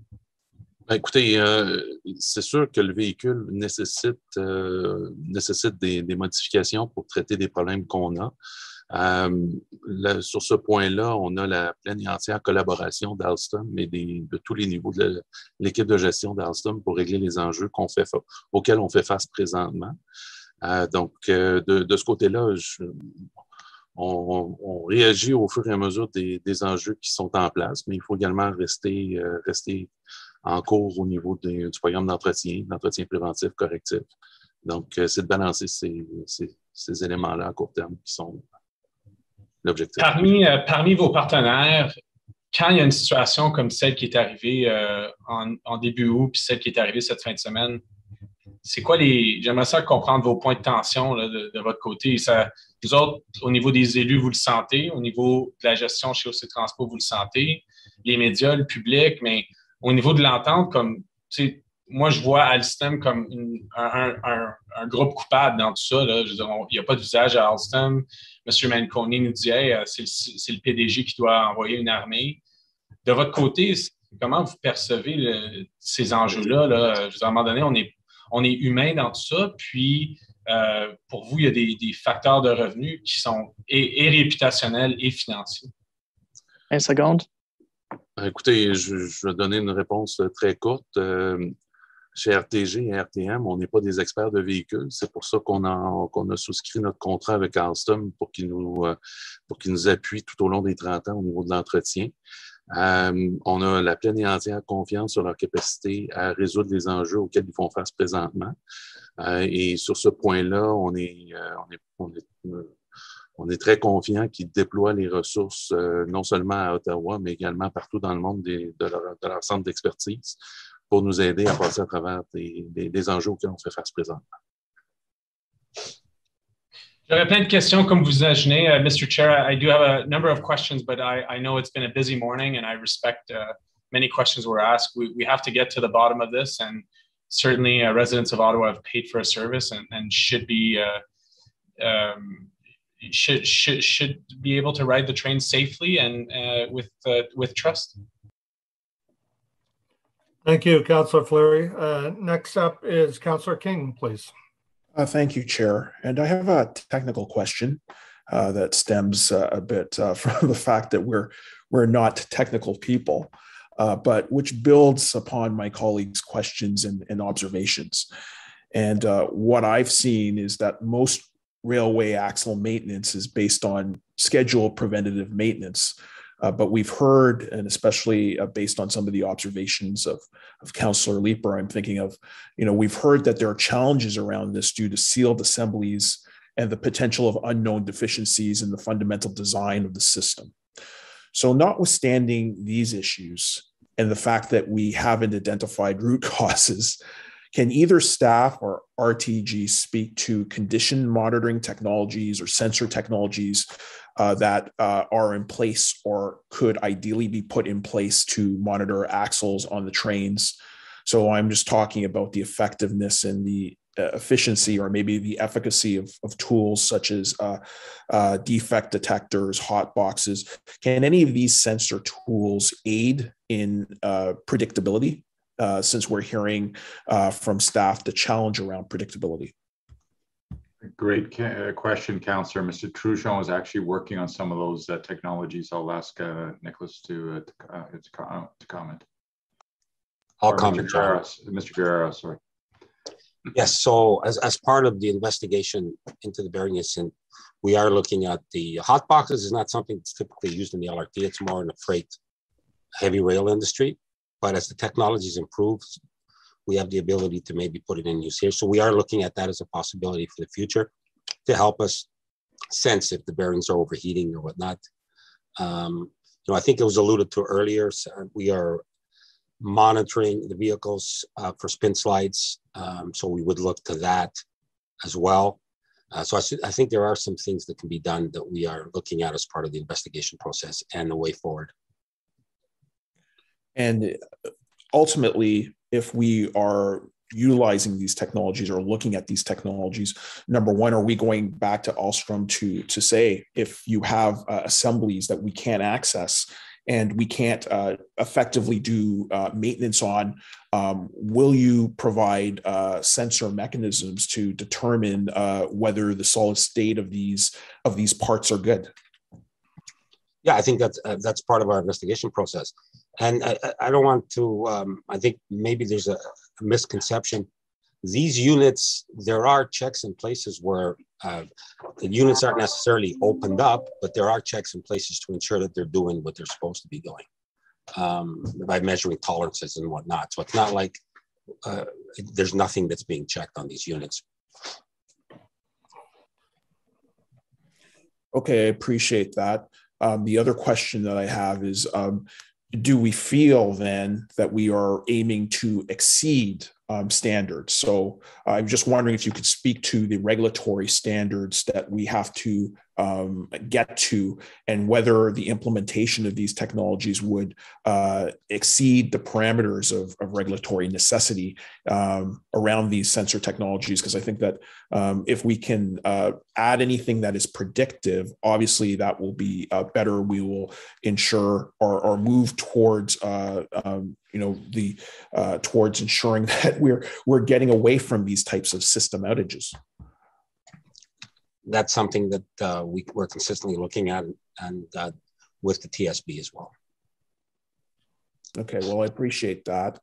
In my opinion, from listening to what has been said today and listening to the comments of my colleagues, I really believe that while the city has bought the system on the basis of service, frequency, and reliability based upon this P3 risk transfer model, the unacceptable result is not having sufficient recourse to address the technical challenges that result in system disruption, failure, and ultimately reputational damage. So based upon the challenges we've heard here today, I would hope my colleagues would support Commissioner McKinney's motion for further technical expertise to be brought in to bear on all the combined issues confronting the transit system. And I also believe we should be supporting reduced fares for our city's beleaguered commuters based on all these service failures. Thank you, Chair. Thank you very much, Councillor. Okay, next up is Commissioner Wright Gilbert, followed by Councillor Tierney, please. Thank you, Mr. Chair. So my first question is, who is the incident commander, i.e. who owns the scene for yesterday's derailment scene? TSB is in charge of the scene. Currently, okay. And will they at some point hand that scene over once they release the, because I know that nobody's allowed to touch anything right now, but will they eventually hand that over to someone? They will, my understanding, and maybe Brandon can expand, they want to be present during all phases of the retrieval process and the investigation, as far as I know. Brandon, I don't know if you can elaborate on that. Yeah, yes, that's correct. So the TSB is going to be on site as they attempt to re-rail the train and to observe its movements on the way back to gather information. It's part of their assessment, not necessarily the investigation, but the assessment to determine what they do with their next steps. And then they will hand the scene back to OC Transpo. Okay. So it's being reported by Graham Richardson at CTV that an Alstom worker threatened to call police on a CTV Ottawa journalist who was standing on public property near the derailment site. Does RTG have any comment on the behavior of its subcontractor, Alstom? I don't know anything about that, so it's hard for me to comment on it. Okay. Would it be fair to say that should this have occurred, it's alleged to have occurred, though if Graham Richardson is tweeting about it, I'm going to believe it. Should this have occurred, it would not be appropriate for an Alstom worker to be threatening anybody with police action when they are standing on public property. Would you agree with that statement? I would say that makes sense, yes. Okay. Hopefully RTG does have a statement once they've reviewed the information. I look forward to reading it. So an independent safety officer is going to review the RTG service plan, or that is the current, I think, plan that's being proposed. What oversight is there going to be to ensure that this service plan is actually going to be enacted in full? Who has oversight over RTG, RTM, and their actions with respect to this service plan? Mr. Charter would oversee the operational aspects, and Mr. Richards would oversee the safety elements. So OC Transpo has oversight over making sure that RTG does, or RTM, or whatever we're calling them, does exactly what they say they're going to do. That is correct. Okay, that gives me some comfort. Just a couple of comments. I think we're all seeing, as a result of the questions during this meeting, as a result of the answers or lack thereof from RTM, RTG, I think we're all seeing the ramifications, the consequences of a P3 contract. I think we are seeing, there's no accountability. In previous meetings, Mr. Manconi, and in good faith, and this is not against you, Mr. Manconi, this is just fact, you were telling us to tell RTM to get their act together. And then now you're asking us to go shout out to Alstom and tell them to get their act together and come see us and solve our problems. There's no accountability here. There's no central accountability. And this is a direct result of a P3 where the risk is spread out amongst a whole bunch of people. I mean, I'm not a city councillor. I don't know a whole ton about city politics, but in my view, I don't think that city councillors or transit commissioners should have to be connecting with CEOs who apparently have private jets to get them to come and solve our problems. And this is the problem with this P3, is that there's a lack of transparency and there's a lack of accountability. And I think we're going to continue to see these problems. And I have absolutely zero confidence in RTM and in RTG to manage this system. And in my view, I think that contract should be canceled. I also agree that our customers deserve some sort of recognition of the fact that they've been put through hell for, to be honest, 2 years. We had some good service in some parts of it, but not all of it. And so I would absolutely support any motion with respect to lower transit fares. My final question is the question I ask at every single Transit Commission meeting. It's about the odors in the tunnels. So on August 23rd, we received a memo that stated that the odor at the Rideau station was determined to be infiltration of groundwater. However, has there been a root cause identified for the odor of, let's put it politely, feces at Parliament Station?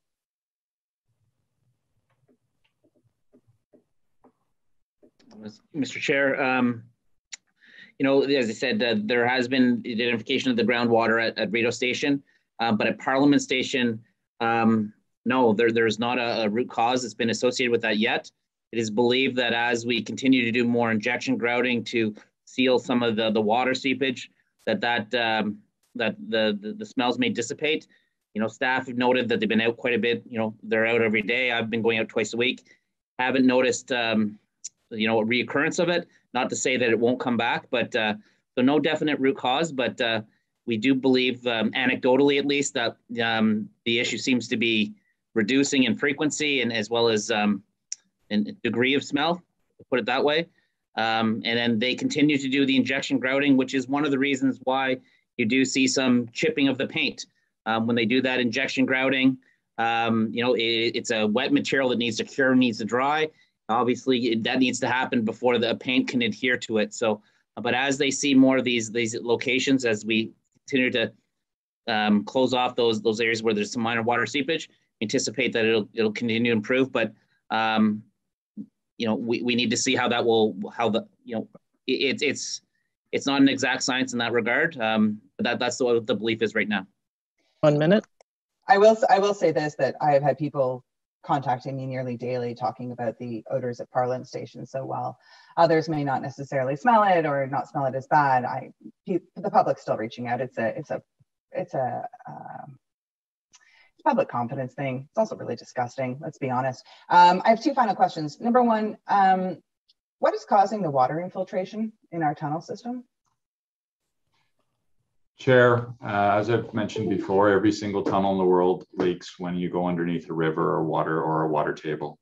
Our station is very watertight. I had, again, the head of the New York City entire transportation system, and he's built tunnels. He was in charge of the 2nd Avenue extension.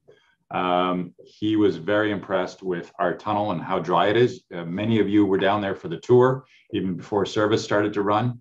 And for water infiltration, as all tunnels do, we have a pump system in there. We have a SCADA system on there.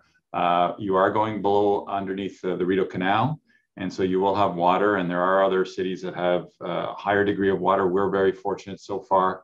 There is no major water infiltration. So when you went through the tour and you saw that yellow barrier, that's all for waterproofing, and then the injection grouting goes on in perpetuity. You're always adjusting tunnels because you don't want significant amounts going in, but there will be periods where there's water in the tunnel. Okay, thank you. One final comment, just to address Chair Hubley's comments with respect to the rally that was held with calling for an emergency transit commission meeting. I was at that rally. I actually drove 4 hours round trip to be at that rally. The comments with respect to there was no one there, incorrect, and they weren't all just friends of councillors or staffers. I can attest to that since I was there, and Chair Hubley, I think you should probably apologize for your comments directed at Councillor Menard with respect to that issue. You're right, Commissioner Wright-Gilbert, in that there was more than councillors. Yourself as a commissioner was there. There was also a lot of council member staff. Like I saw the pictures firsthand to see who all was there. But you're right, there was also members of the public, so I shouldn't have said there wasn't any there. So I give you that point. You're correct. Are you going to apologize for that comment then, Mr. Chair? Oh, sure. Yeah, I can apologize for that comment. I also need to speak to Councillor Menard about his questions about RTG being present today. I can tell the whole commission at the start of the meeting, I didn't know that both RTG and RTM were going to be here to answer questions. We had made the request. I personally didn't have a confirmation that both were going to be here. So that's why I couldn't answer his question directly on that. I appreciate that, Mr. Chair. And on that point, and I don't know how we would officially do this, but I think that it would be an excellent idea if, as we are seeing, we have more issues. I mean, we're a second derailment, and let's be honest, that's a bit scary. I think that RTG and RTM should be attending these meetings regularly until we have these issues resolved. I think that it is unfair to city staff to have to speak on behalf of RTG and their subcontractors. I think RTG and RTM, since we pay them so much money every single month, can put aside some time one Wednesday a month and come answer our questions. And so I don't know how we formally do that, if it has to be a motion or if it can just be a simple polling of the commission. But I would like to put that forward as an idea. And I don't know if I have any support. I haven't run it by anybody, but I thought I'd put that out there into the ether. I'm going to take a wild guess here, Commissioner, and think that you probably have the support of the whole commission for that idea. So we will discuss that with RTG, RTM afterwards and see if we can't make arrangements for them to participate or at least attend, if not always participate in the next few meetings as we work through finding the root causes of what these problems are. So I don't think we need a motion for that. I think we'll just go ahead and try and do that. And whatever the response is that we get from Nicholas and Mario, we'll make sure that the whole commission sees it right away. And I appreciate that, Mr. Chair. And I would be happy to send some of my questions to RTG, RTM ahead of time so that they actually are able to provide some answers to our many questions. Thank you, Mr. Chair. Great. Okay, thank you, Commissioner. Next up is Councillor Tierney. Great. Thank you, Mr. Chair, and I'll keep it brief. I think a lot of questions have been answered. I just have a couple of quick ones. And we talked about the fact we're the only one that falls under federal regulation. I guess I'm thinking of the tram from Quebec. Hopefully they don't get their bugs worked out before we do and have it in place. But I guess John will be the second service that will be federally regulated in the future. So I just wanted to say the stations at Blair Station, there was talk And I know with COVID, things get delayed a little bit, but of course, adding a new elevator system, adding a new escalator system, spacing out the platforms. Where are we on that? Because there will be a day where we will come back and let's take advantage of these light volumes now and try to get those platforms, widened, all the things that we planned on doing. Is that still on track, John? Yes, it's rolling, and I've asked Pat to get us an update to council. We're going to give you a comprehensive update on all those elements, so you know where they are, and we'll send that to you in the coming days. That's terrific. Okay, I'm very happy to hear that. And the next thing is, I just want to thank you, John.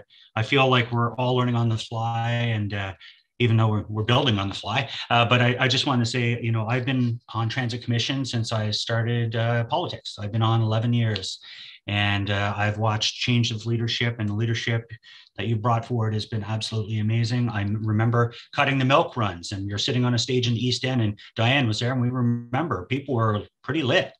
So there's always ups and downs and challenges, the Presto card, the tragic situations in Barrhaven and Westboro, I think were certainly very, very dark days for all of us.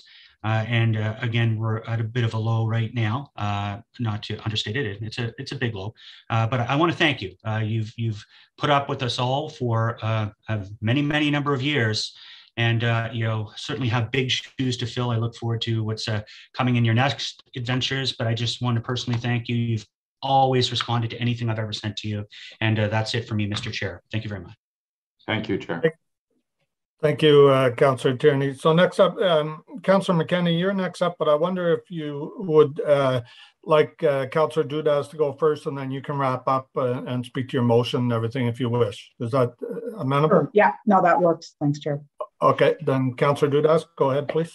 Perfect. Thank you. It was just a point of clarification from Mr. Manconi on what he had mentioned before. Mr. Manconi, you had mentioned that your recommendation to fix this system is to call out Alstom again and to get them to prioritize our system, which they have not been doing. To my recollection, though, the mayor has done this, the chair has done this in the past. Now, don't get me wrong, it was about the issue of the day at the moment, and that was addressed. But now we've had a series of systemic issues with the system. So my question is, what makes this next meeting different? And is there any contractual requirement that the city, that OC Transpo can be relying on to actually action that, to get them to send that, as you quoted, army out here to deal with these issues? Yes, and some councillors and commissioners have spoken about accountability. I mean, the accountability is that they're not getting paid. They're losing a lot of money. They are feeling the pain. They're in default. They're in multiple defaults now. They're going to get more correspondence in the coming days that is going to give them more wake-up calls. And I'm not asking you to do a shout out to Alstom or anything. I'm telling you that my advice to you is to tell Nicholas and Mario that your strong message today is exactly everything everybody's been saying, what your expectations are, and that they need to get Alstom here on the ground to throw a dream team at it to get it resolved. It's all fixable. There's again, I'll tell you, I was on the phone all day yesterday in team meetings with experts. Everything that we've experienced, that we've seen, has happened elsewhere. It's the frequency and the back-to-back that's concerning. And many of you have spoken about projecting forward. We don't want a tragedy to occur. We've been very fortunate, no injuries. It's all fixable. And Nicholas knows. Nicholas is in charge of the commercial contract. He hasn't been paid. He's not getting paid. And the accountability rests with that. And then there's a whole legal strategy that you'll hear in camera as to how we're moving forward. And so the advice is to tell Nicholas and Mario today, get Alstom to step up and deliver. Yeah, I appreciate that. I didn't want to leave that at just, we have to ask them to hear us. But I think once again, like if there's any conversations, and maybe this comes out in the legal in camera, but I'm happy to write a public Yelp review to advise other jurisdictions not to go forward with Alstom if they don't like it. Once again, this is about customer service from them to us as well. So whatever we can do to put their feet to the fire, because this isn't sustainable. And this is only, I very much appreciate your recommendation, John. and everything you've done on this, like the whole team. But this is on all of us, right? And this has to be fixed because this isn't sustainable. So I appreciate it. Thank you, Chair. Thank you. Councillor McKenney, please. Thank you, Chair. I just want to pick up on that last point, because thinking about it, here's the thing. Alstom don't have to send an army, and they're not going to, quite frankly, because they would have a year ago, 18 months ago. So they're not. Alstom is part of Rideau Transit Group, which is part of SNC-Lavalin led consortium. So they're all the same big ball. And quite frankly, they're just allowing this to happen. And we might have staff looking over their shoulder, begging them to do the right thing, asking for things, but they don't have to tell us. They're not telling us. And quite frankly, I have heard nothing today, nothing. I don't want another letter going to Alstom and RTG, and I don't want another memo coming back to us as per Chair Hubley's direction. This city is finished with letters and memos and updates. This is not going to change. We need to understand that. And if we don't do something quite radical, we are going to continue to come back here time and time again. I'm going to tell you a quick story, and then I'm going to ask why this happened, because I'm going to tell you, I think you knew it could. My daughter was coming home on the train on Friday, and she says to me when she gets home, funny thing happened on the train, because for a 14-year-old, she found this funny. A woman was about to get on the train, but the doors were closing.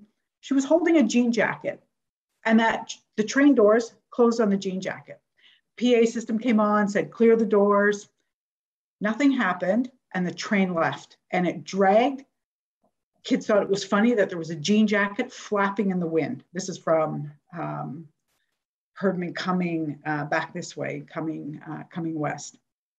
So I'm got, like, I guess I could ask, like, have you, RTG, RTM, had any issues with any trains and the detection system that would allow something like this to happen?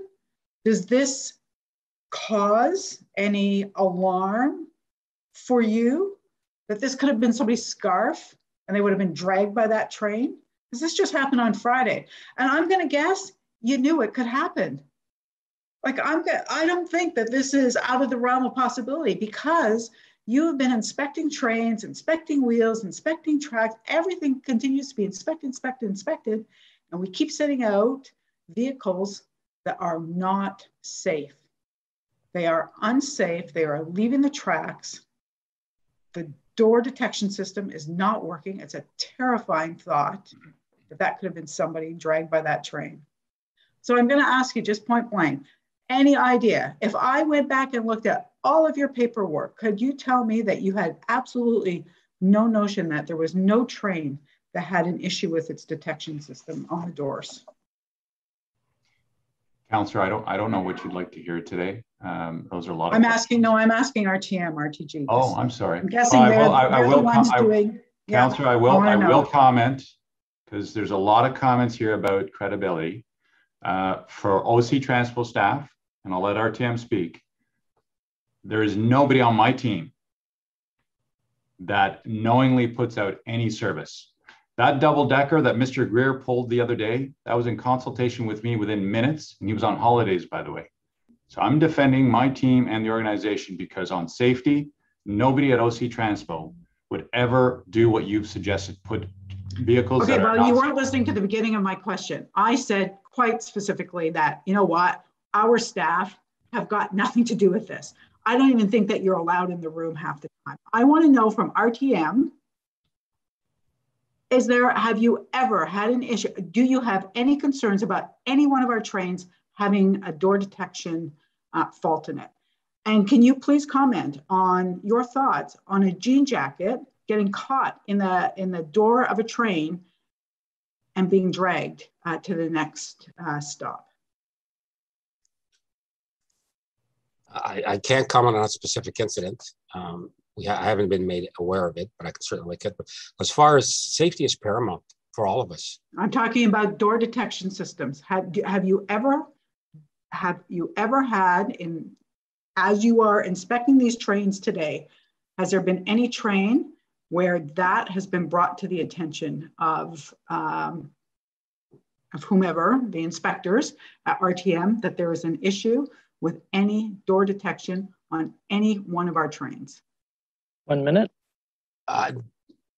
That compromises the safety? Not that I know of, but we have cameras on board the vehicles. No, that's not what I asked, not to compromise the safety.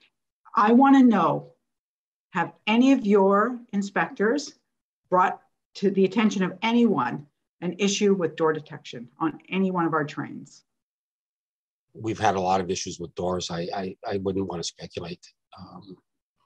We have processes in place. We have additional people on the platforms to make sure the doors are clear before the vehicle moves.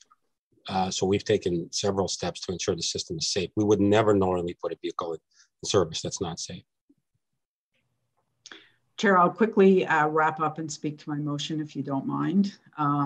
Chair, I'm sorry, I have to say one thing. That is a very serious incident. Door drags are right up there.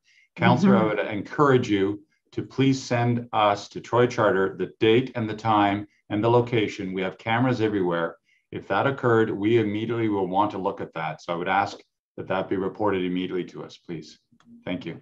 It will be coming as soon as the meeting is over. Thank you. I appreciate that.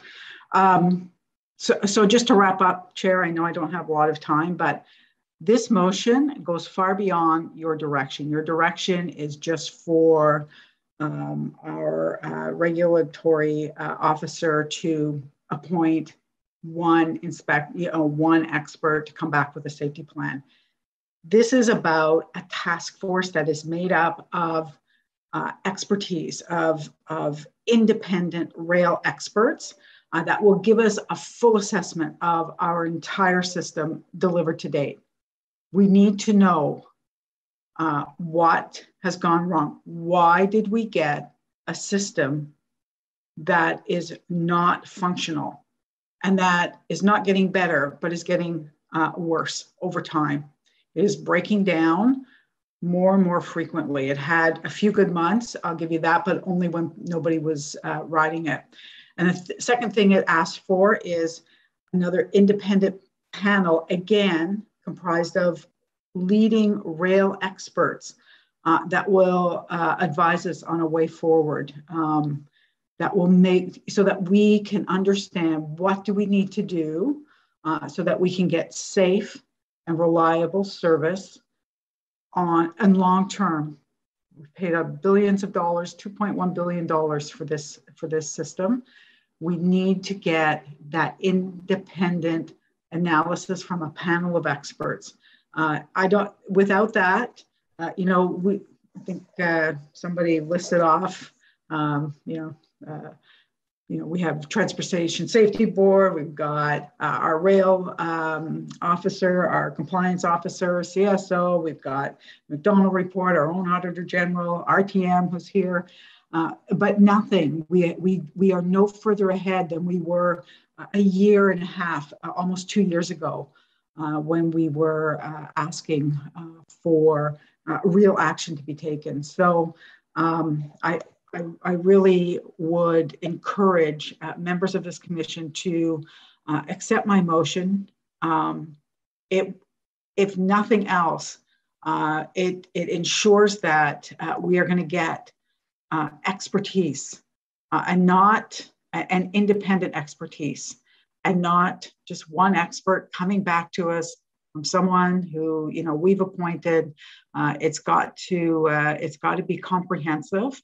And we have to understand how we got here on this system. So I would ask for your support. I don't believe, Chair, I would accept your direction as well, but I don't believe that it in any way is a replacement for this motion. It's asking for much more than just a memo back again from one expert. I think my time is up. Sorry, you're done? Sorry, I think my time is up. Okay, thank you. And I take your point that you're right. My motion suggests that it says, well, I'm going to read the motion in now. Be it resolved that the city manager consult with the regulatory monitor and compliance officer, Sam Barata, to identify and retain an independent expert to confirm the safety of the plan for return to service. I'm going to ask the clerk to add an S on the end of that in brackets, that if Sam Barata and the city manager hear your point, that maybe it needs to be more than just one person. I think we should make sure that this motion has that leeway in there for them. So if everybody agrees, we'll put the yes in there. And then finally, be it therefore resolved that the city manager report back to Council and Transit Commission by memo as soon as the individual has been retained with their work plan and timelines for the completion of the additional independent safety review.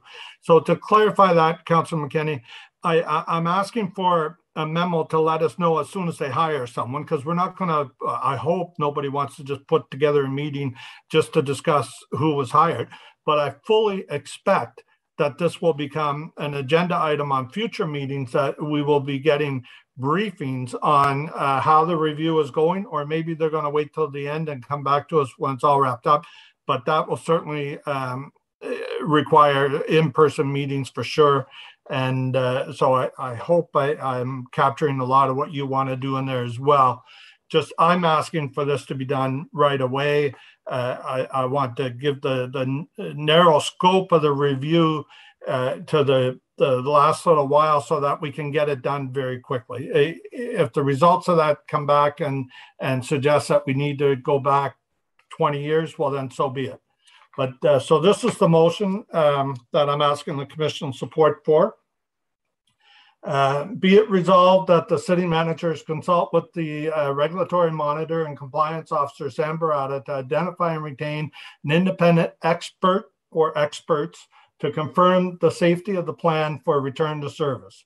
Be it further resolved that the city manager report back to City Council and Transit Commission by memo as soon as this individual has been retained with their work plan and the timelines for the completion of the additional independent safety review.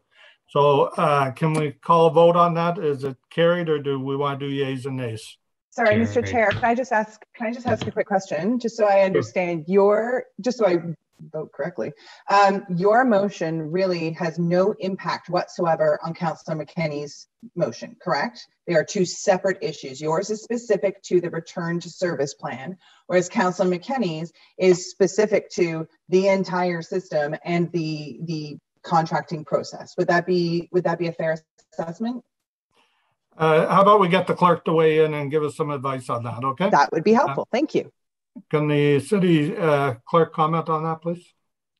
I can, Mr. Chair. Thank you very much. When I've looked at these two motions and we go back to our fundamental principles with regard to the procedural bylaw, Councillor McKenney's motion was first in and will be last voted upon. Yours, Mr. Chair, was last in and will be first voted upon. When you look at the language, and now that you've made a minor amendment to yours includes the retention of independent experts with regards to rail advice, looking at the safety issues regards to the plan and return to service, whereas the councillors is about hiring or establishing two task forces, which are also made up of rail experts. So there is a lot of overlap with regards to those issues. I suggest, Mr. Mayor or Mr. Chair, if you vote on yours first, there is virtually nothing left of Councillor, and I know she has disagreed with me, with Councillor McKenney's motion. So if you vote and carry your motion first, I don't think there's anything left to vote on the McKenney motion. Thanks. Okay, thank you, Mr. Clerk. Okay, so we're back to a vote. Is this motion Sorry, Chair. If I just may, then I have to appeal to commissioners. I hope you realize when you're voting on this, that mine goes much further. So if you support Chair Hubley's, what you're saying is you're okay with a little plan to come back and say, you know, we're here now, here's your safe return. Mine is asking very specifically to provide us a full assessment of the entire system delivered to date. And also, not just in terms of safety, but reliability, long-term reliability on the Confederation line. So I have to accept the clerk's assessment, but I think that I have to make the point that if you as a commission agree to Chair Hubley's, what you're saying is you're okay with an expert or experts coming back and talking about the safety plan, how we're going to fire up the train system again. It is a much watered down version of what I'm asking for and what the public deserve to ensure a safe and reliable system, and to tell us why we didn't get what we've paid for. Just going to make that point. Thank you, Councillor McKenney. I appreciate, I gave you a lot of time in wrap up, but I did want you to speak to the clerk's piece too. So again, the vote's been called, so let's go through this. Is this motion received? Just on the clerk's point, Chair, can I make a point on the clerk's intervention there? Okay, it will be brief, Councilor Menard. It will, and just very quickly, the issue of going back to 2012 and going through this system is extremely important, which the McKenney motion speaks to. This other motion does not. There is a big difference there about what we're going to be doing with stage 3, how stage 2 unrolls, the procurement processes we've seen right from the get-go to where we find ourselves now. So there is a difference here. I think it's important that commission members recognize that.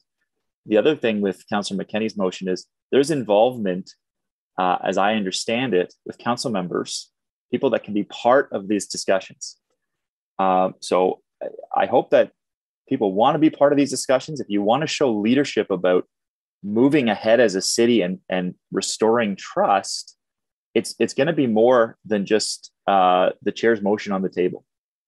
You need to go further than that. So I hope that that's clear, that there's big differences here and that there should be a wider breadth cast, which is what Councillor McKenney's motion does. Okay, thank you, Councilman. Councillor Gower. Thank you, Chair. The Mott-MacDonald report that has come up a number of times today, can staff give us a brief explanation of what the scope of that report is? Yes, Michael.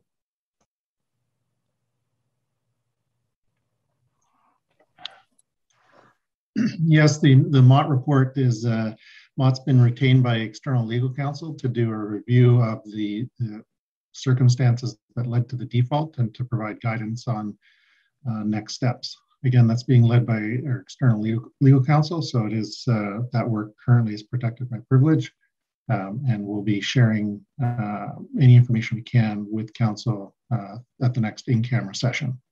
Michael, I think the councillor is asking scope. Could you outline the scope? We're looking at track, we're looking at catenary, we're looking at doors, and so forth. Please list them. Everything that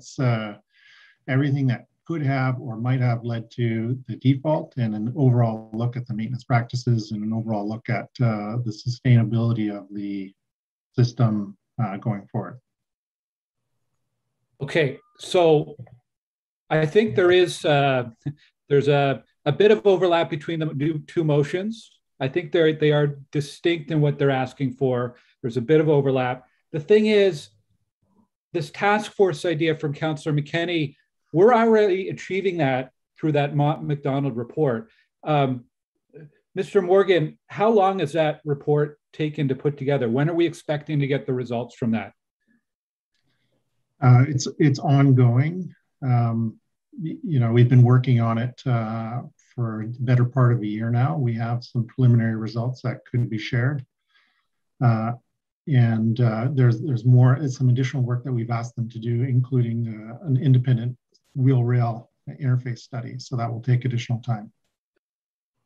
Okay, I appreciate also that it's going to be presented to council in camera at some point, which I hope we can find a way to release information, as much information as possible. I guess what I'm saying is we could add another task force to the whole, I made a list, I said it earlier, there's about 8 or 9 different bodies now who are investigating LRT, operations, procurement, construction and everything, adding another task force, I'm not sure how that doesn't do anything but duplicate what we've already given a green light to as a council. And on top of that, to start a task force when we haven't even identified root causes or issues also seems like, well, at some point we may need to do that. But to start giving direction or giving scope to task force when we haven't even had that first report back on why the issues occurred, it just seems to be duplicating at best and perhaps premature. We do need to do lessons learned. We do need to understand what happened and how we do better. We do need to improve the reliability and the operations of transit. And I do appreciate what Councillor McKenney is aiming for on this. I think we've already got a very complete review that we've ordered as council through Mott MacDonald, through the legal counsel. We need to see that first and foremost before we move on with any other task force or review or investigation bodies. Thank you, Chair. Thank you, Councillor Gower. Commissioner Caracalo?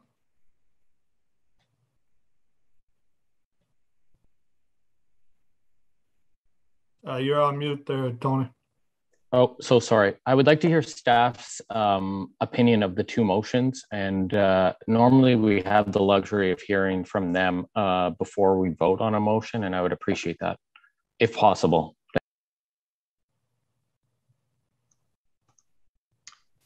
So I think there's lots of duplication going on. Sorry, Steve, did you want to go? No, I would like to jump in because we have to go back to the opening comments from John. There's a couple things. The getting back to service is obviously a priority, and we will be talking to Sam Barata regardless in terms of moving forward. So we obviously can support that motion. The issue of the second task force, the Mott MacDonald study basically is reviewing all of it that council's going to be able to see. So you have a good picture tracking back to the beginning in terms of what's transpired and how do we end up in a default notice. So that's a key piece of information that's been going on for almost a year with the carriage of legal counsel. But John had also said that, and we talked about it yesterday, that we want to bring back rail experts, several of them, to also guide us and help us as we move forward on top of that. So we're doing another layer of review that we're undertaking regardless. And on the first one, I think the Mott MacDonald assessment, the first task force, is going to give you a lot of that information, and you'll be in a better position to decide if you want to take any other steps once you see the legal context and the actual review and technical information that you get. So I think that first task force is I think premature. The second task force, we are bringing in people regardless, so we're fine with that in terms of what we're going to do. And the third item with respect to Mr. Barata, he's is an independent body. He's extremely, as those of you that have received his presentations, experienced and thorough. And I'm going to use his guidance to bring in somebody to give us our own independent review in terms of advice, in terms of getting back into service, regardless of what we hear back from RTM or anybody else. Thank you very much. Appreciate that. Hey, Commissioner Wright-Gilbert. Thank you, Mr. Chair. So this, can I just call it the MacDonald report? Because I think it's been called 4 different things. Just to be clear, that report will be, or a summary of the findings or whatnot, will be delivered to council in camera, correct? That's not going to be a public report? Correct. Okay. So while it does cover, theoretically, a lot of the issues that that may come up as part of Councillor McKenney's motion, the main difference, and I'd like my colleagues to really sort of hone in on this, the main difference is that Councillor McKenney's motion makes it so that the report that would come to us as part of these task forces would be public, i.e. transparency. However, this MacDonald report that's going to council in camera is going to council in camera. And for those of you watching who don't normally watch Transit Commission out in YouTube world, that means nobody gets to hear it except for council, and they can't talk about it. And I think it's important to note that 4 members of this commission don't sit on council, and therefore we vote on commission, but we would not be getting this information. If we want the public to be invested in transit, to use transit, to feel confident in our transit system, we need transparency. This McDonald report, which I'm sure is fabulous, I'm never going to see it. The public's never going to see it. They may see some sort of summary version of it, but we're never going to see it, members of the public. That's not transparency. And what Councillor McKenney is proposing is a transparent process. The other point I'd like to make, just to address Councillor Gower's comments about, well, it might be premature, we should wait for root cause before we establish a task force. I'd like to make the point that we have been looking for, RTM's been looking for a root cause for the odor in Parliament for 2 years, and they still don't know. So if we wait for a root cause for a task force to be formed, we're going to be waiting years. Now is the time to find out where the mistakes were made and where we can learn from them, because we have phase 2 and potentially phase 3. Phase 2 is going on right now. Now is the time. We need to show the public that we can be transparent, that OC Transpo can be transparent, and we need to force RTM and all of its subcontractors to be transparent. And that is what Councillor McKenney's motion is doing. So I would urge my colleagues on this commission to support Councillor McKenney's motion. Thank you, Mr. Chair. Okay, thank you. So, Clerk, if you don't mind, could you call the vote, please? I just add one thing. Would you accept a friendly amendment to include the 4 citizens commissioners to see that report, since we do vote, and I accept Sarah Wright Gilbert's interjection there? Would that be a friendly amendment? Let me find out from the clerk or legal on that, Anthony. I think it's more around, well, I'll let them explain. Mr. Clerk or David White, if you're on there. Mr. Chair, I'll go first with regards to the procedural matter. The issue of that report, while it was spoken, is not actually in front of the commission at this point in time. So if you'd like me to go back and look at whether or not that could be brought forward at some point, I'd be willing to do that. Okay, Anthony? Yeah, that works for me. Thanks. Okay. Chair, I have a point of order, please. Okay. Chair, can you just clarify, are you only allowing one motion to be voted on, or are you going to allow both motions? I believe the clerk has already ruled that my motion would, if passes, would mean that we don't need to do, at least at this time, we don't need to do the second motion. Chair, I'm going to challenge that then. If we can have a vote, if that's your ruling, I'm going to challenge you. Okay.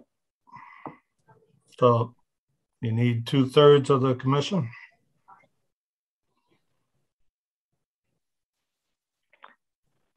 Go ahead, Caitlin, please. Just seeking to clarify, Mr. Chair, has a vote been called on the question of shall the chair be sustained? Yes, that's the point of my challenge. Point of order. Chair, did you make a decision? We received advice from the city clerk. You can accept that advice, or you don't have to accept that advice. So I'm just clarifying what your position is. Yeah, no, I accept the advice from the clerk's office, and I'm accepting the advice from Caitlin right now to call a vote to see if that decision is sustained. And your ruling, though, is we are going to deal with your motion first, and if it passes, then everything else is behind us. Because Councillor McKenney's was the first in, Councillor Brockington, so the same rules apply to every committee and council.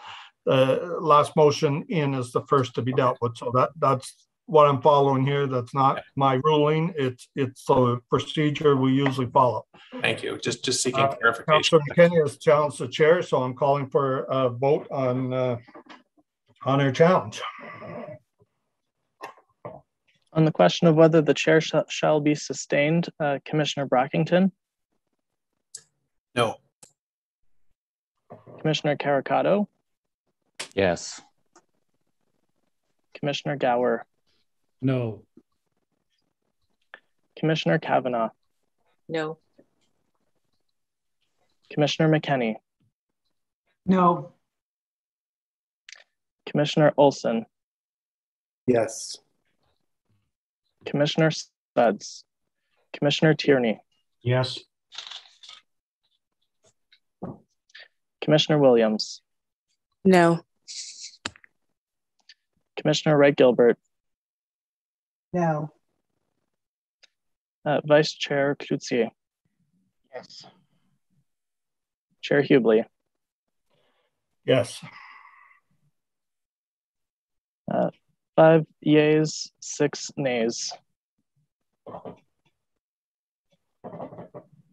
Okay, so we'll vote on both motions. Okay, starting with mine. Go ahead, Eric, if you want to call the vote.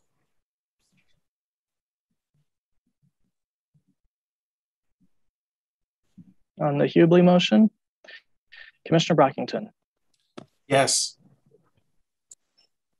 Commissioner Caricato, Yes. Commissioner Gower, Yes. Commissioner Kavanaugh, No. Commissioner McKenney, No. Commissioner Olson, Yes. Commissioner Suds, Commissioner Tierney. Apologies, Commissioner Tierney, could you please repeat your vote? Yes. Sorry. Commissioner Williams, No. Commissioner Wright Gilbert, No. Vice Chair Cloutier, Yes. Chair Hubley, Yes.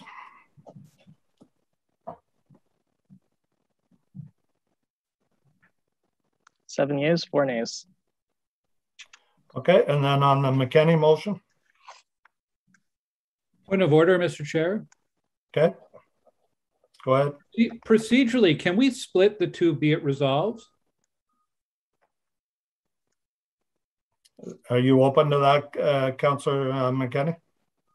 Yes, of course I am. Thanks. And the reason I ask is because I think we heard from Mr. Canalacos, staff was in support in general of the second be it resolved, given that there is already some rail experts, transit experts being hired to provide advice to staff and to council. And then the first be it resolved, I believe, is covered by the Mott MacDonald. But if we could split the two, I guess you've got 3 there. So I'm thinking of number 1 and number 2, because I feel distinctly different on both suggestions in that motion. Yeah. Well, I'm fine with that, but I do want to reiterate to commission members that by saying no to the first, we really are not being open and transparent, and we really are not bringing in the expertise that I believe we need and the public believes we need today to give us that full assessment of the entire system from delivery in 2019. So I just want to make that point before we vote. The MacDonald report does not cover what this does, but we can split it. Okay. Okay, Eric, go ahead. Chair, I could just confirm which, what is the vote before the commission at this time? Councillor Gower asked to split into 2 votes, one on Task Force 1, one on Task Force 2. I'm assuming 3 would apply to both cases anyway. Is that correct, Councillor McKenney?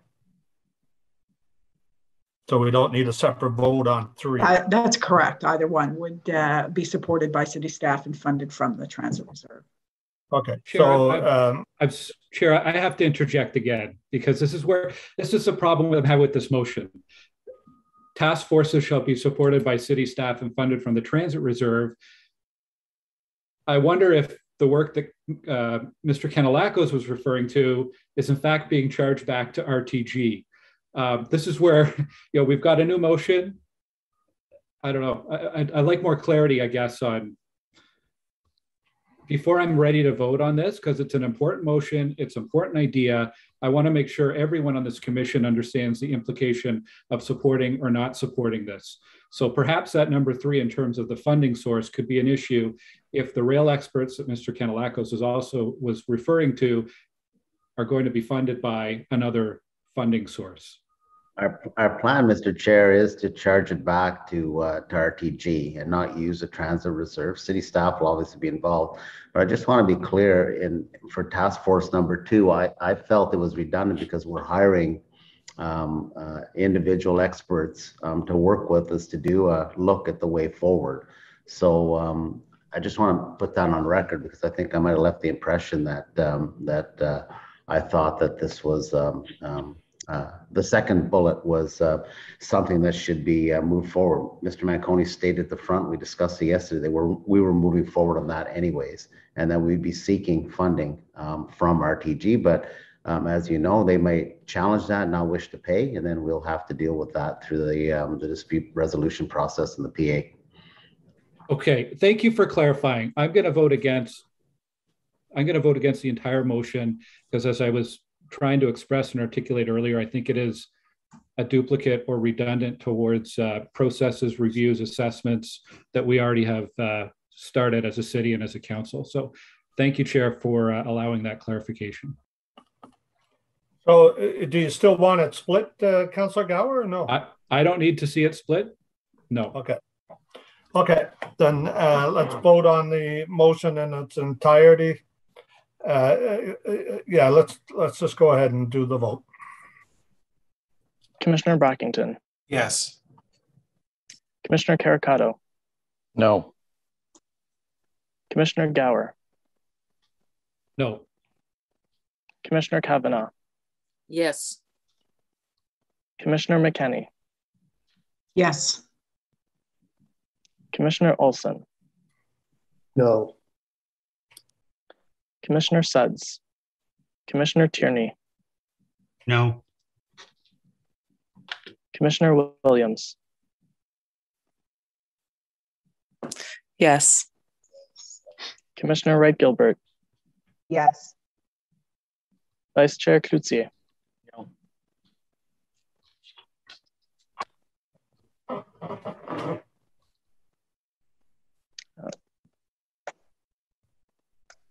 I believe that was a no from Vice Chair Cloutier, if that didn't come through, Eric. Thank you. That was a no. Thank you. Chair Hubley. No. 5 yeas, 6 nays.